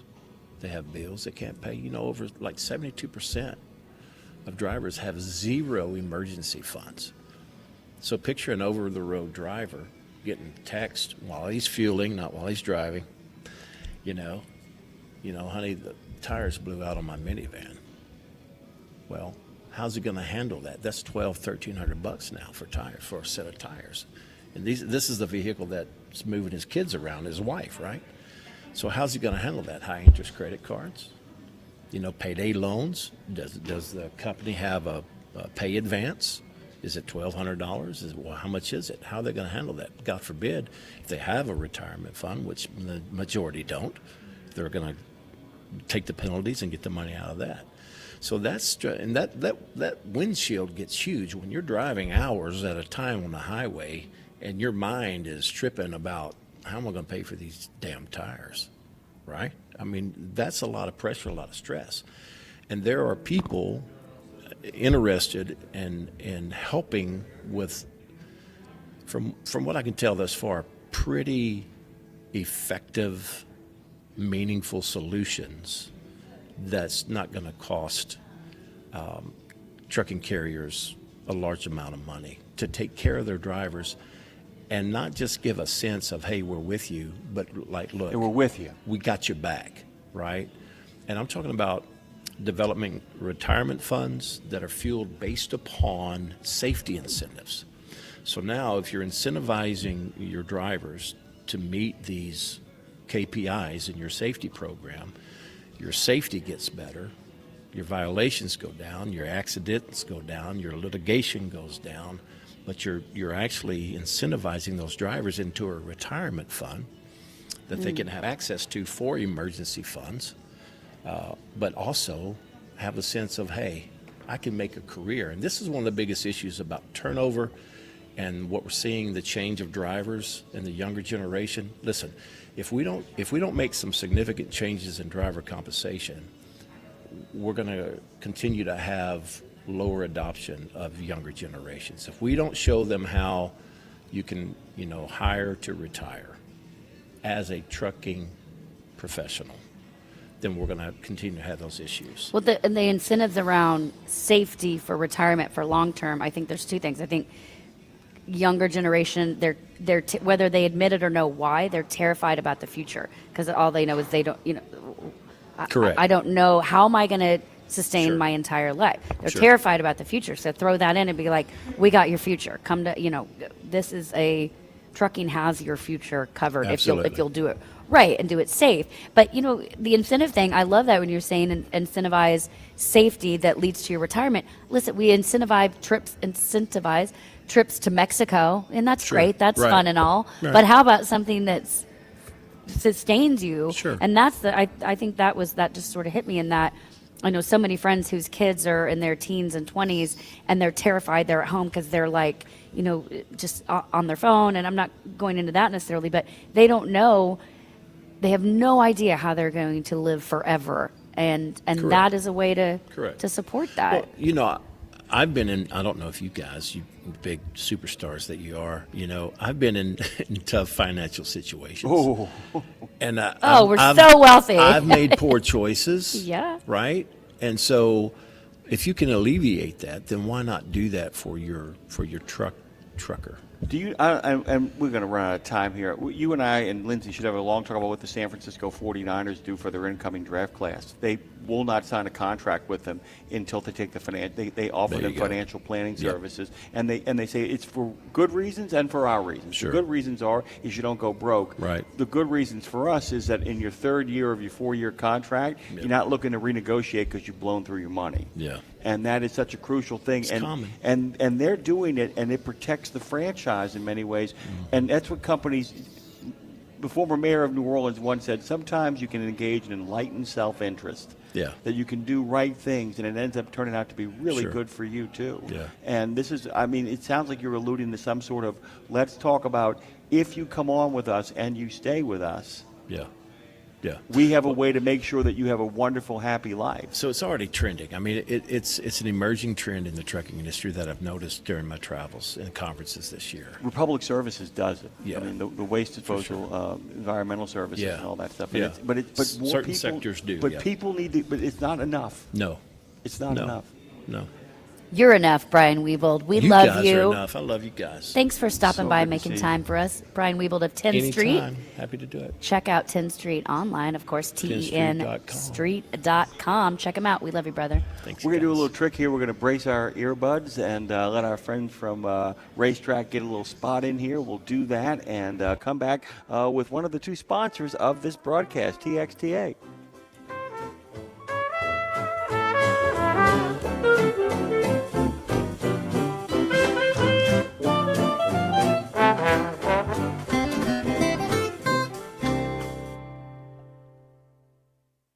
Pro drivers, say hello to your perfect fuel stop, Racetrack. Perfect as in hello, everything you need on the go. Oh, hi there, dedicated truck lanes. What's up, hot and delicious grab-and-go food? And hello, cat scales, clean restrooms, and large, easy-to-maneuver lots. Racetrack has what you want so you can get in, get out, and get back on the road, turning miles into money. Next time you need to stop, say hello to the fuel stop built for pro drivers. Racetrack, whatever gets you going.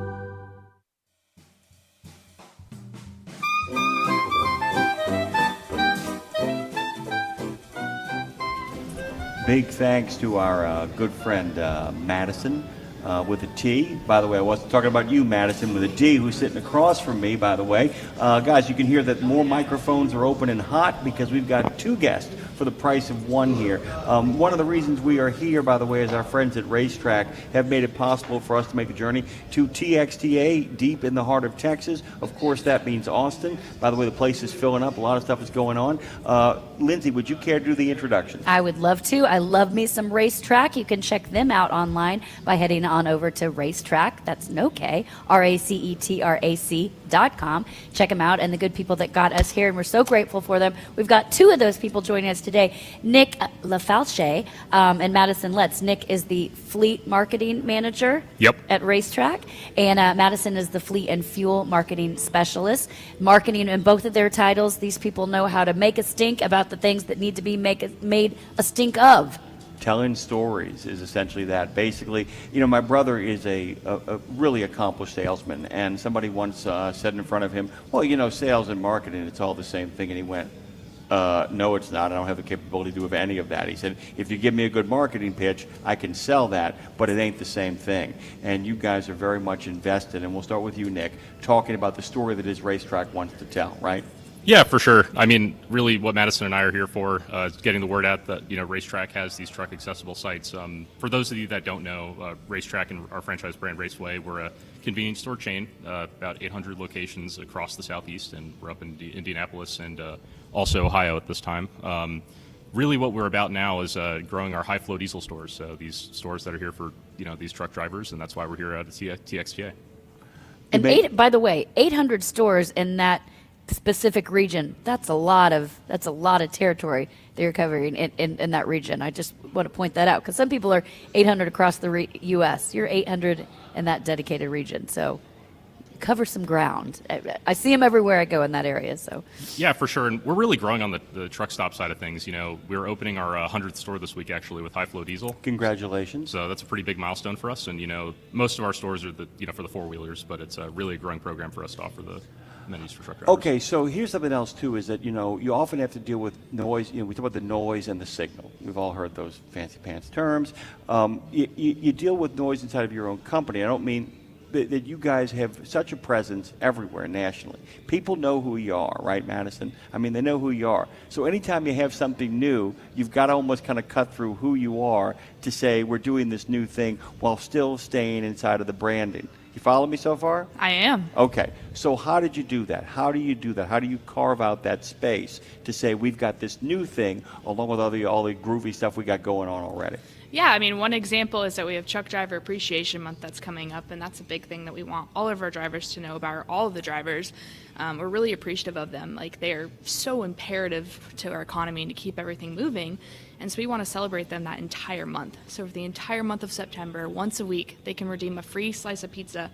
They can get double rewards points on all fuel, and they can also get either a soda or a coffee, and that's once a week for the entire month of September. That's a lot of money if you do the math, by the way, actually. That adds up. For a lot of people out there. For a lot of people out there. And it's interesting, too, because we have a lot of drivers, as you're saying, racetrack, we're known, you guys are known, that's for four-wheelers.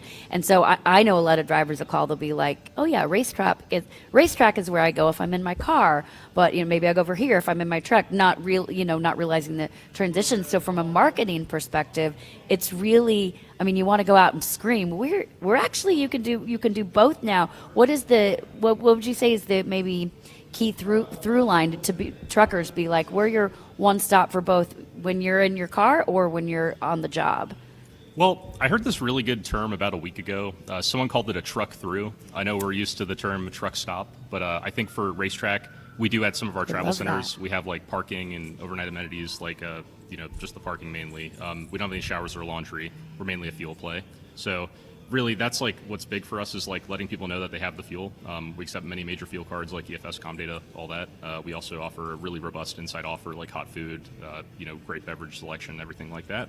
And so I always try to say, it's really we're mainly the fuel, but we also have, at some of our stores like the parking and Catskills, things like that. That's big. And also, real quick, Jim, to Madison's point, for Driver Appreciation Week, thank you for giving the drivers the quote-unquote freebies, the things that actually matter. I've been to a lot of these truck driver appreciation events at places, and it's like, oh, we're giving them a free hat. And it's koozie. Like, that's a koozie. And they're like, oh, that's great. Because what a driver needs is one more koozie. Yeah. Give me the thing that I have every day. Coffee and food. Like, give them the things that matter that keep them fueled while you're fueling them. Like, thank you for doing that. Because that's a big it's a hit on y'all financially to do that for every truck driver that comes through, but you understand that's what matters and keeps them coming back outside of just September, right? Mm-hmm. Well done, Madison. Thank you. I don't know if that was your idea, but well done.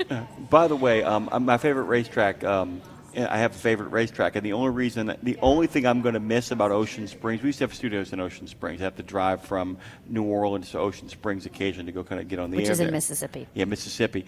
In making that drive, the one thing I look forward to is that I knew at the crack of doom, when everything else was closed, despite some places saying open 24 hours, not being open 24 hours, looking at you, McDonald's, I would get to racetrack, though, guys, and there would be these smiling people. And even on Christmas morning when I had to go do the show, there were two smiling people behind the counter. Can you talk about the idea of, about that presence, what it means and what kind of service people can expect when they get there? And best iced coffee is terrific, by the way. Y'all's iced coffee maker actually's got it figured out. It doesn't pour too much in, doesn't overflow on the pour. But can you kind of talk about the kind of service people can expect and what the facilities are like? Yeah, for sure. To your point about iced coffee, I make iced coffee every morning. I have like 3 cups of iced coffee because racetrack iced coffee is amazing, so you can't go wrong there. But yeah, so just expecting like smiling faces, like you said, and people to come in. Like, again, like these drivers, they're on the road all day, every day.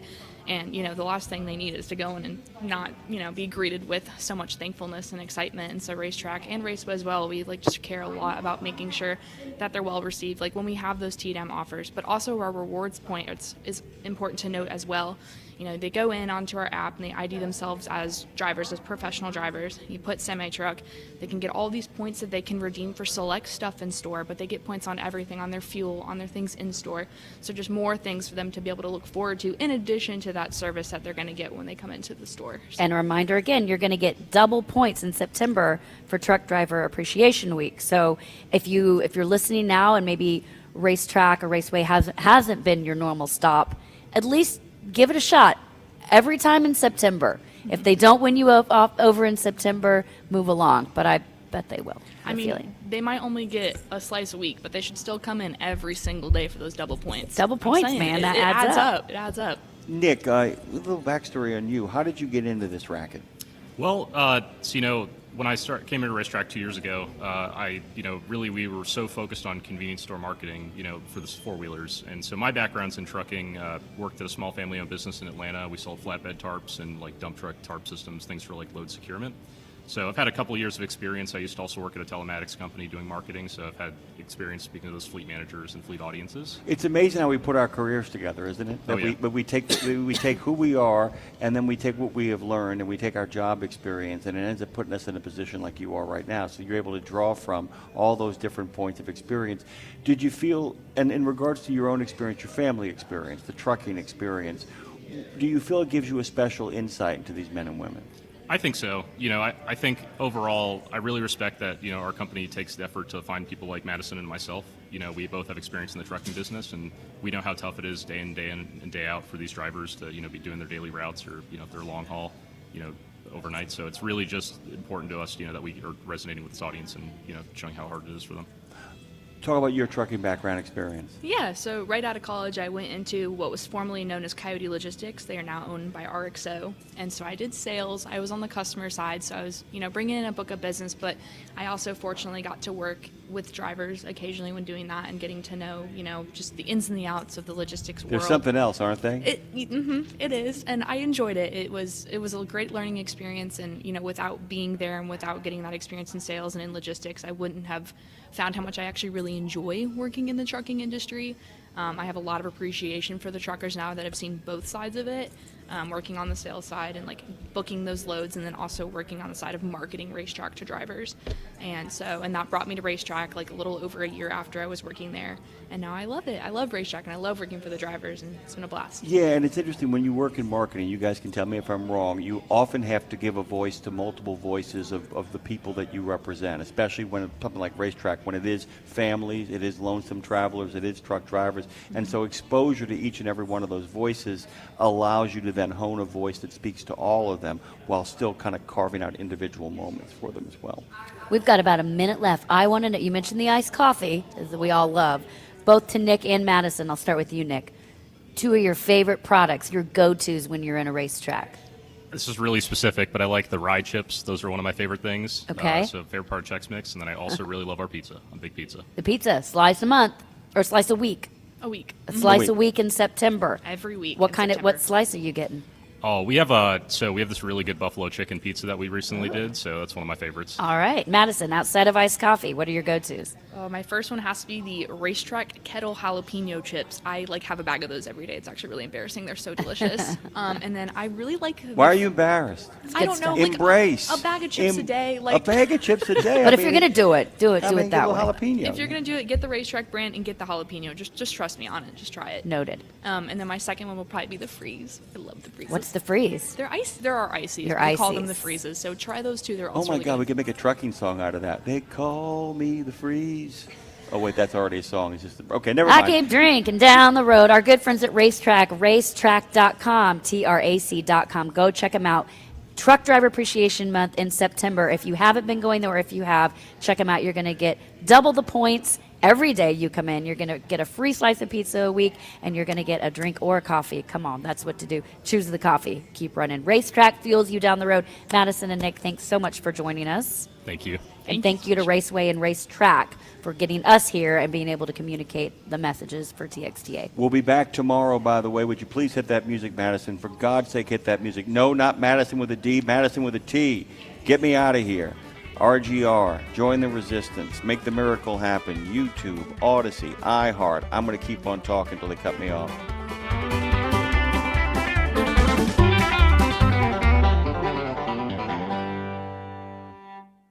Pro drivers, say hello to your perfect fuel stop, Racetrack. Perfect as in hello, everything you need on the go. Oh, hi there, dedicated truck lanes. What's up, hot and delicious grab-and-go food? And hello, cat scales, clean restrooms, and large, easy-to-maneuver lots.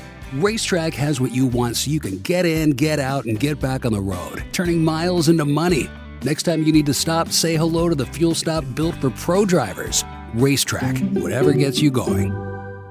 Want to reduce emission systems maintenance costs? Max Mileage Fuel Catalyst is the answer. This advanced solution promotes a longer DPF lifespan and lets you enjoy fewer regenerations by reducing your soot output by 60%. That means less downtime and more time on the road. Keep your system clean and efficient so you can focus on what matters most, getting the job done. Make the smart choice for your vehicle. Head over to PittsburghPower.com to order yours today.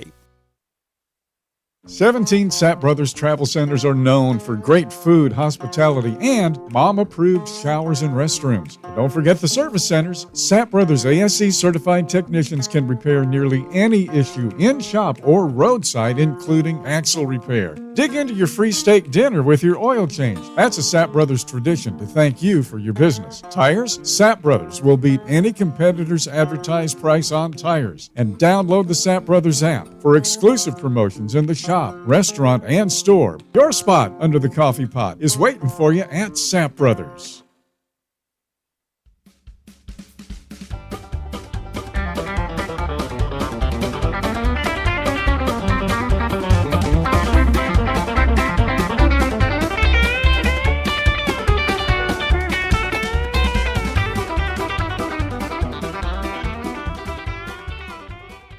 They should listen to Shelby Means on repeat, y'all. It will make those hours traveling down the road go by. I promise it. Okay, so I'm really excited about this. Joining us, we're welcoming her back, by the way, to the show. It's Shelby Means. You may already know her as a Grammy Award-winning bassist. She won a Grammy. I know her. She won a Grammy for Best Bluegrass Album earlier this year for her work with Molly Tuttle and Golden Highway on their 2023 album, City of Gold, which is phenomenal. She's a killer vocalist and honestly one of the coolest, most respected names in bluegrass and Americana right now. She's played with everybody from Delamay to Molly Tuttle to the Troubadours, and now she's out with her brand new solo record, Thank You Jesus. It just dropped. It's stunning, it's soulful, it's rootsy, it's honest, it's all the things.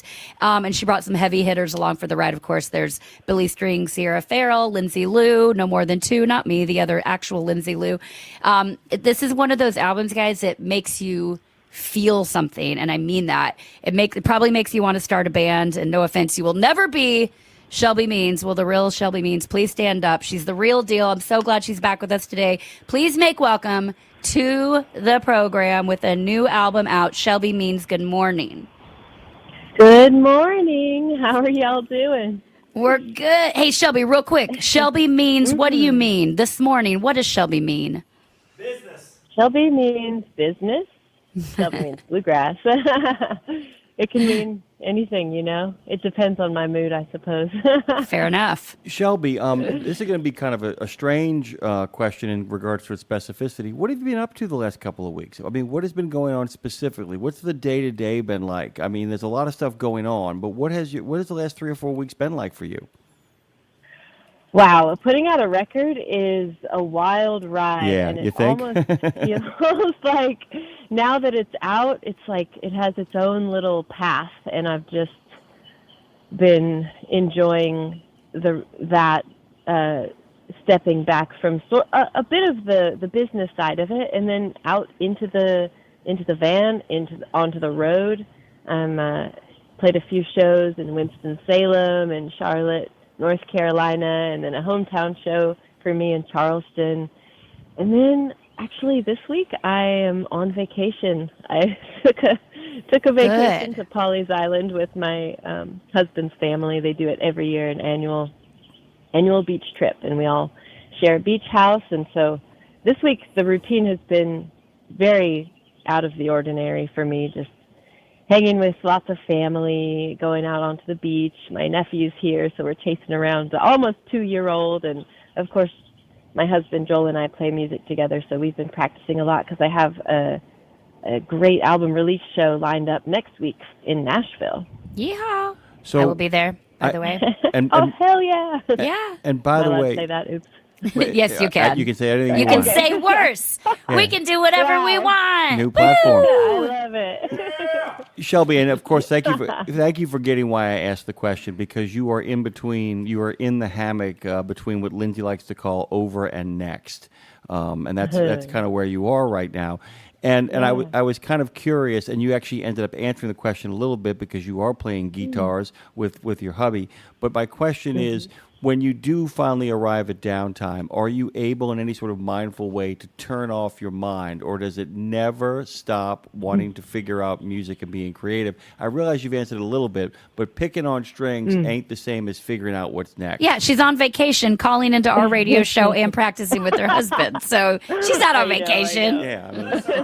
Well, as a self-employed person, I do think it's challenging and something that it's worth talking about, because when do you turn it off? With our little cell phone devices, we can be working from the moment we wake up to the moment we go to sleep, or any time in between. But I've lately, this year, just really gotten reinvigorated with reading books and reading like fantasy books. So I'm reading a book about witches right now, and that honestly is one of my favorite things and favorite ways to just disconnect and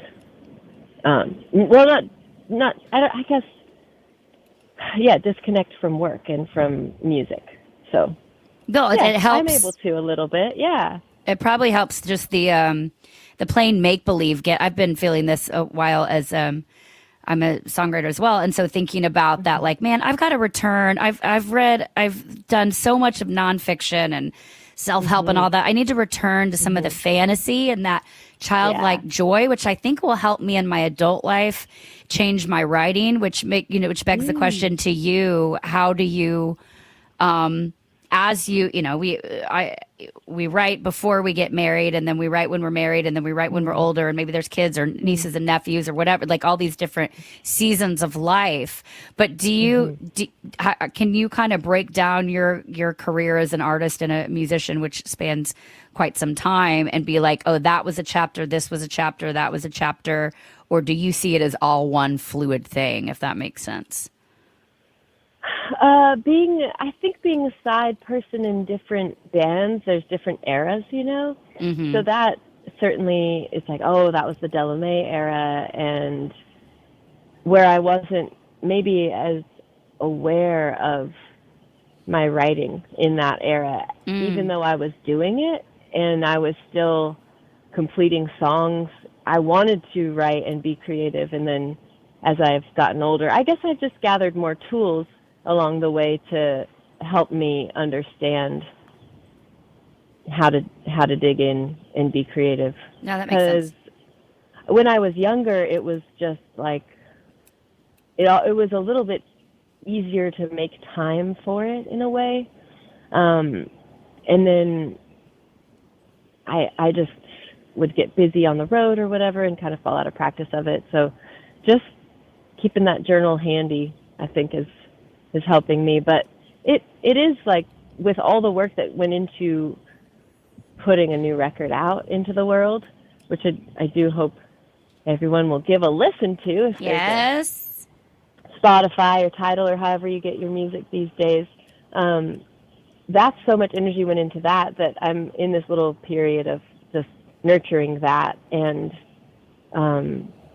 but I'm starting to look forward and think like, oh gosh, I want to make another one. I want to do some more duet recordings with Joel, and I want to do this, I want to do that. So it's the goals continue to form, and so then I have to keep the creative wheels moving forward. Well, good, because once you have no more goals, you're done and you're dead. So we have to continue to evolve and add to our toolkit, or else, Jim, it's over.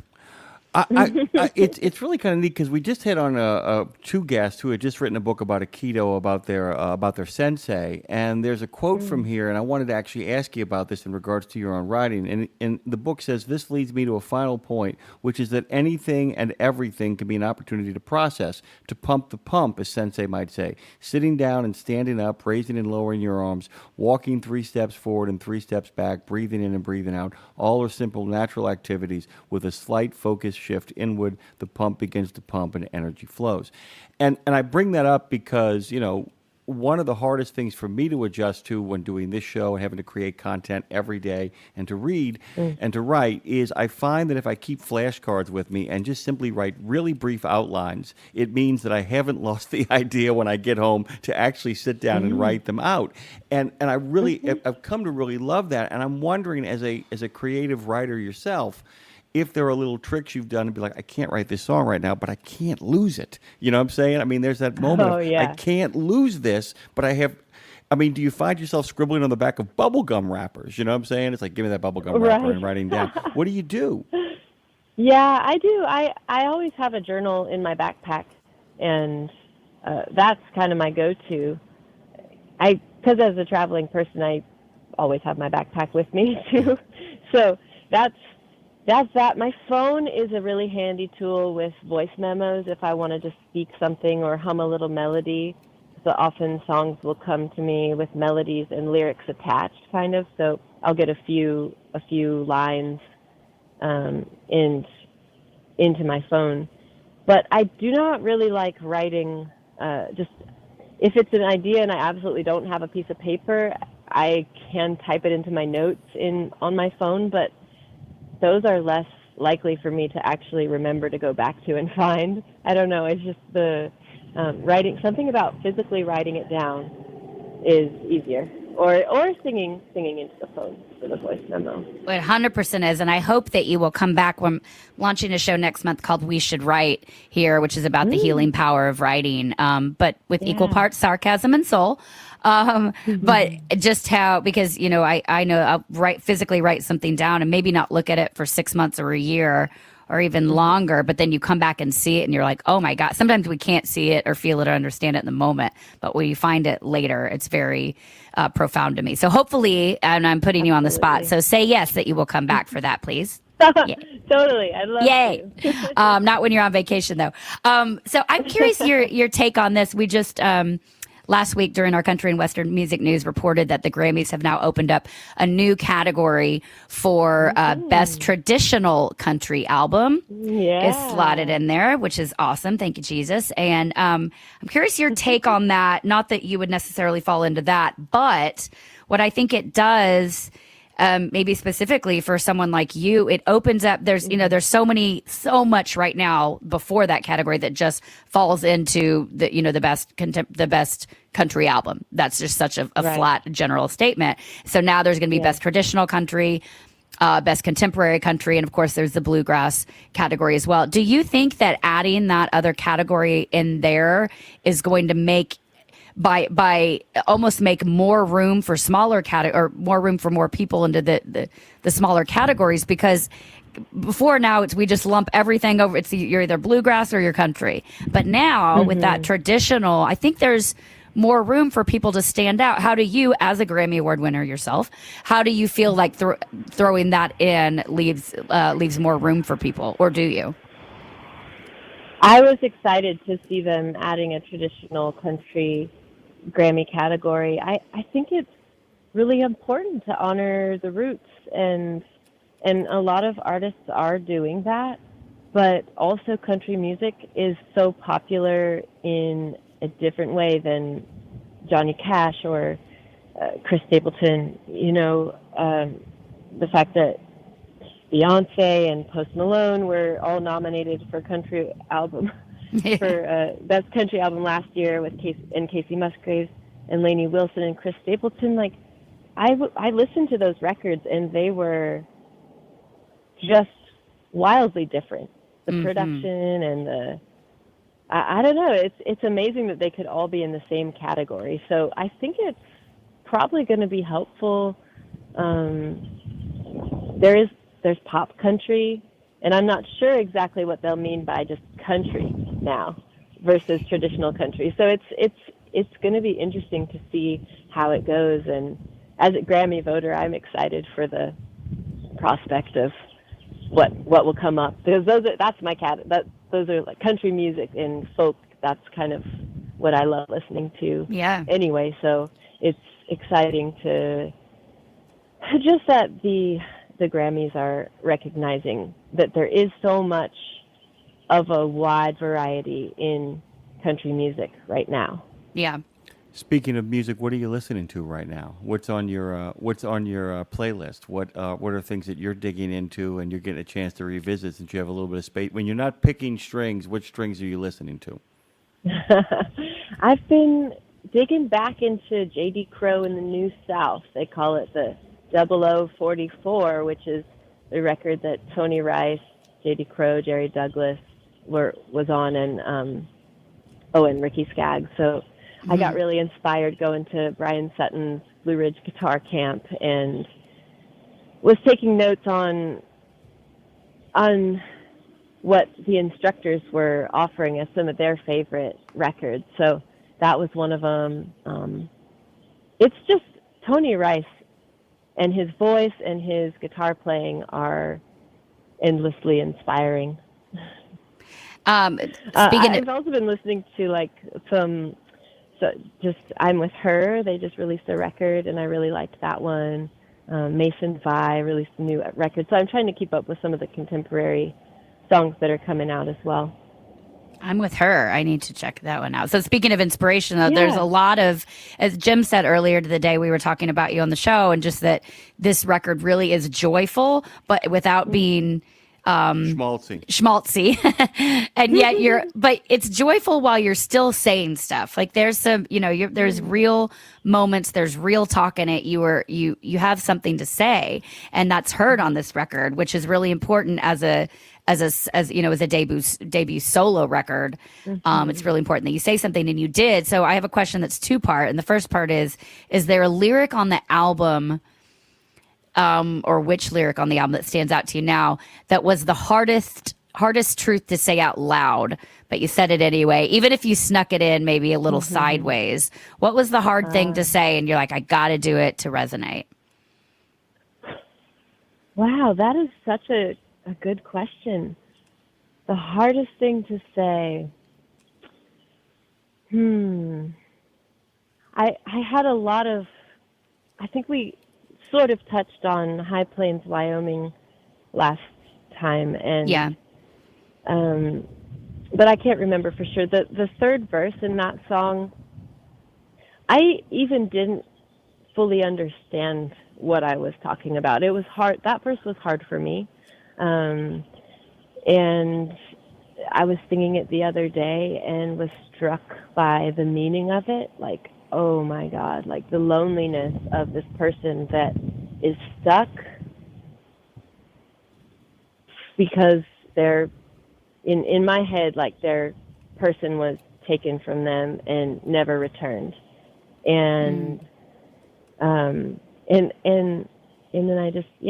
it struck me, and we all experience loss and we all experience grief, and for someone to feel trapped in a trace, like you're tracing the line of that person, but you're trapped, like you can't go outside the lines. That always was really a challenge for me. As a little kid, I loved coloring outside of the lines. Forcing me to have a little box around something is really challenging. So that could be one of the challenging things. Well, that's why you're a good songwriter, because that landed so much for you. Even though you did it, my guess is even though you didn't know what you were saying, you know what you felt, and it probably weighed heavy on your chest to think about somebody else going through that. So then the part two of the question is, pick a line from the album. I don't know if you have tattoos or not, but that's not the point. That you would get tattooed, like in a little tiny script somewhere, even if you hid it, could be on your ribs where no one would see it. Is there a line from your album you would get tattooed, either on your forehead or on your rib? I think maybe one of my favorite lines is the bridge in Up on the Mountain. She said, "An eye for an eye and a buck for an apple. Lay it on the table or get yourself gone." Woo, come on. That'd be a cool tattoo, wouldn't it? That's what I call a little bourbon and barbed wire country song right there. I want to go back to what Lindsay actually caught up on that too. I really don't understand what I was trying to say. I love that, by the way, Lindsay, because that's the thing that songs are supposed to do. That's when you know it's good, actually. Well, that's what songs are supposed to do for the artist. We know what they do for the listener. For the listener, it's supposed to capture something that they have always felt and never been able to kind of put into words or to song. For the artist, I always feel like I'm wrestling with something here, and the only way to really make sense of it is to put it onto a page and then to put it into the mix and then to put it into my mouth. The problem is I can't guarantee that I'll know what I'm saying, but I have to guarantee that I give it a shot.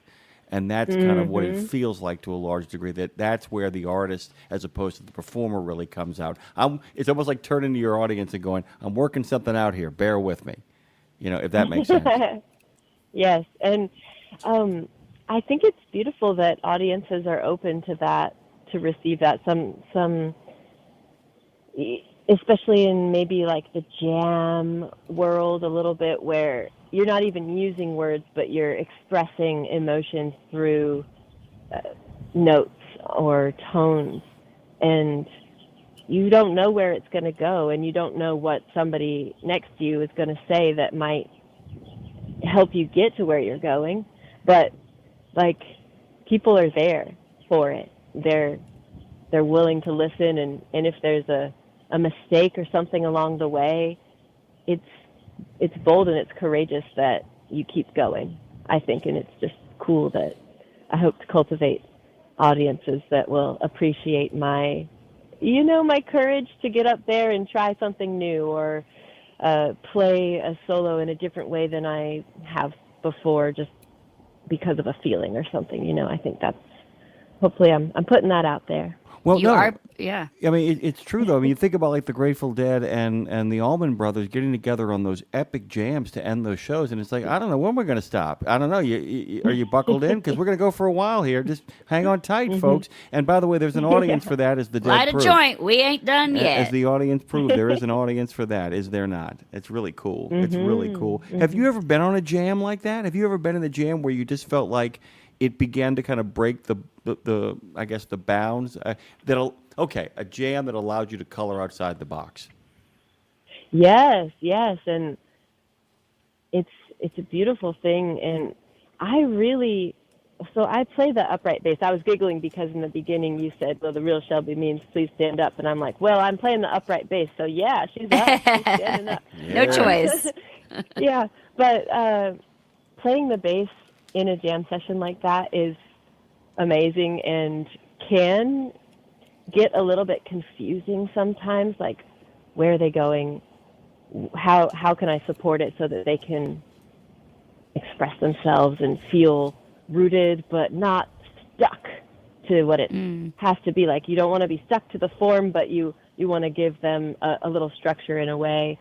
And I also, sometimes I've been in these amazing old-time jams where everyone is playing the melody together, and everyone's standing in a circle, and it's like you're shoulder to shoulder, and you're outside, and it's almost dawn, and the fiddles are playing kind of scratchy but wild, and it feels like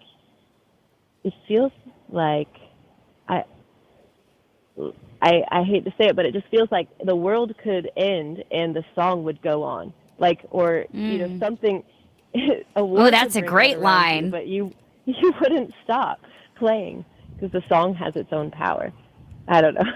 No, that's I don't know if I answered your question. You totally did. It's the final note of A Day in the Life by the Beatles. It just goes on. The and world on and could on. end, but the song would go on. So, Shelby Means music will go on. We just have a couple of minutes left, Shelby. I want to say real quick, this interview that we're listening to now will be up live on our YouTube channel this afternoon, as soon as it's over. All the interviews from yesterday, including Tech Talk with TMC, Education Station with Andrew, the Kaylee Bishop interview, and the Kelly Ramsey interview. Those are all up now. These will all be up as well later, so everybody can continue to catch those. If you're listening now, you obviously did miss it, but you can also share the link with somebody else, including this interview we're doing with Shelby Means. So, Shelby, I want to ask you, because, speaking of bold and courageous, like we said earlier, you being I'm going to keep hitting it because it must feel so fun to say Grammy winning woman. Oh, yeah. Grammy award-winning woman. Welcome back to the main stage or the strip club, depending on how you want to say it. Okay, so you're a Grammy-winning woman holding down the low end in a genre that hasn't always made space for that, And do you feel like you're sneaking through the cracks still a little bit, or have you officially, put your flag in the ground and have you been able to move past that? Because you definitely stand out in a crowd with that. Mm-hmm. Yeah, it's interesting. It's been an advantage and a disadvantage for my whole career, I think. And now I'm married, and I do think that helps. Where there had been perceived threat before of a woman in a man's circle, I feel so much gratitude for my husband, because it's like, well, I'm married. Like, there's no threat, Right. It's not what I'm here for, guys. Just let me make my music, get out of the way. And now you can win arguments with your husband too. Say, I've won a Grammy Award. You can't even contradict me. You can just do that. I'm just putting that out there. Sorry.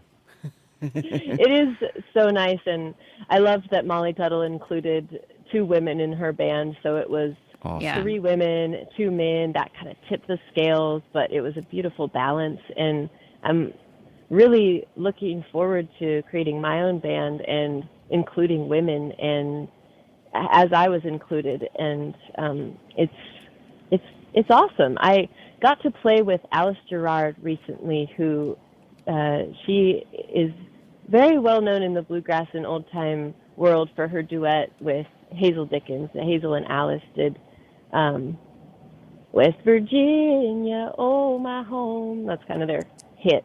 But anyway, never stop singing. Please come over and sing to me. She was so cool to meet, because she's like the grandmother that was doing it. We think it's hard for us now. I can imagine what it was like for Alice and Hazel back in the day. They were all having children and still making time to create music and be on stage with the Seeger family, and she had befriended Elizabeth Cotton, and they went on tour with Elizabeth Cotton, and I have a lot of gratitude for the women that came before me to be the trailblazers and open up the crack or whatever. It feels like a road now that we're walking down together, but it's not just a crack anymore, thanks to Hazel and Alice and June Carter and the women that came before. Yeah, wow. And Shelby Means now. Opening up adding another lane to the highway for more people to come. Yeah, come on, let's go. Let's go. Road metaphors, Jim. Road metaphors. I love every single one of them. By the way, we've taken the trail. It's been paved, and now it's got a couple of lanes in it as well. I'm sorry, but we're now coming to the exit ramp, Shelby. No. I did that pretty All good. right. Well, let's have a safe travels to everyone out there listening. There you go. Happy See? listening to the Shelby Means Bluegrass record. There you go. Shelby Means in on the road metaphor. Please go get this album, everybody. The new record out. It's Shelby's solo debut record. Download it. Don't just stream it. Download it. Download it so you don't lose service as you're driving along the road. Anywhere you stream music, Shelby Means. Shelby means bluegrass. Shelby means badassery. Shelby means go get back to your vacation. Thank you for being here. All right. Thanks so much, y'all. Have a good day.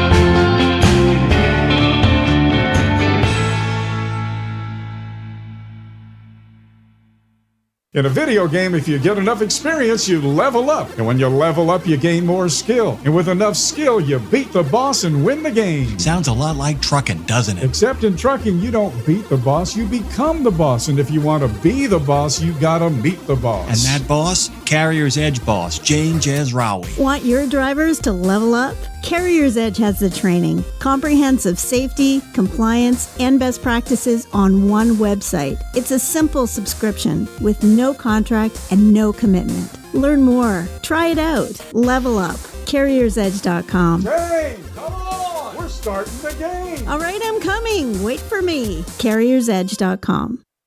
Pro drivers, say hello to your perfect fuel stop, Racetrack. perfect as in hello, everything you need on the go. Oh, hi there, dedicated truck lanes. What's up, hot and delicious grab-and-go food? And hello, cat scales, clean restrooms, and large, easy-to-maneuver lots. Racetrack has what you want so you can get in, get out, and get back on the road, turning miles into money. Next time you need to stop, say hello to the fuel stop built for pro drivers. Racetrack, whatever gets you going. Live hard, drive hard. Shady Rays has got you. If you want a pair of sunglasses that keeps up with your adventure on the road, Shady Rays has got you. If you want to keep your eyes on the journey ahead with a price point right for your lifestyle, Shady Rays has got you. Premium polarized sunglasses with a lost and broken protection program and 30-day risk-free returns and exchanges. Drop in that code RadioNemo at ShadyRays.com and get a 35% discount and make sure you can see where the action is. They got you at ShadyRays.com.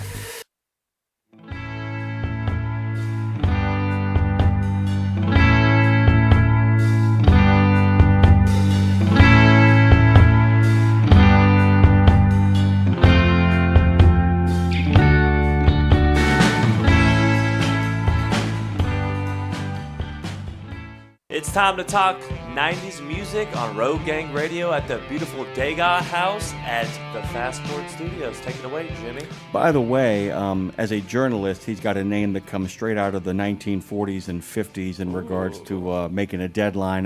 Gary Graff is the author of 501 Essential Albums of the 80s and 501 Essential Albums of the 90s, which is what we're talking about today, where Gary and a cast of fellow music journalists, ink-stained wretches, present the most pivotal, impactful, and best albums of each decade across multiple genres: pop, rock, hip-hop, R&B, metal, country, alt-rock, and more. From the mega hits that everyone knows or owns to obscure yet influential albums, these are the albums that defined, as in the first book, the 80s, and now we're pivoting to the 90s and made both artistic and commercial impact. Essentially, these are 501 albums that stand the test of time. It's organized by year. There are knowledgeable opinions and reasons why each one is picked, as well as label, release date, and all the other stuff, the whole enchilada and the burrito on the side. In case you don't remember Gary, and how could you have forgotten him, he's an award-winning music journalist out of Detroit with some amazing stories. He's a regular contributor to Billboard, the Cleveland Plain Dealer, Media News Group, Ultimate Classic Rock, The Consequence of Sound, and other publications, as well as radio stations in the Motor City and in, well, I would call it Beer City, Milwaukee. He's written books on rockers ranging from Alice Cooper to Neil Young. Welcome back to the show, Gary Graff. Hey there. How are we? Oh, we're doing great, man. It's good to have you back. I will point out, by the 90s we were done with being ink stained. We were largely onto keyboards by then. Oh, good point. 80s we were still in ink. 70s we were in hammers and chisels, and stone tablets. So. Stone tablets. Well, Gary, welcome back. We had such a great time to get into 80s with you, although I was really just like, can we get on to next month because I need to talk about the 90s with all due respect to the 80s. But so very excited to have you back, and your opinion, your expertise here is exciting because I just want to dive in first of all because the 90s were such a cultural pivot going from analog to digital, MTV, Napster, and such a shifting climate. I'm wondering how that influenced your picks here because what is your reaction to critics who say, if they do, that that 90s music perhaps was the last maybe authentic era before streaming? Is that fair to say, or no? I don't know that I call it the last authentic era of music. I think there's still plenty of authentic music past the 90s, even up till today. It was and authentic, yes, but. Yeah, is it the last time though before we shifted to like all the noise? I guess I'll say of the extent. Very much so. I write in the intro to this book that this is the last golden decade of the album. Mm-hmm. This was after we got Napster, after we got streaming, we really went back to a song oriented consumption of music. There's still albums, of course, but in the 90s we were still excited about albums. It was the primary vehicle for consuming and listening to music. And that, and then, as we said, at the end of the decade, you're getting Napster, you're getting P2P, you're getting file sharing, that led to streaming and led to a whole different world order in listening to music. So I would say the 90s is the last decade of the authentic album experience. I wanted to kind of follow that up and follow up the technology aspect because we want to get to the music. In the 70s and 80s, if you wanted to be your own DJ, you needed a cassette player and a whole lot of patience. As we move through the 90s, everybody almost becomes their own personalized DJ because they can begin, after the album begins to slowly fade out, they can begin to assemble their own version of what a playlist looks like. They can do it, and they can do it very quickly. And this kind of goes back to it. This is like the last hurrah of like getting in a line, standing outside, and picking up an album and then a CD on the moment of release and kind of devouring the album and looking for meaning inside of what is the overall feel of this thing, what are they going for. It becomes more about songs again. That's kind of what you guys are getting at, right? Yeah, it was very much still an old school type of experience of immersing yourself in a long playing musical experience. That's really what we still had that going on in the 90s, and long player even took on a different definition because it was all CDs. Vinyl was gone, cassettes were going, so it was CDs, and a lot of artists felt the need to use all 70 minutes available on that CD, sometimes to a fault. Not everybody has a 70-minute album in them. That's the equivalent of what in the 70s and the 80s would have been a 2-record set. So but you still were immersing yourself in that long, complete experience with one artist. Okay, speaking of immersing yourself, I want to talk about an album that won 9 Grammy Awards, Album of the Year. It made it the youngest artist to win the award at that time for Best Rock Album, Best Female Rock Vocal Performance, and Best Rock Song, and Best Long-Form Music Video. I'm talking about It's Like Rain on Your Wedding Day. Okay, this album, Jagged Little Pill by Alanis Morissette. I'm curious your take, Gary, on, like, that was such an iconic record. It defined a lot of my life. I feel like it's now out in musical form. But why does something like that? How can and I know that once we come out with something that's that big and that becomes that anthemic, whether anybody knew the success it was going to have or not, the follow up is obviously very hard. And Alanis, after that record, there wasn't something ever as big as that. Why is that? How can something like that be so amazing, and then we don't have anything like that record from her again?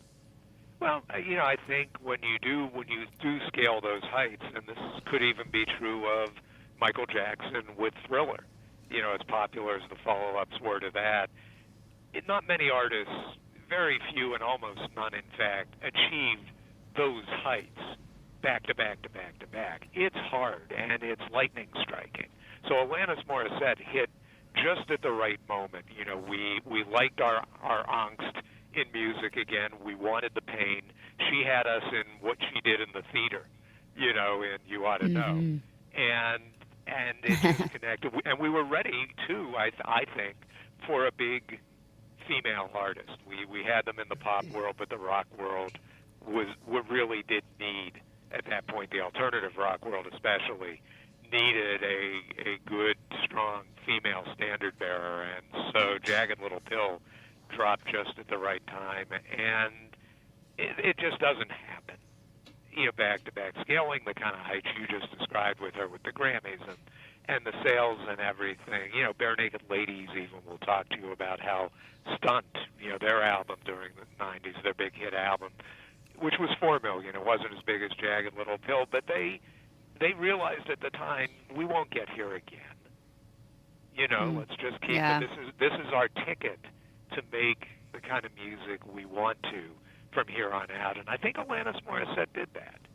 I don't think I think she walked away from the Jagged Little Pill experience feeling empowered, licensed, maybe a little nervous, but ultimately understanding that this was literally lightning striking, I can't control that. I'm going to make my music and let the proverbial chips fall where they may. And she still has had plenty of success. And, you know, she's been touring the last few years doing sellout business, mostly on the strength of Jagged Little Pill. And I think the smart artist does recognize that. You know, it's not going to happen.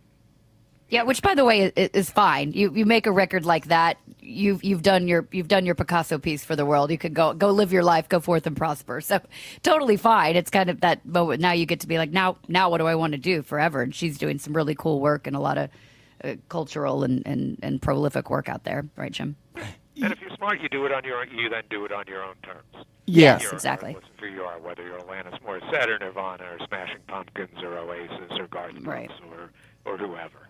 Yeah, and there's a lot of that, too, that ends up happening, that a lot of people had figured out the lesson from earlier decades, too. A lot of people would have these big hit albums and then end up broke 5 years later because they never could recapture it. A lot of these people end up a lot smarter and saying, as it happens with Bare Naked Ladies and with Alanis Morissette, the idea that this ain't going to happen again. It's almost as if people got managers in the 80s and 90s who were like the guy that stood behind the Roman emperor after the triumph and whispered in their ear, remember that all men are mortal and that all fame is fleeting. I want to kind of go back to an earlier period because there's an argument to be made that 91, and it's 90 or 91 when we get the tale of the two flannels, Nirvana and Pearl Jam. It come out at the exact same time, and that kind of really dictates policy for a lot of what rock becomes. And there are bands, however, that do continue, U2, REM from the 80s, but a lot of bands that show up in the early 90s who end up kind of dominating the scene with a pressure to release monster albums over and over again does kind of weigh upon them, and they try to keep up with it, right? They did, sure. I mean, you know, and those are great. Pearl Jam and Nirvana, that was 91, but it was actually something that began during the late 80s because that's when we had Alice in Chains emerge from Seattle and Soundgarden, and it was, you know, during 88, 89, we started to feel the sea change, you know, in rock especially, you know, into something a little bit heavier, a little bit darker and dirtier, but then you did have Nirvana and Pearl Jam blast off into mega platinum territory, just become sensations, and these were artists that struggled with that. They did not want to be rock stars. They did, but they wanted to be rock stars on their own term, and they didn't want the kind of adulation or mania that they wound up experiencing. And you know, both of those bands especially really grappled with it, and it became, you know, very awkward. And of course, in the case of Nirvana and Kurt Cobain, it became tragic when he committed suicide. Pearl Jam handled it in their own way, and they had a lot of awkward moments throughout the 90s. But you know, this was where you did have music that had a very serious intent and a very darker, you know, kind of mood and countenance to it. And if those artists wanted to stay true to where they were coming from musically, it was always in direct opposition to what the music business made them into. So, Gary, last night I got to perform at the Country Music Hall of Fame, and I performed with Tony Arata, who wrote the dance for Garth Brooks. Yep. And we got into a long discussion. I told him that I was going to be on the show with you today, and so we got into a discussion. And then backstage, and the makeup artists were debating which, you know, she's 40, debating with somebody. We had somebody in their 20s, 30s, 40s, 60s, and 70s, all backstage debating albums last night because of your interview today, which was kind of a fun scene. But we got into, first of all, talking.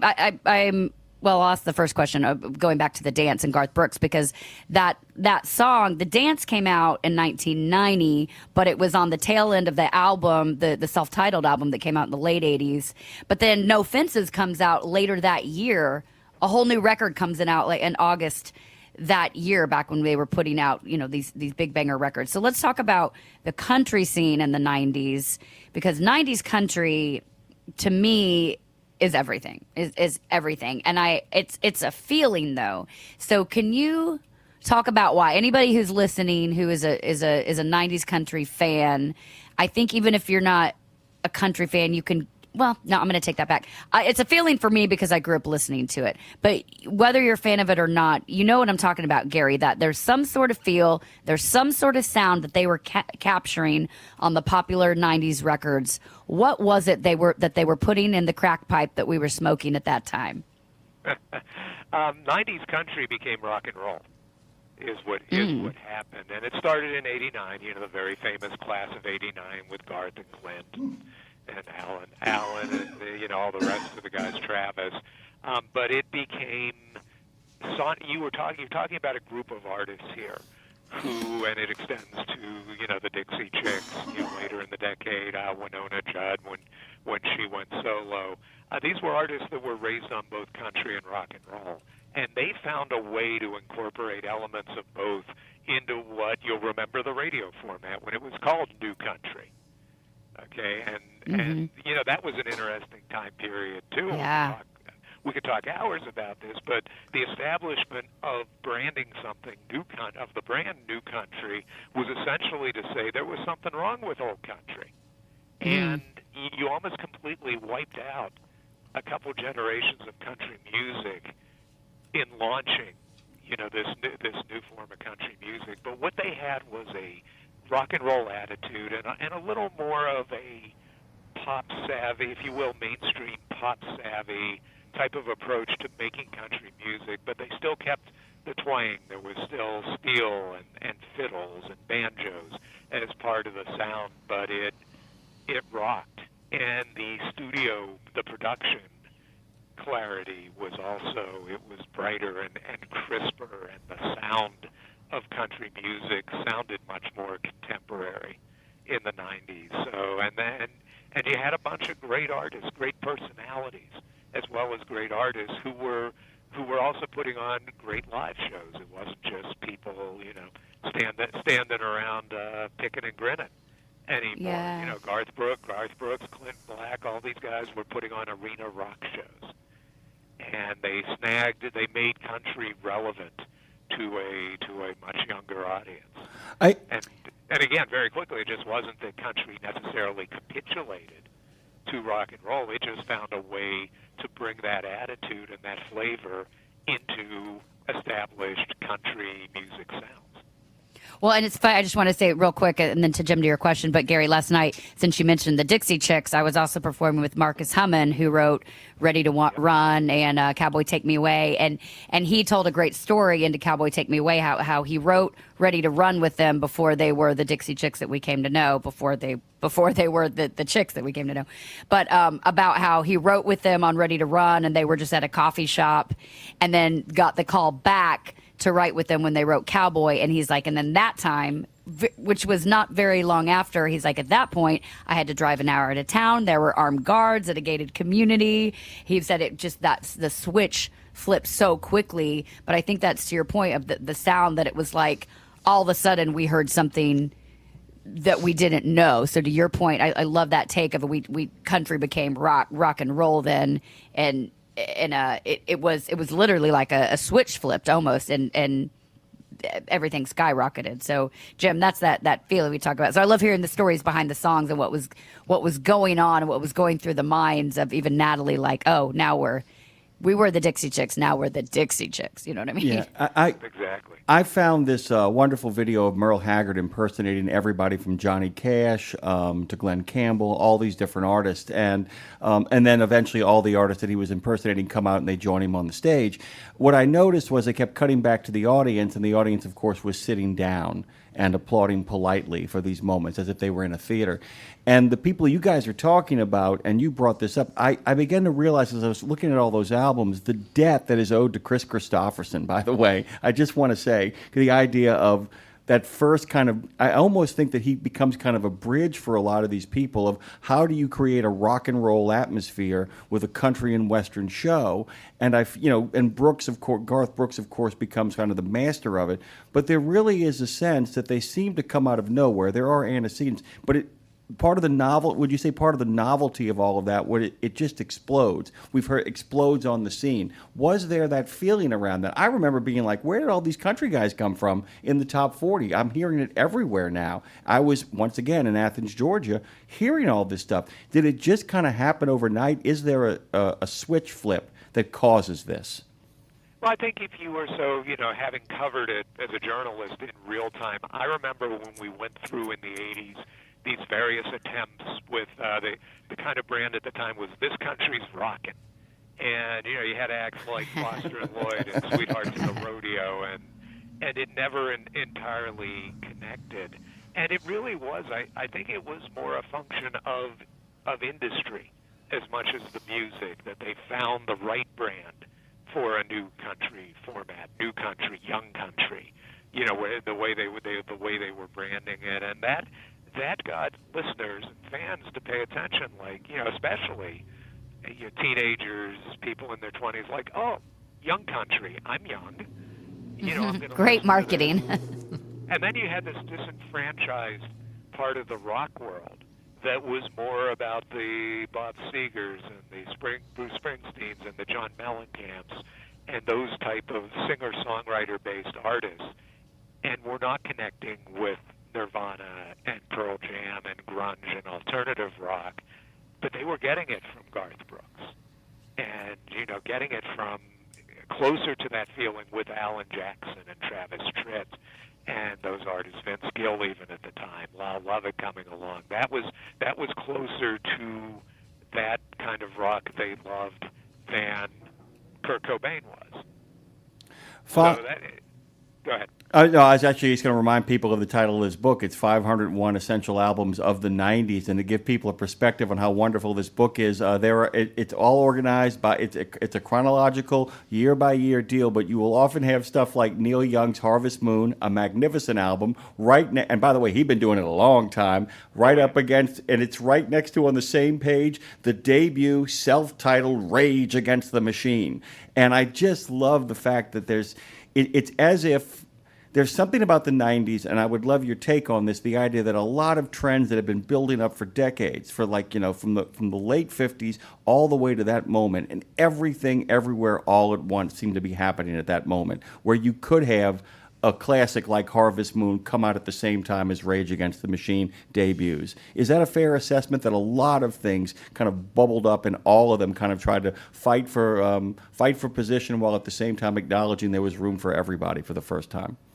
Yeah, that's a great read of it. Sounds like you read the introduction to the book, which I appreciate. That was part of the magic of the '90s, is how much different music was going on, and how good, so much of it was. I mean, you had people like U2 puts out one of their best albums ever, Achtung Baby.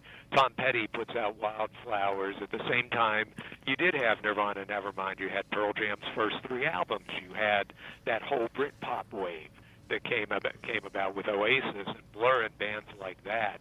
You had, the real rise of gangsta rap, creating its own subgenre within the hip hop world. You had the new movement of boy bands, God help us, and then you had electronic music, which was really it went from electronic music from being Kraftwerk and Tangerine Dream to being the new disco, electronic dance music, and creating real artists and real personalities within that realm. So yeah, we were all over the place in the 90s, just like we were today. And the 90s really was the introduction of that kind of aesthetic, that, there's all this different kinds of music, and now it's accessible to all of us.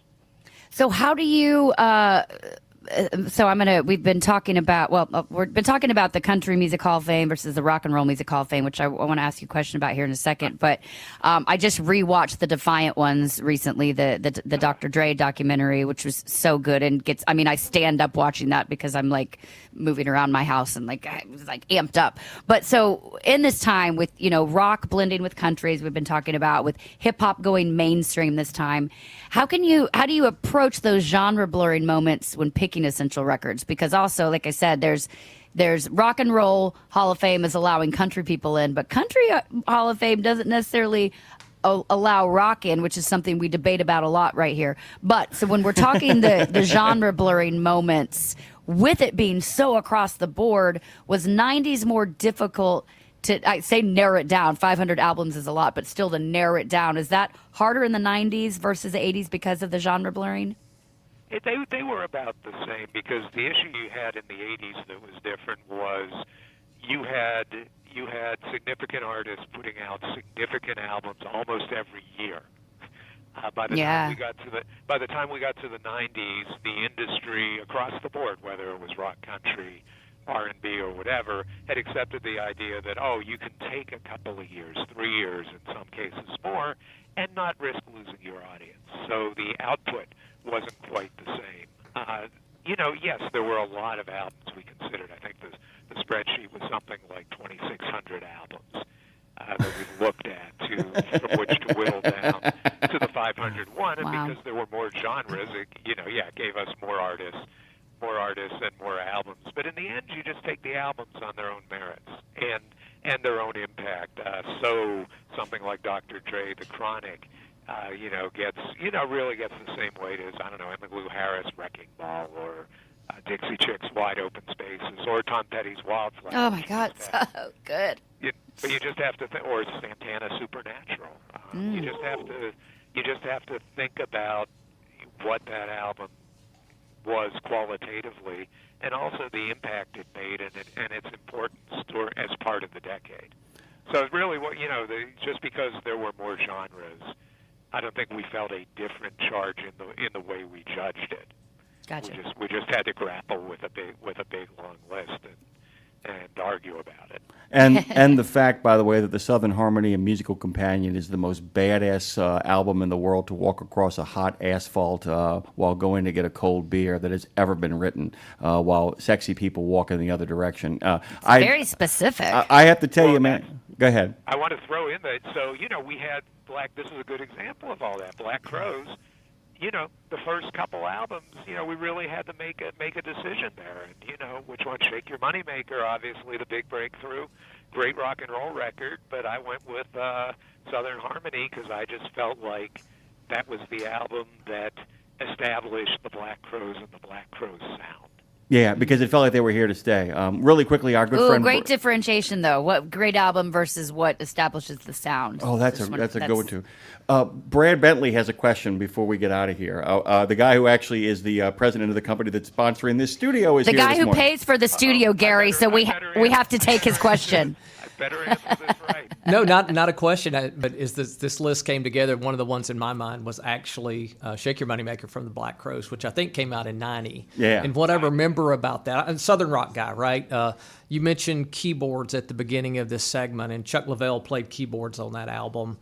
There's actually a tie into Lindsay Lawler because he was in the audience at the U.S. Capitol when she sang at the Capitol Christmas tree lighting.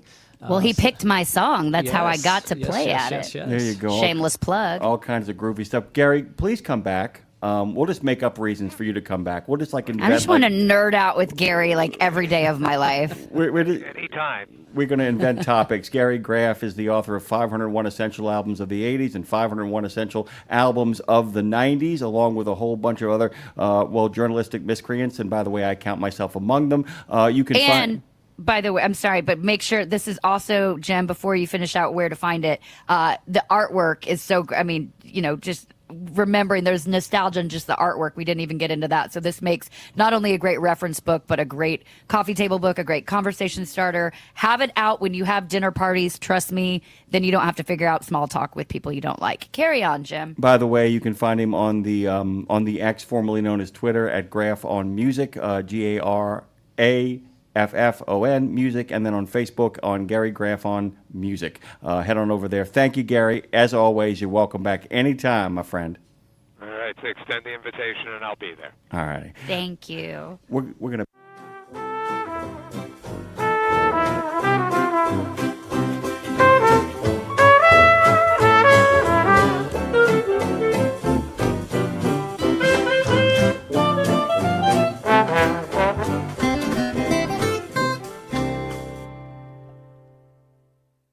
In a video game, if you get enough experience, you level up. And when you level up, you gain more skill. And with enough skill, you beat the boss and win the game. Sounds a lot like trucking, doesn't it? Except in trucking, you don't beat the boss, you become the boss. And if you want to be the boss, you gotta meet the boss. And that boss? Carrier's Edge boss, Jane Jezraoui. Want your drivers to level up? Carrier's Edge has the training, comprehensive safety, compliance, and best practices on one website. It's a simple subscription with no contract and no commitment. Learn more. Try it out. Level up. CarriersEdge.com. Hey, come on! We're starting the game! All right, I'm coming. Wait for me. CarriersEdge.com. Pro drivers, say hello to your perfect fuel stop, Racetrack. Perfect as in hello, everything you need on the go. Oh, hi there, dedicated truck lanes. What's up, hot and delicious grab-and-go food? And hello, cat scales, clean restrooms, and large, easy-to-maneuver lots. Racetrack has what you want so you can get in, get out, and get back on the road, turning miles into money. Next time you need to stop, say hello to the fuel stop built for pro drivers. Racetrack, whatever gets you going.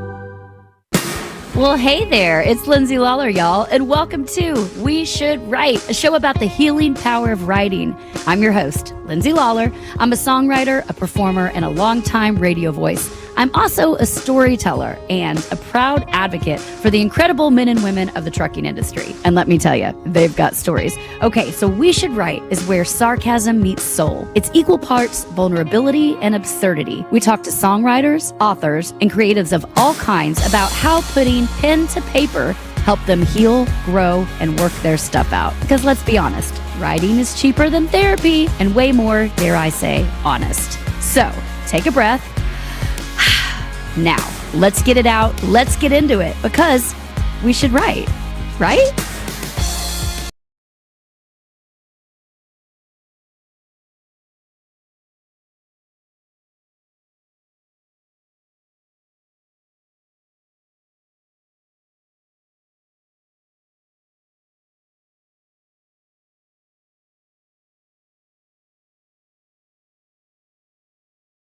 Here we're back at it again. This time I'm talking with a man who's played packed arenas, been at the Grammys and all the fancy pants places, and he's helped pin the soundtrack to more than a few major life moments of my own life in particular, by the way, guys. You probably know him as Tim Lopez from the Plain White T's, but today I'm sitting down with him as Timothy Howells. Hello. Not an How are alter you? ego necessarily. Maybe we'll see. He's a solo artist, a storyteller, a husband, a dad, and a seeker, which is why I'm going to guess that is where the solo project emerged from, but we'll see. Because, guys, let's be honest, it takes courage to pivot when you already have success, to step away from the safety of a name, aka Plain White T's, and write from that raw, messy, unfiltered place. There had to be more he needed to say, question mark. We'll find out. Something more personal, maybe something more spiritual, we'll see. Okay, and that's what We Should Write is all about, how the act of writing can heal us. It can expose us, can even restore our faith when the world feels heavy, aka the video for Smithereens. We're going to talk about that more. So whether you're a songwriter, a journal scribbler, or someone just trying to feel your way through the day, this conversation might be a reminder that you need to journal and you didn't even know it. Okay, please make welcome to the show a man who is gearing up to release even more solo music, which is so powerful. It's relatable. It's a sign of the times. While continuing to tour with the Plain White T's, yes, he's still very much a part of that. Hey there, Delilah, I see you. Welcome to We Should Write, Tim Howells. Hey, Tim, we should write. We should write, right? Right? Right? Right? Let's do it. And then the interview's over. Okay, goodbye. Bye. Thank you for coming. Hi. Epic intro. Thank you. Thank you. It was long. Sorry about that. Oh, I mean, I was like, keep it coming. Keep it coming. Well, I'm so glad you're here. I reached out to my friend Elise, who helped me create the Truck Stop Tour years ago. And I was like, we're going to be broadcasting in Austin. I can't imagine not doing it with somebody live from Austin. She's like, oh, I got the guy. He's the best Amazing guy. how that worked. And she said your name, and I like kind of nerdy screamed. Wait, who was episode 1? Fred LeBlanc from Cowboy Mouth. Okay. Do you know Cowboy Mouth? Nope. Great New Orleans band. Awesome. They've played Jazz Fest 34 times. He's an epic. They're a New Orleans staple. I mean, they tour nationally. Yeah. And I was like, episode 1 was live from New Orleans. So Yeah, like we got to have a New perfect. Orleans guy. Episode 2, live from Austin. I got to have an Austin guy. Where to next? Well, I'm going to be back in Nashville, but there's nobody there. You know. No. Yeah. Take your pick.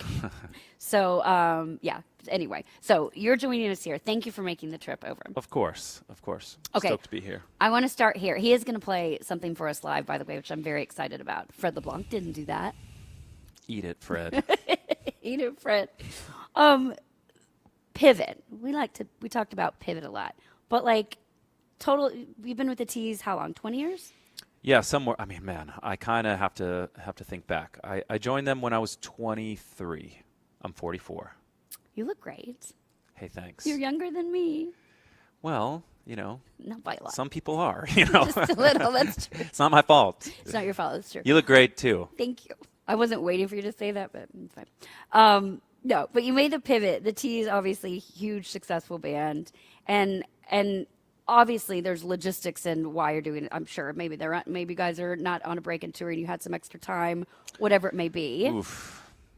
But let's talk about the real reason, like the sole reason, maybe that you didn't even realize. Is the pivot coming from something larger that needed to be said? Well, I think the most obvious reason for doing it was, if I break it down, when I joined Plain White T's, which was a long time ago, they had already been a band since 1997, I think is when Tom started the band, as like a garage band in a Chicago basement kind of thing. And so because they were established, I joined on their second independent release. I recorded that record with them, which had Delilah on it as an indie record. And Tom, being the sole and primary writer for that project, he kind of had a sound, you know. Any fan of Plain White T's was used to Tom's writing, Tom's voice. And so it took a little bit of time for for me to kind of get my songwriting chops up, and B, for him to relinquish a little bit of control as a lead singer and writer, because we basically structure it where if you write the song, you can sing it. And even my first hit for the band, which was called Rhythm of Love, that song, when I turned it in, he was like, "Oh man, I love this song. I wonder how it's going to sound when I sing it." You know, he like wanted to cut a vocal for it, and I think that wasn't the deal. Yeah, I mean, and that was new at that point. That dynamic was new for him, and thankfully, our A&R guy who worked at Hollywood Records loved the song, and he was like, "Nah, this is Tim's voice behind it. We got to go with it." But as far as the pivot goes, I think a big part of it is that I always felt like in order to get songs cut on Plain White T's records, it did have to fit in some kind of box. Sure, you know, yeah. It couldn't be so far outside. You know, I'm certainly not going to write a country song or an Americana song and have it make sense with a Plain White T's record. The band came from like pop punk alternative. That's where it originated. So a lot of the early influences were like Green Day and Jimmy Eat World, bands like that. You can hear the pop punk in the iCarly song Totally. that Tara loves so much, by the way. Totally, yeah, in the Our background. Time Now, for sure. So yeah, I felt like it had to either work in like a love song hot AC format, like Delilah, and like the song that came after that, which was called 1, 2, 3, 4. AC means adult contemporary, by the way, for Right, all listening, right. Which I fall under now. Yeah. Who knew? I mean, and so does that band, right? Even Yeah. though it's pop punk and pretty rock still at its roots, the songs that tended to connect really well with our audience were always like the acoustic ballad on the record, like Delilah. And so we kind of shifted from like Warped Tour style band into a hot AC format band. And so as a writer, you're thinking, I mean, I would love another hit. You know, everybody, once you get that taste, you're like, you know, I don't want to go backwards. I want more checks in the mail. That sounds cool. And I want, you know, people to hear my music. And so I started, any writing done for Plain White T's felt like it had to fit in that box. And then fast forward to now, Timothy Howell's is definitely more just straight from the gut writing. Some of it is, I started the project during the COVID era and felt like this is a chance to do something new, and it's also a chance to kind of broaden my writing, learn the chops of writing country music. Maybe for the sake of in the future, I have 3 children. How long are you going to tour excessively? Yeah. Which, in my youth, I toured 300 days a year, and thankfully we've scaled it back. But it got to a point where I thought, maybe I will be not just a performer but a writer too, and I'll learn to write country, and maybe we can submit songs to Nashville, get some songs cut. Maybe that's a alternate source of income or whatever. My wife, who's from here, was like, that's not as easy as you think. She was the one that was kind of like, you don't know anything about writing country songs. And thankfully has since become like a huge champion of what I do. But not that she wasn't always when it came to music, but just as far as trying to tackle country music. Well, she doesn't want you to. She wants you to be set up for success because totally. your success is hers, obviously. Yeah, and just I think she kind of knew that great country songs are not easy to come by. You just like pop,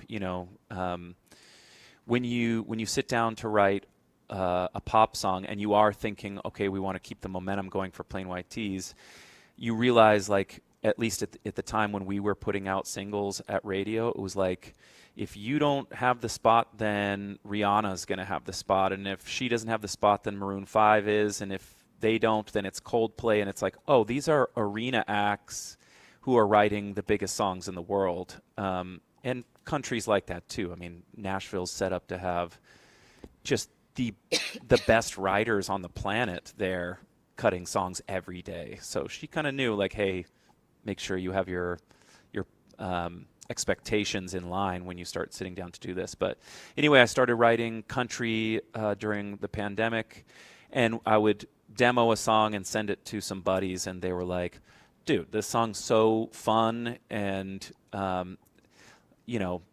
it's set up perfectly to be a live track. We should start a band. And those were buddies from my church here in Austin, and I've ended up taking all of them from the church worship band and formed a band here.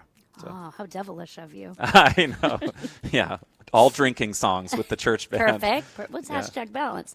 Well, it kind of makes me think of when you talk about like writing for T's versus you, like in trucking. I've written songs in trucking for a long time, and it always felt like an assignment. Like it's still a life, but kind of same thing. Like kind of like to you, kind of maybe felt like when you come in, it's like trucking already existed before I came along. The Plain White T's existed before you came along, so something's already established, and you've got to fit in that mold. It's still coming from somewhere, but it's like you said, got to fit in a box. So then when you become yourself, who you already were, when you step into your solo arena, I mean, well, I'll say it this way: I feel like we moved out into the woods a few years ago, and it's the first time where I haven't lived in the city or suburbia. And I talk a lot about that I think writing is channeling. I didn't think that until I moved to the woods. And I'll walk outside, and the best I can explain it is all of a sudden entire songs in my head. I'm like, where the heck did that come from? Let's go.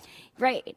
And that's how I felt like writing my own stuff. Like I never trusted that I could just lean in and be me until I kind of I'm like, I'm going to make why am I not making a record that is something that inspires me? Not that trucking doesn't, but you know what I mean? And so with writing for your own solo project, are you finding that it comes, I guess, easier or harder being able to say the thing? Because in a minute we're going to talk about being able to say the thing that someone else can't, and then that really being using your platform for the greater good. But are you finding the songs are coming easier or harder, or are they coming from different inspiration, I guess? I think when I first started the project, they came very easy because I had no pressure in mind of I wasn't sure whether I was going to cut a record. I wasn't sure whether I was going to have a band that was going to be out performing these songs and touring them or whatever. And because of that, it almost felt like there was nothing in the way, like no anxiety about whether, what an audience would think when I started. So the first few came super easy, and then it kind of settled back into how songwriting has always been for me. I don't consider myself super prolific. I'm the kind of player that will like sit around and strum and play, come up with a couple of voice note ideas, leave them on my phone forever. I mean, I think I have like 4,000 voice notes, and I just stole your phone. Yeah, it's fine. Yeah, and then occasionally a song will come that takes 30 minutes to write. Yeah. So, and those are always, sadly, like the best songs, because I think you somehow, like you said, whether you're just channeling something or you're just completely out of your own way at that moment, those songs turn out great. The ones that you grind over, it's not that like people don't end up gravitating towards them for one reason or another, but for me, I mean, knock on wood that Smithereens does a little something, something, but that song took like 30 minutes to write. Rhythm of Love, which was a big hit for me with Plain White T's, that song took like, I don't know, an hour or two. And so you're just like, this is asking easy. the cosmos, why does this occur, and how come I can't just open that channel all the time, Well, then when talking about writings, I mean, I feel like, okay, the show is called We Should Write, and we're wanting to encourage people. We have a lot of truck drivers that listen. We have a lot of aspiring writers, but the show isn't for people making their living off of writing. It's just I firmly believe that people need to write things down so that you don't cry in a public place, which I've done, and or get really sick, And I think the less I think about what I'm saying, the more profound I get, is what I've found. So if I just take out a pen, an actual pen and a piece of paper, and just flow, I'm like, oh my God, what did I just say? Like if I'm not thinking about, And so I think that's the encouraging piece that I want to dive into here for you and for anyone listening that might be like, I'm not going to write my stuff down. That's ridiculous. But like, I think there's stuff that we find out about ourselves that we didn't know. So is there something you found out about yourself with starting this solo venture that sort of shocked you, that you like wrote it down and you're like, oh, I didn't even know I was thinking that?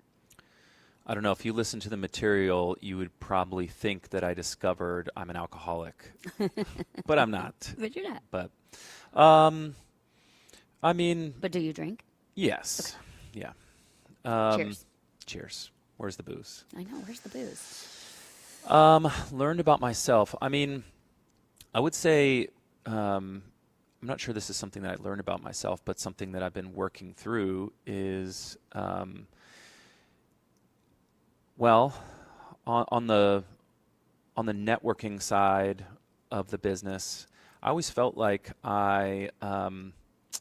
we just kind of rode the successes of the Plain White Tees, didn't approach artists at shows and stuff like that. So I'm trying to circle back and figure out if this is something I've learned about myself. I guess that I'm introverted, or would you say like an extroverted introvert or whatever, who can like turn it on if they have to, but normally just like to sit quietly and observe kind of person. And so ever since starting this, I've really, really just been extending myself, whether it's writing with other people locally here in Austin. We should write. We should write, right? Right. Learning to reach out to somebody that you might even be uncomfortable to introduce yourself to, and just going, let's see if something happens. We should write. We should play a show. And since then, that's translated back into Plain White Tees, and now anytime we're on a festival, I'm hanging out with every band that's on it, and realizing that it's taken, one dinner hangout to get offered an entire tour, or one round of golf to get offered an entire tour, and I'm like, oh my gosh, I've been neglecting this entire side of both myself and the business networking element of music.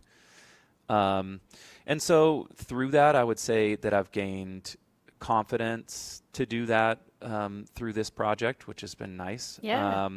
And then even though I fronted singles for Plain White Tees, this is my first experiencing like fronting an entire band, kind of being the one who dictates how things go. And, you know, I don't like to be confrontational at all. But so much of it rests on your own shoulders when you're steering the ship. It does suck sometimes. Sucks. You know, and so you just kind of try to surround yourself with people that pick up the pieces that you don't like to carry. You know. Yeah. But I'm still carrying a lot. I think that's a big thing you learn because, okay, this doesn't sound weird and I don't care. A couple of years ago, I was visiting my friend in upstate New York, in Buffalo, and she's like, do you want to go to a place called Lilydale? So it's the largest psychic medium community in the country. Okay. And if my very Christian parents are listening, they're like, you did what? Yeah. Sorry, I went for entertainment, okay? And the woman said to me, she started with this prayer, and like the trees started spitting. She goes, ooh, this is going to be fun. I was like, okay, cool.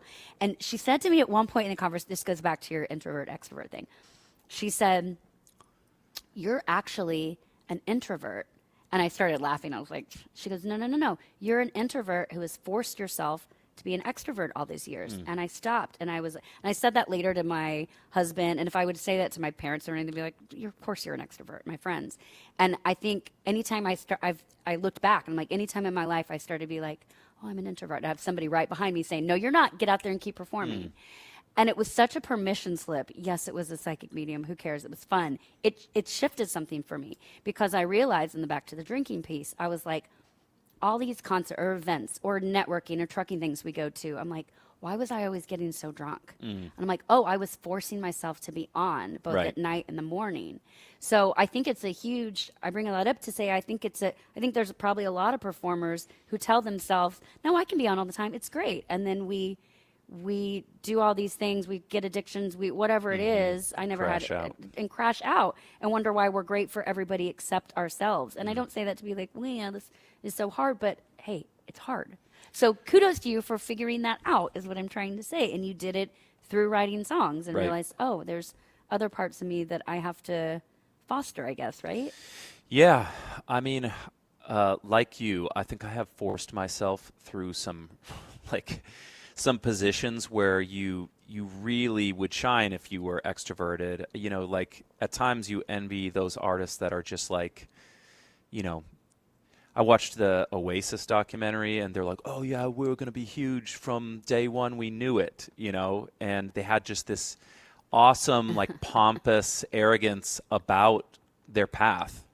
And of course they did. So it's like, yeah, you don't know whether they kind of, what's the term when you like make stuff happen off of? They're manifesting. Yeah, manifesting. Manifesting. Yeah, manifesting their path or whatever. And sometimes you're like, yeah, I mean, I get it, because if you are full of self-doubt and nerve, it just doesn't show well in those situations. But through the tease and jumping on stage all the time, doing like late night TV where you're just sitting there and they're counting you down and you're terrified, like, holy shit, like this is about to happen. Can we swear on here? Yeah. Oh, good. Because we're also talking about church. So again, we are good people. It's like, I love Jesus, but I cuss a little. We good. There we go. Yeah. So go for it. I did a dating reality show. That's how I met my wife. I've never, ever, ever been more uncomfortable in my whole life, standing in front of a camera and doing that. So, that's, yeah. You didn't know her ahead. Like, you genuinely met her on the show, right? Yeah. Okay. Yeah. And, so it does work, guys. All you those shows occasionally work. Y'all been very together a low while. percentage. Married 10. Okay. Yeah. It's working out great. Things are great. But yeah, as an introvert, I mean, it's a lot. It's a lot. Yeah.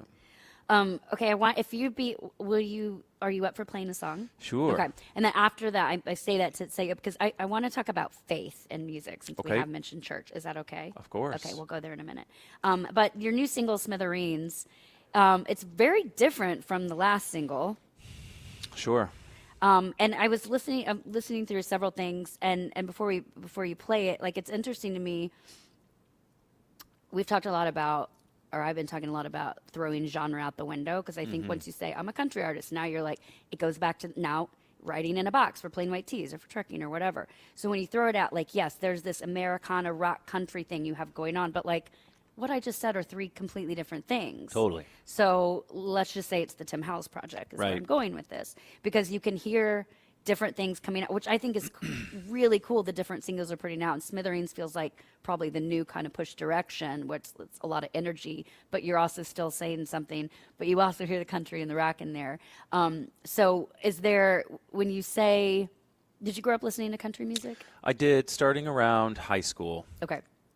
I mean, you can hear all the influences, but Smithereens, I don't know what it is. And I say that as a massive compliment. Yeah, I mean, I think that it does blend. I know genre that blends. Your pretty. marketing people don't let me say that, but I mean. Oh no, I like, bet you they do like that. Okay, good. And also, I mean, the state of country music and the state of Americana, it's pretty blended right now. There's so many different things happening and so many different things working. So, but yeah, influence-wise, it's a weird one. So. Yeah, like the intro of the song is definitely like my guitar player wrote this kind of arpeggiated guitar part riff, and I was like, man, I hear that it sounds exactly or it should sound in production like this Jimmy Eat World song, which of course is like back to rock stuff, pop rock that I was growing up with as well, and then lyrically, yeah, there's. I definitely borrowed from what's that song? Brad Paisley. I want to check you for ticks. Just kidding. That's not what it is. Yeah, exactly.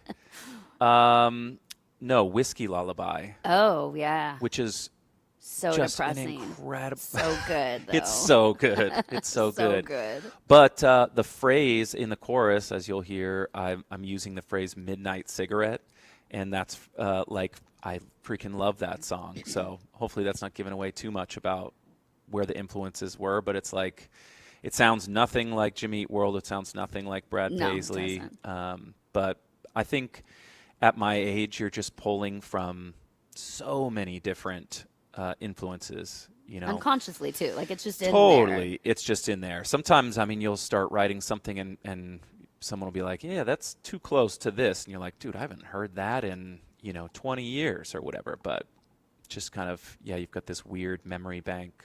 And I don't know, did you want to set up the song? Do you want to talk about what the song's about before we play it? Sure, yeah, because well, let's play it first, and then we'll break it down, because this is the new single. It is out now. Smithereens by Tim Howells. You can find it. Hey, by the way, download it. Don't stream it. Thank you very much. All right. Or do both. Add it to your playlist. Like, these are the things that matter. I'm stressing that because these things are really important, especially, yes, Tim is massively successful in playing white tees, but Tim Howells, this is a new thing. So this is Smithereens. It's the new song. You can also find the music video for it, which is, you've got your kiddos in there, right? Or I've got my son in it. Your son. Yep, my infant son at that time. Infant son. Listen, always capitalize off your children, guys. Exactly. They sell. Here's Smithereens by Tim Howells. You're hearing it here live on Radio Nemo on the We Should Write show. Here we go. I got a heart filled with dynamite, holding the fuse to the flame, and I might blow this whole damn place to smithereens. Can someone help me, please?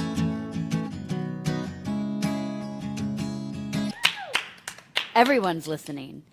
That's so good, and that sounds so basic of me to say, but like That is not an easy song to sing, and to do it with control on our mic setup here. Yeah, I still call it the morning. It's noon, guys, but it feels like the morning to me. So That is amazing, and everyone's listening so much so that we have to take a break to hit our sponsors because they're definitely listening. We'll be right back. This is We Should Write. That is Tim Howell's. The new single is Smithereens. You can download it now. We'll be back in like so short you won't even notice it, but someone's got to pay for us to be here.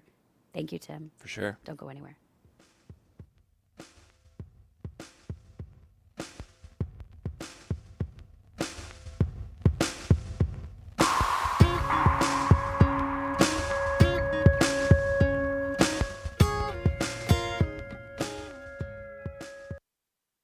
Want to reduce emission systems maintenance costs? Max Mileage Fuel Catalyst is the answer. This advanced solution promotes a longer DPF lifespan and lets you enjoy fewer regenerations by reducing your soot output by 60%. That means less downtime and more time on the road. Keep your system clean and efficient so you can focus on what matters most, getting the job done. Make the smart choice for your vehicle. Head over to PittsburghPower.com to order yours today.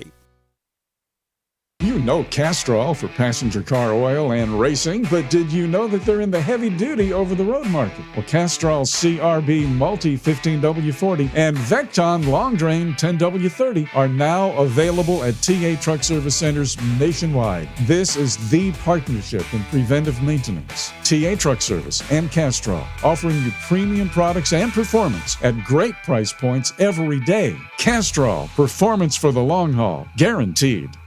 Live hard, drive hard. Shady Rays has got you. If you want a pair of sunglasses that keeps up with your adventure on the road, Shady Rays has got you. If you want to keep your eyes on the journey ahead with a price point right for your lifestyle, Shady Rays has got you. Premium polarized sunglasses with a lost and broken protection program and 30-day risk-free returns and exchanges. Drop in that code RadioNemo at ShadyRays.com and get a 35% discount and make sure you can see where the action is. They got you at ShadyRays.com.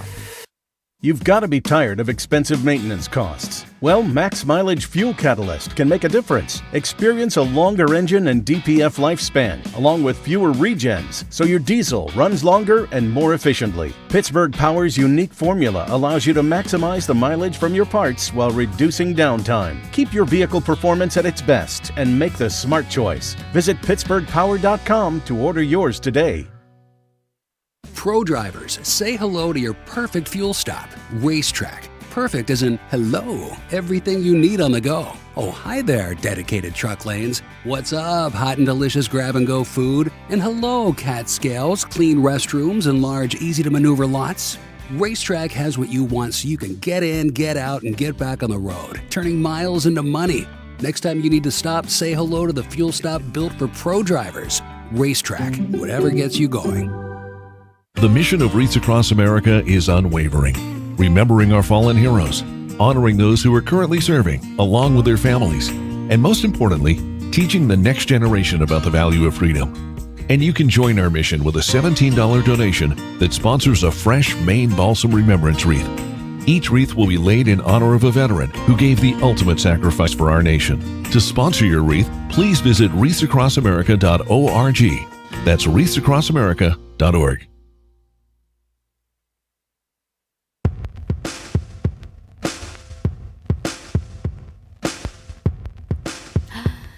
Timothy Howell's Smithereens. You can get it now. Make sure you go download, search Timothy Howells. The song is Smithereens. There's other music as well. Of course, continue to download all the Plain White T's music.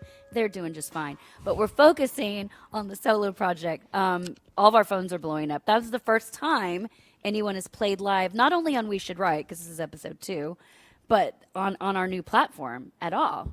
Cool. You were like, you're the guy. Breaking it in. Let's You go. Set the standard. Setting a precedent. You are, and it's high. No one's going to want to play again. Timothy Howells, you can check it out. So, I mentioned before we went to break talking about faith, and before we dive there, I want to talk about fatherhood. Faith and fatherhood probably go hand in hand. I saw your wife, who's adorable, by the way. You're doing great in the cute family I'm doing department. great. Yeah, You did great. She's lovely. She's lovely. I kind of want to be your friend. But she said something I saw on Instagram. It was something by way of we had 2 girls and we thought we were done, but I guess God knows the depth of our hearts, and that maybe secretly, not secretly, Don't make whatever. me cry on the podcast. I'll do it. Somehow, somewhere, God knows the depths of our heart and our soul Right. and our wants and desires, and he gave you a little boy. Right. I might cry too, because here's the thing. For one, I wasn't able to naturally have kids. Okay. And so I thought, okay, maybe we're not supposed to. Maybe that's not what. And my husband and I'm not gonna say got further apart, but it was a really dark time in our life when I'm it sure. was like, what are we gonna do? Tough to navigate. Very tough to navigate. And instead of talking about or navigating it, we just didn't. And it just, things got wonkier, and we were like, okay, we'll just throw ourselves into our social life and our travel and work, whatever. He travels a lot for work too.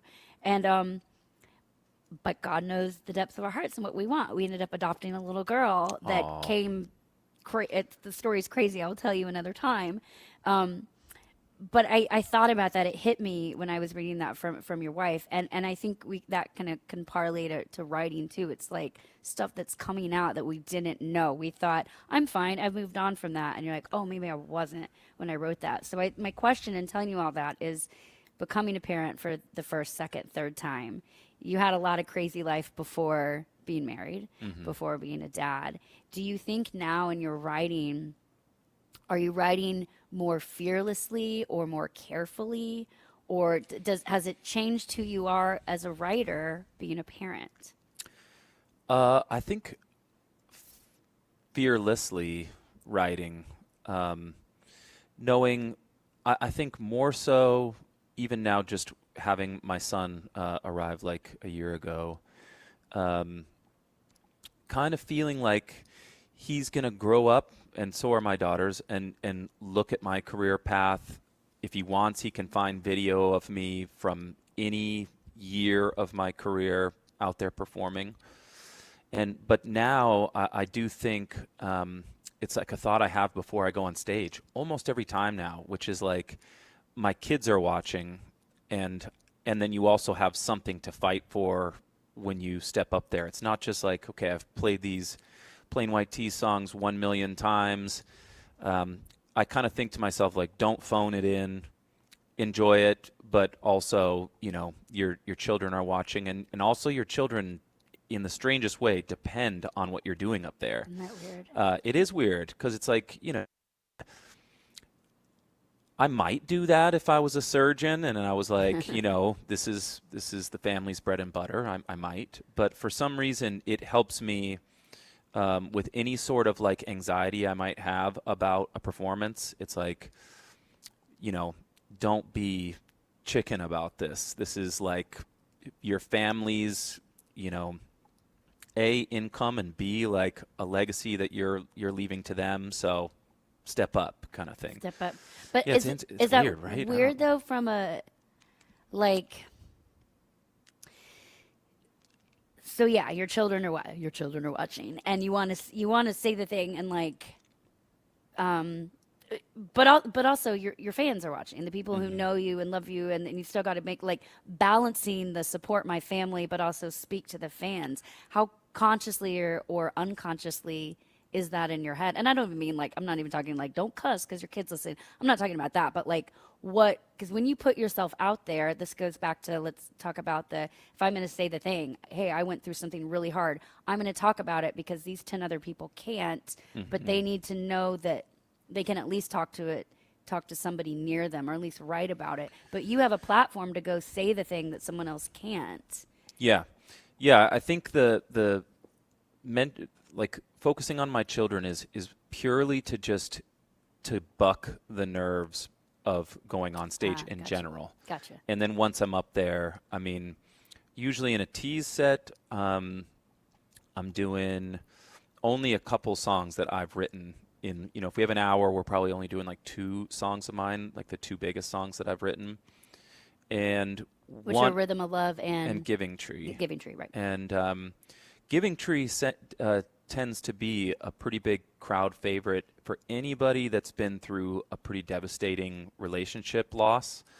And so I usually take a minute to kind of talk about the inception of the song and why it was written. and that tends to just get people really zeroed in on each lyric, and then the song works well. And also, you can there was a girl who was at our show. We were just in Minneapolis, and she was standing front row, and Tom had seen her, the singer of Plain White T's had seen her in the coffee shop before we went to the show. And she was like, "Are you going to play Giving Tree?" And he was like, "Yes, Tim's going to play Giving Tree." And she stood front row, and she just wept the whole time. And I was like, "I'm singing this to you." It was wow. just such a wild, effect of lyric. So, when you're I'm on so glad stage. he saw her in the coffee shop. I know. That's awesome. I know. It's cool. Well, and that goes to, and Madison, if you can cue up, I want to play a clip of Giving Tree here since we're talking about it. But that video is pretty epic as well. Oh my gosh. Yeah, that was a fun one to make. It's amazing. It's really good. Go watch it. I won't try to explain it, but go watch it. It's on YouTube. The lyric in it, when I was listening back, I mean, I heard it, I've worked in radio since I was 16, so I've listened to and played y'all's music for a long time. But listening to it back now in preparation to talk to you, I feel like there's so much music that we listen to, self included, passively, and are like, I love this song, but I'm like, have I ever actually listened to the song? There's a I'm feeling that way too. Yeah. Right? But then listening to it, and again last night, I was like, oh my God, this is devastating. And I know I'm not going to say your name, guy in college that made me feel the way this song makes me feel. His name is Mark. Mark Perkins, actually. I said it. Mark Perkins in Tulsa, Oklahoma. Oh, wow. Oh, wow. It happened. It's fine. Do you have his address? Are we fully doxing him right now? We are.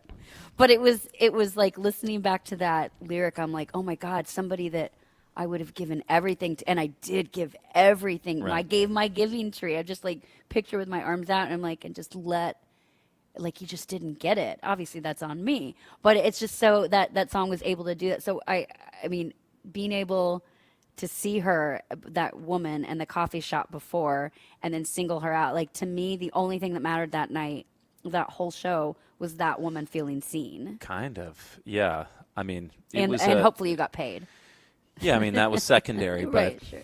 But yeah, I mean, that's the kind of thing as a writer that you can't take for granted, because she's clearly heavily invested in the song, and that is hard to come by, because you just don't always tap into yourself deep enough to speak to somebody else. Some music is just meant to be fun, and that's okay too. I love fun tracks, but when you do dump yourself onto paper and then write a song about it, it's if you're going to release it, you're obviously hoping that it's connecting with other people, and so she was just kind of evidence that it was, which was awesome. She's pretty good evidence. Hey, Madison, can you play us a clip of the Giving Tree so the good people?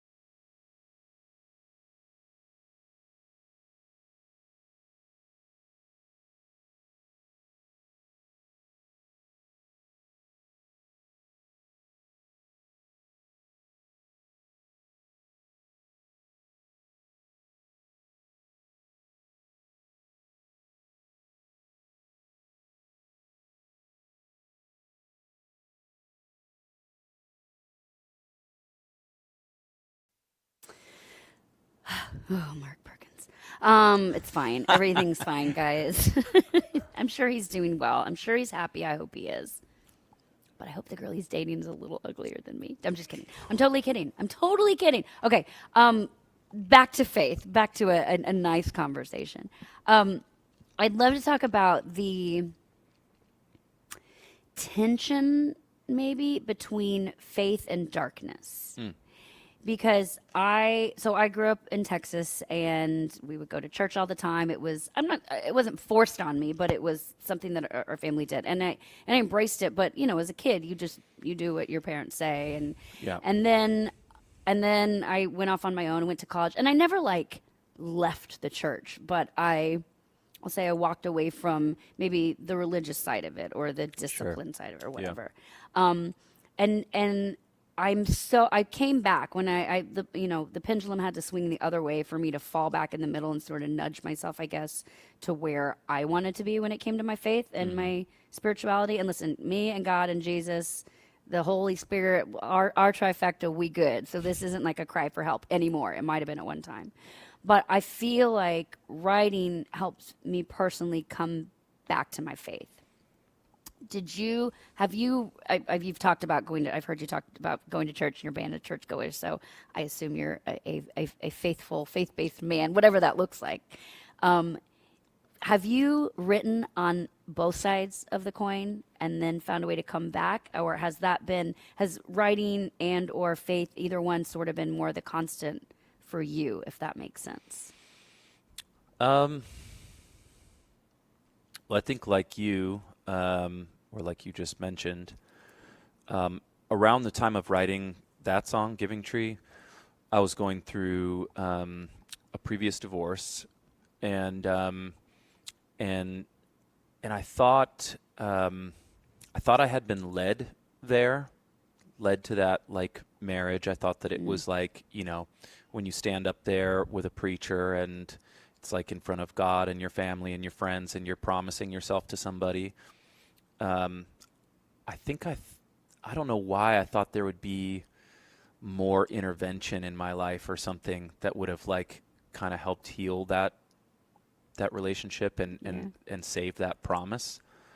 So when it collapsed, it was kind of extremely shocking, and I think I walked away for a while, just kind of really heartbroken, and was just kind of numbing it all up. Just go out on the road and drink a lot and try not to feel much. Yeah. And really all that does is just prolongs what is still just sitting right under the surface. You're just basically not in therapy. You're not taking on the damage or whatever.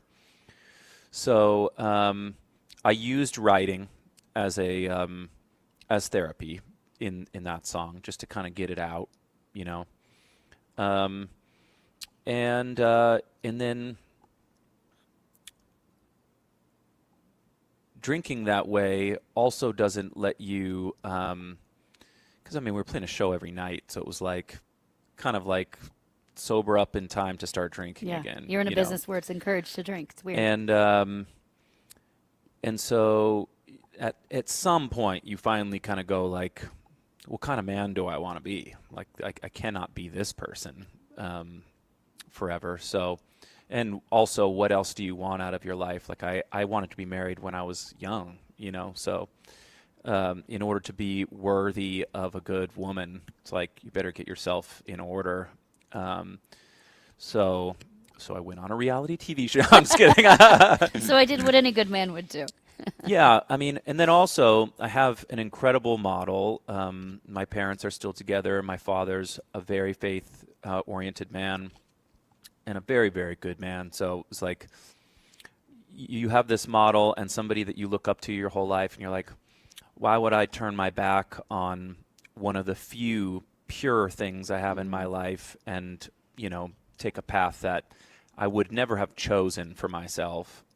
So kind of got my head straight and started leaning back into that and back into faith in order to be better prepared for what kind of people am I going to bring into the world when I do have a spouse and children. I wouldn't want them to be degenerates. So it was if you're going to be the model that your father was to you, then you better sort yourself out and get your life straight. So yes, I use writing as a tool, but then also, I think one of the ultimate tools has been faith, for sure. Amazing. I love that you said, the parent thing is like when you have good parents, and I hope that, I hope if you didn't, anyone listening, I hope you do have good parents, and if you didn't, I hope you are one yourself. But it's like I love that reminder of that's one thing that worked for me. It's a good reminder. I have wonderful parents as well, and why would I shy away from the good things? We're really good at.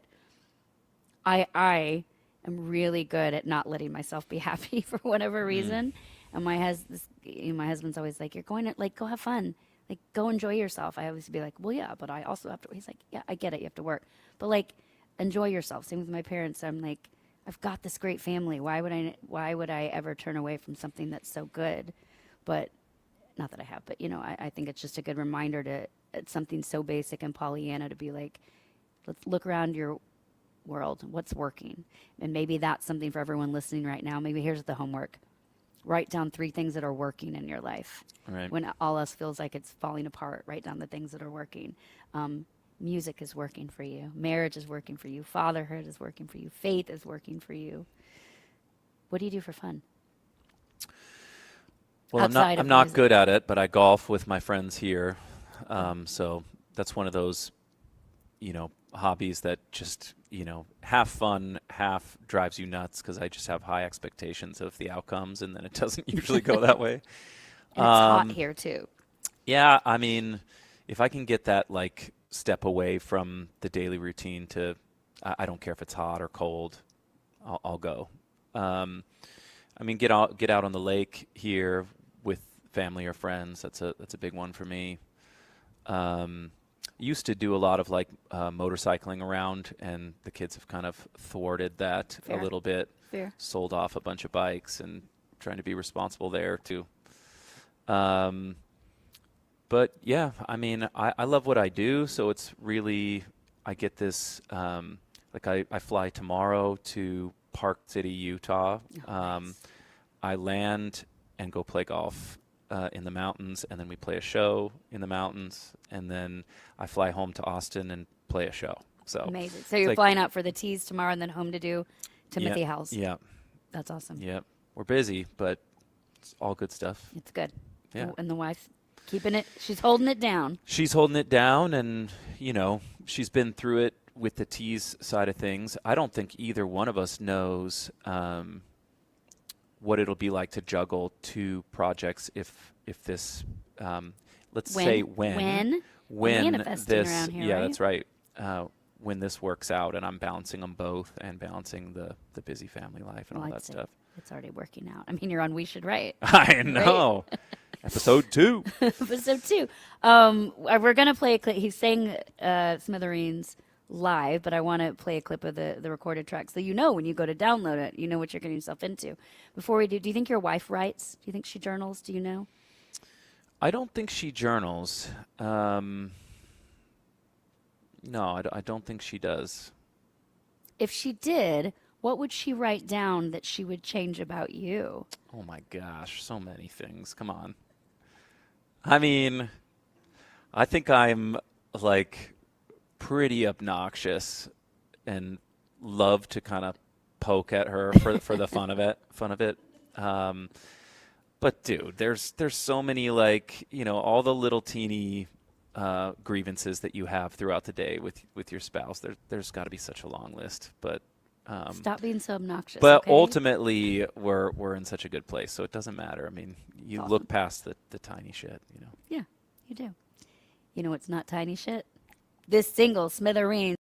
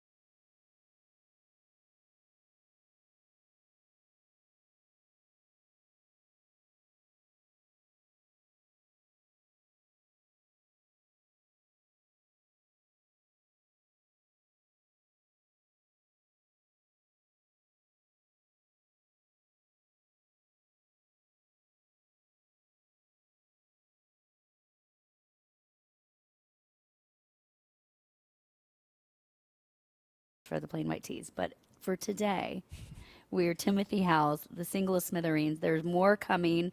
There are live shows. If you get to anywhere near Austin, plenty of live shows. I saw you at Saxon Pub. Yep. Such a cool venue. Saturday. Such a cool venue. Thank you for being on episode 2 of We Should Write. For sure. Thank you for having me. Please let me know when you come to Nashville. Yeah, I think we're working on that. So We should write. We should write, right? Why should somebody out there listening, say a truck driver who sees things day in, day out, who spends a lot of time alone, why should somebody write? Are you talking like journaling or whatever it may be? Why should you put pen to paper perhaps when you're feeling alone or lost? I mean, I think because you can't control your subconscious, right? Your subconscious is beyond reasoning sometimes, right? And there's intention in writing. So you might be truth-telling when you're writing. And when you're thinking, I don't think that's always truth. It's just your brain constantly just reeling and taking you to places that you might not even want to go. So, I feel like you can learn a lot about yourself by writing. And it is therapeutic for sure. It's like you're saying something that to yourself that maybe you wouldn't even say out loud or whatever. So very valuable tool. And I guess what I'm taking away from this is that I have to encourage Jenna to write. I mean, I think it's worth it. Can't wait to read this laundry list of things that perturbs her. We're here to keep your marriage alive. This is what we're doing at We Should Write. Timothy Howells, thank you for joining We Should Write. Everyone, go support the solo project just as much as you have always supported the Plain White Tees. Thank you for being here. Yeah, thanks for having me. Hey, this show has been produced by RadioNemo. This is We Should Write. Check back next week for episode 3. Hey, Timothy Howells, we should write, right? Should write. Right? See you guys next week. Bye.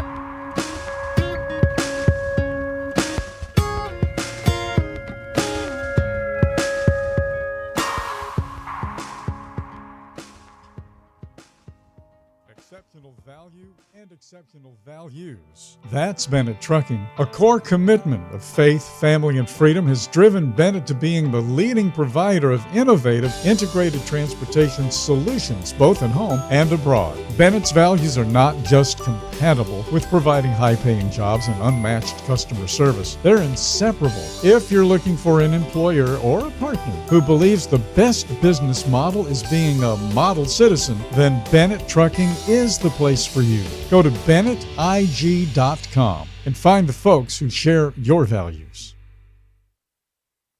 The Joshua Chamberlain Society is unlike any other veterans organization. It's truly a family, and I know that firsthand from working with them myself. Their mission is to make wounded veterans and families of deceased veterans feel the support and appreciation of their community for life. Our veterans' injuries are permanent, and so is the JCS support. From monetary assistance like paying utility bills or college funds to helping our heroes find purpose, JCS is a family that surrounds and supports the heroes who have sacrificed so much. Learn more and make your donation at chamberlainsociety.org. That's chamberlainsociety.org. Pro drivers, say hello to your perfect fuel stop, Racetrack. Perfect as in hello, everything you need on the go. Oh, hi there, dedicated truck lanes. What's up, hot and delicious grab-and-go food? And hello, cat scales, clean restrooms, and large, easy-to-maneuver lots. Racetrack has what you want so you can get in, get out, and get back on the road, turning miles into money. Next time you need to stop, say hello to the fuel stop built for pro drivers. Racetrack, whatever gets you going. St. Christopher Truckers Fund provides free health and wellness programs for drivers to help prevent some common medical conditions seen in the industry. These programs include diabetes prevention, Rigs Without Cigs, a tobacco and nicotine cessation program, Healthy Habits for the Long Haul, a 12-week total body wellness program, a vaccine voucher program that includes free flu, shingles, COVID, and pneumonia vaccines, and GPS, Get Preventative Screenings. That includes free at-home cancer screening tests. These programs are available to Class A over-the-road semi-truck drivers. For more information or to register for a program, visit the St. Christopher Fund website at truckersfund.org. Live hard, drive hard. Shady Rays has got you. If you want a pair of sunglasses that keeps up with your adventure on the road, Shady Rays has got you. If you want to keep your eyes on the journey ahead with a price point right for your lifestyle, Shady Rays has got you. Premium polarized sunglasses with a lost and broken protection program and 30-day risk-free returns and exchanges. Drop in that code RadioNemo at ShadyRays.com and get a 35% discount and make sure you can see where the action is. They got you at ShadyRays.com.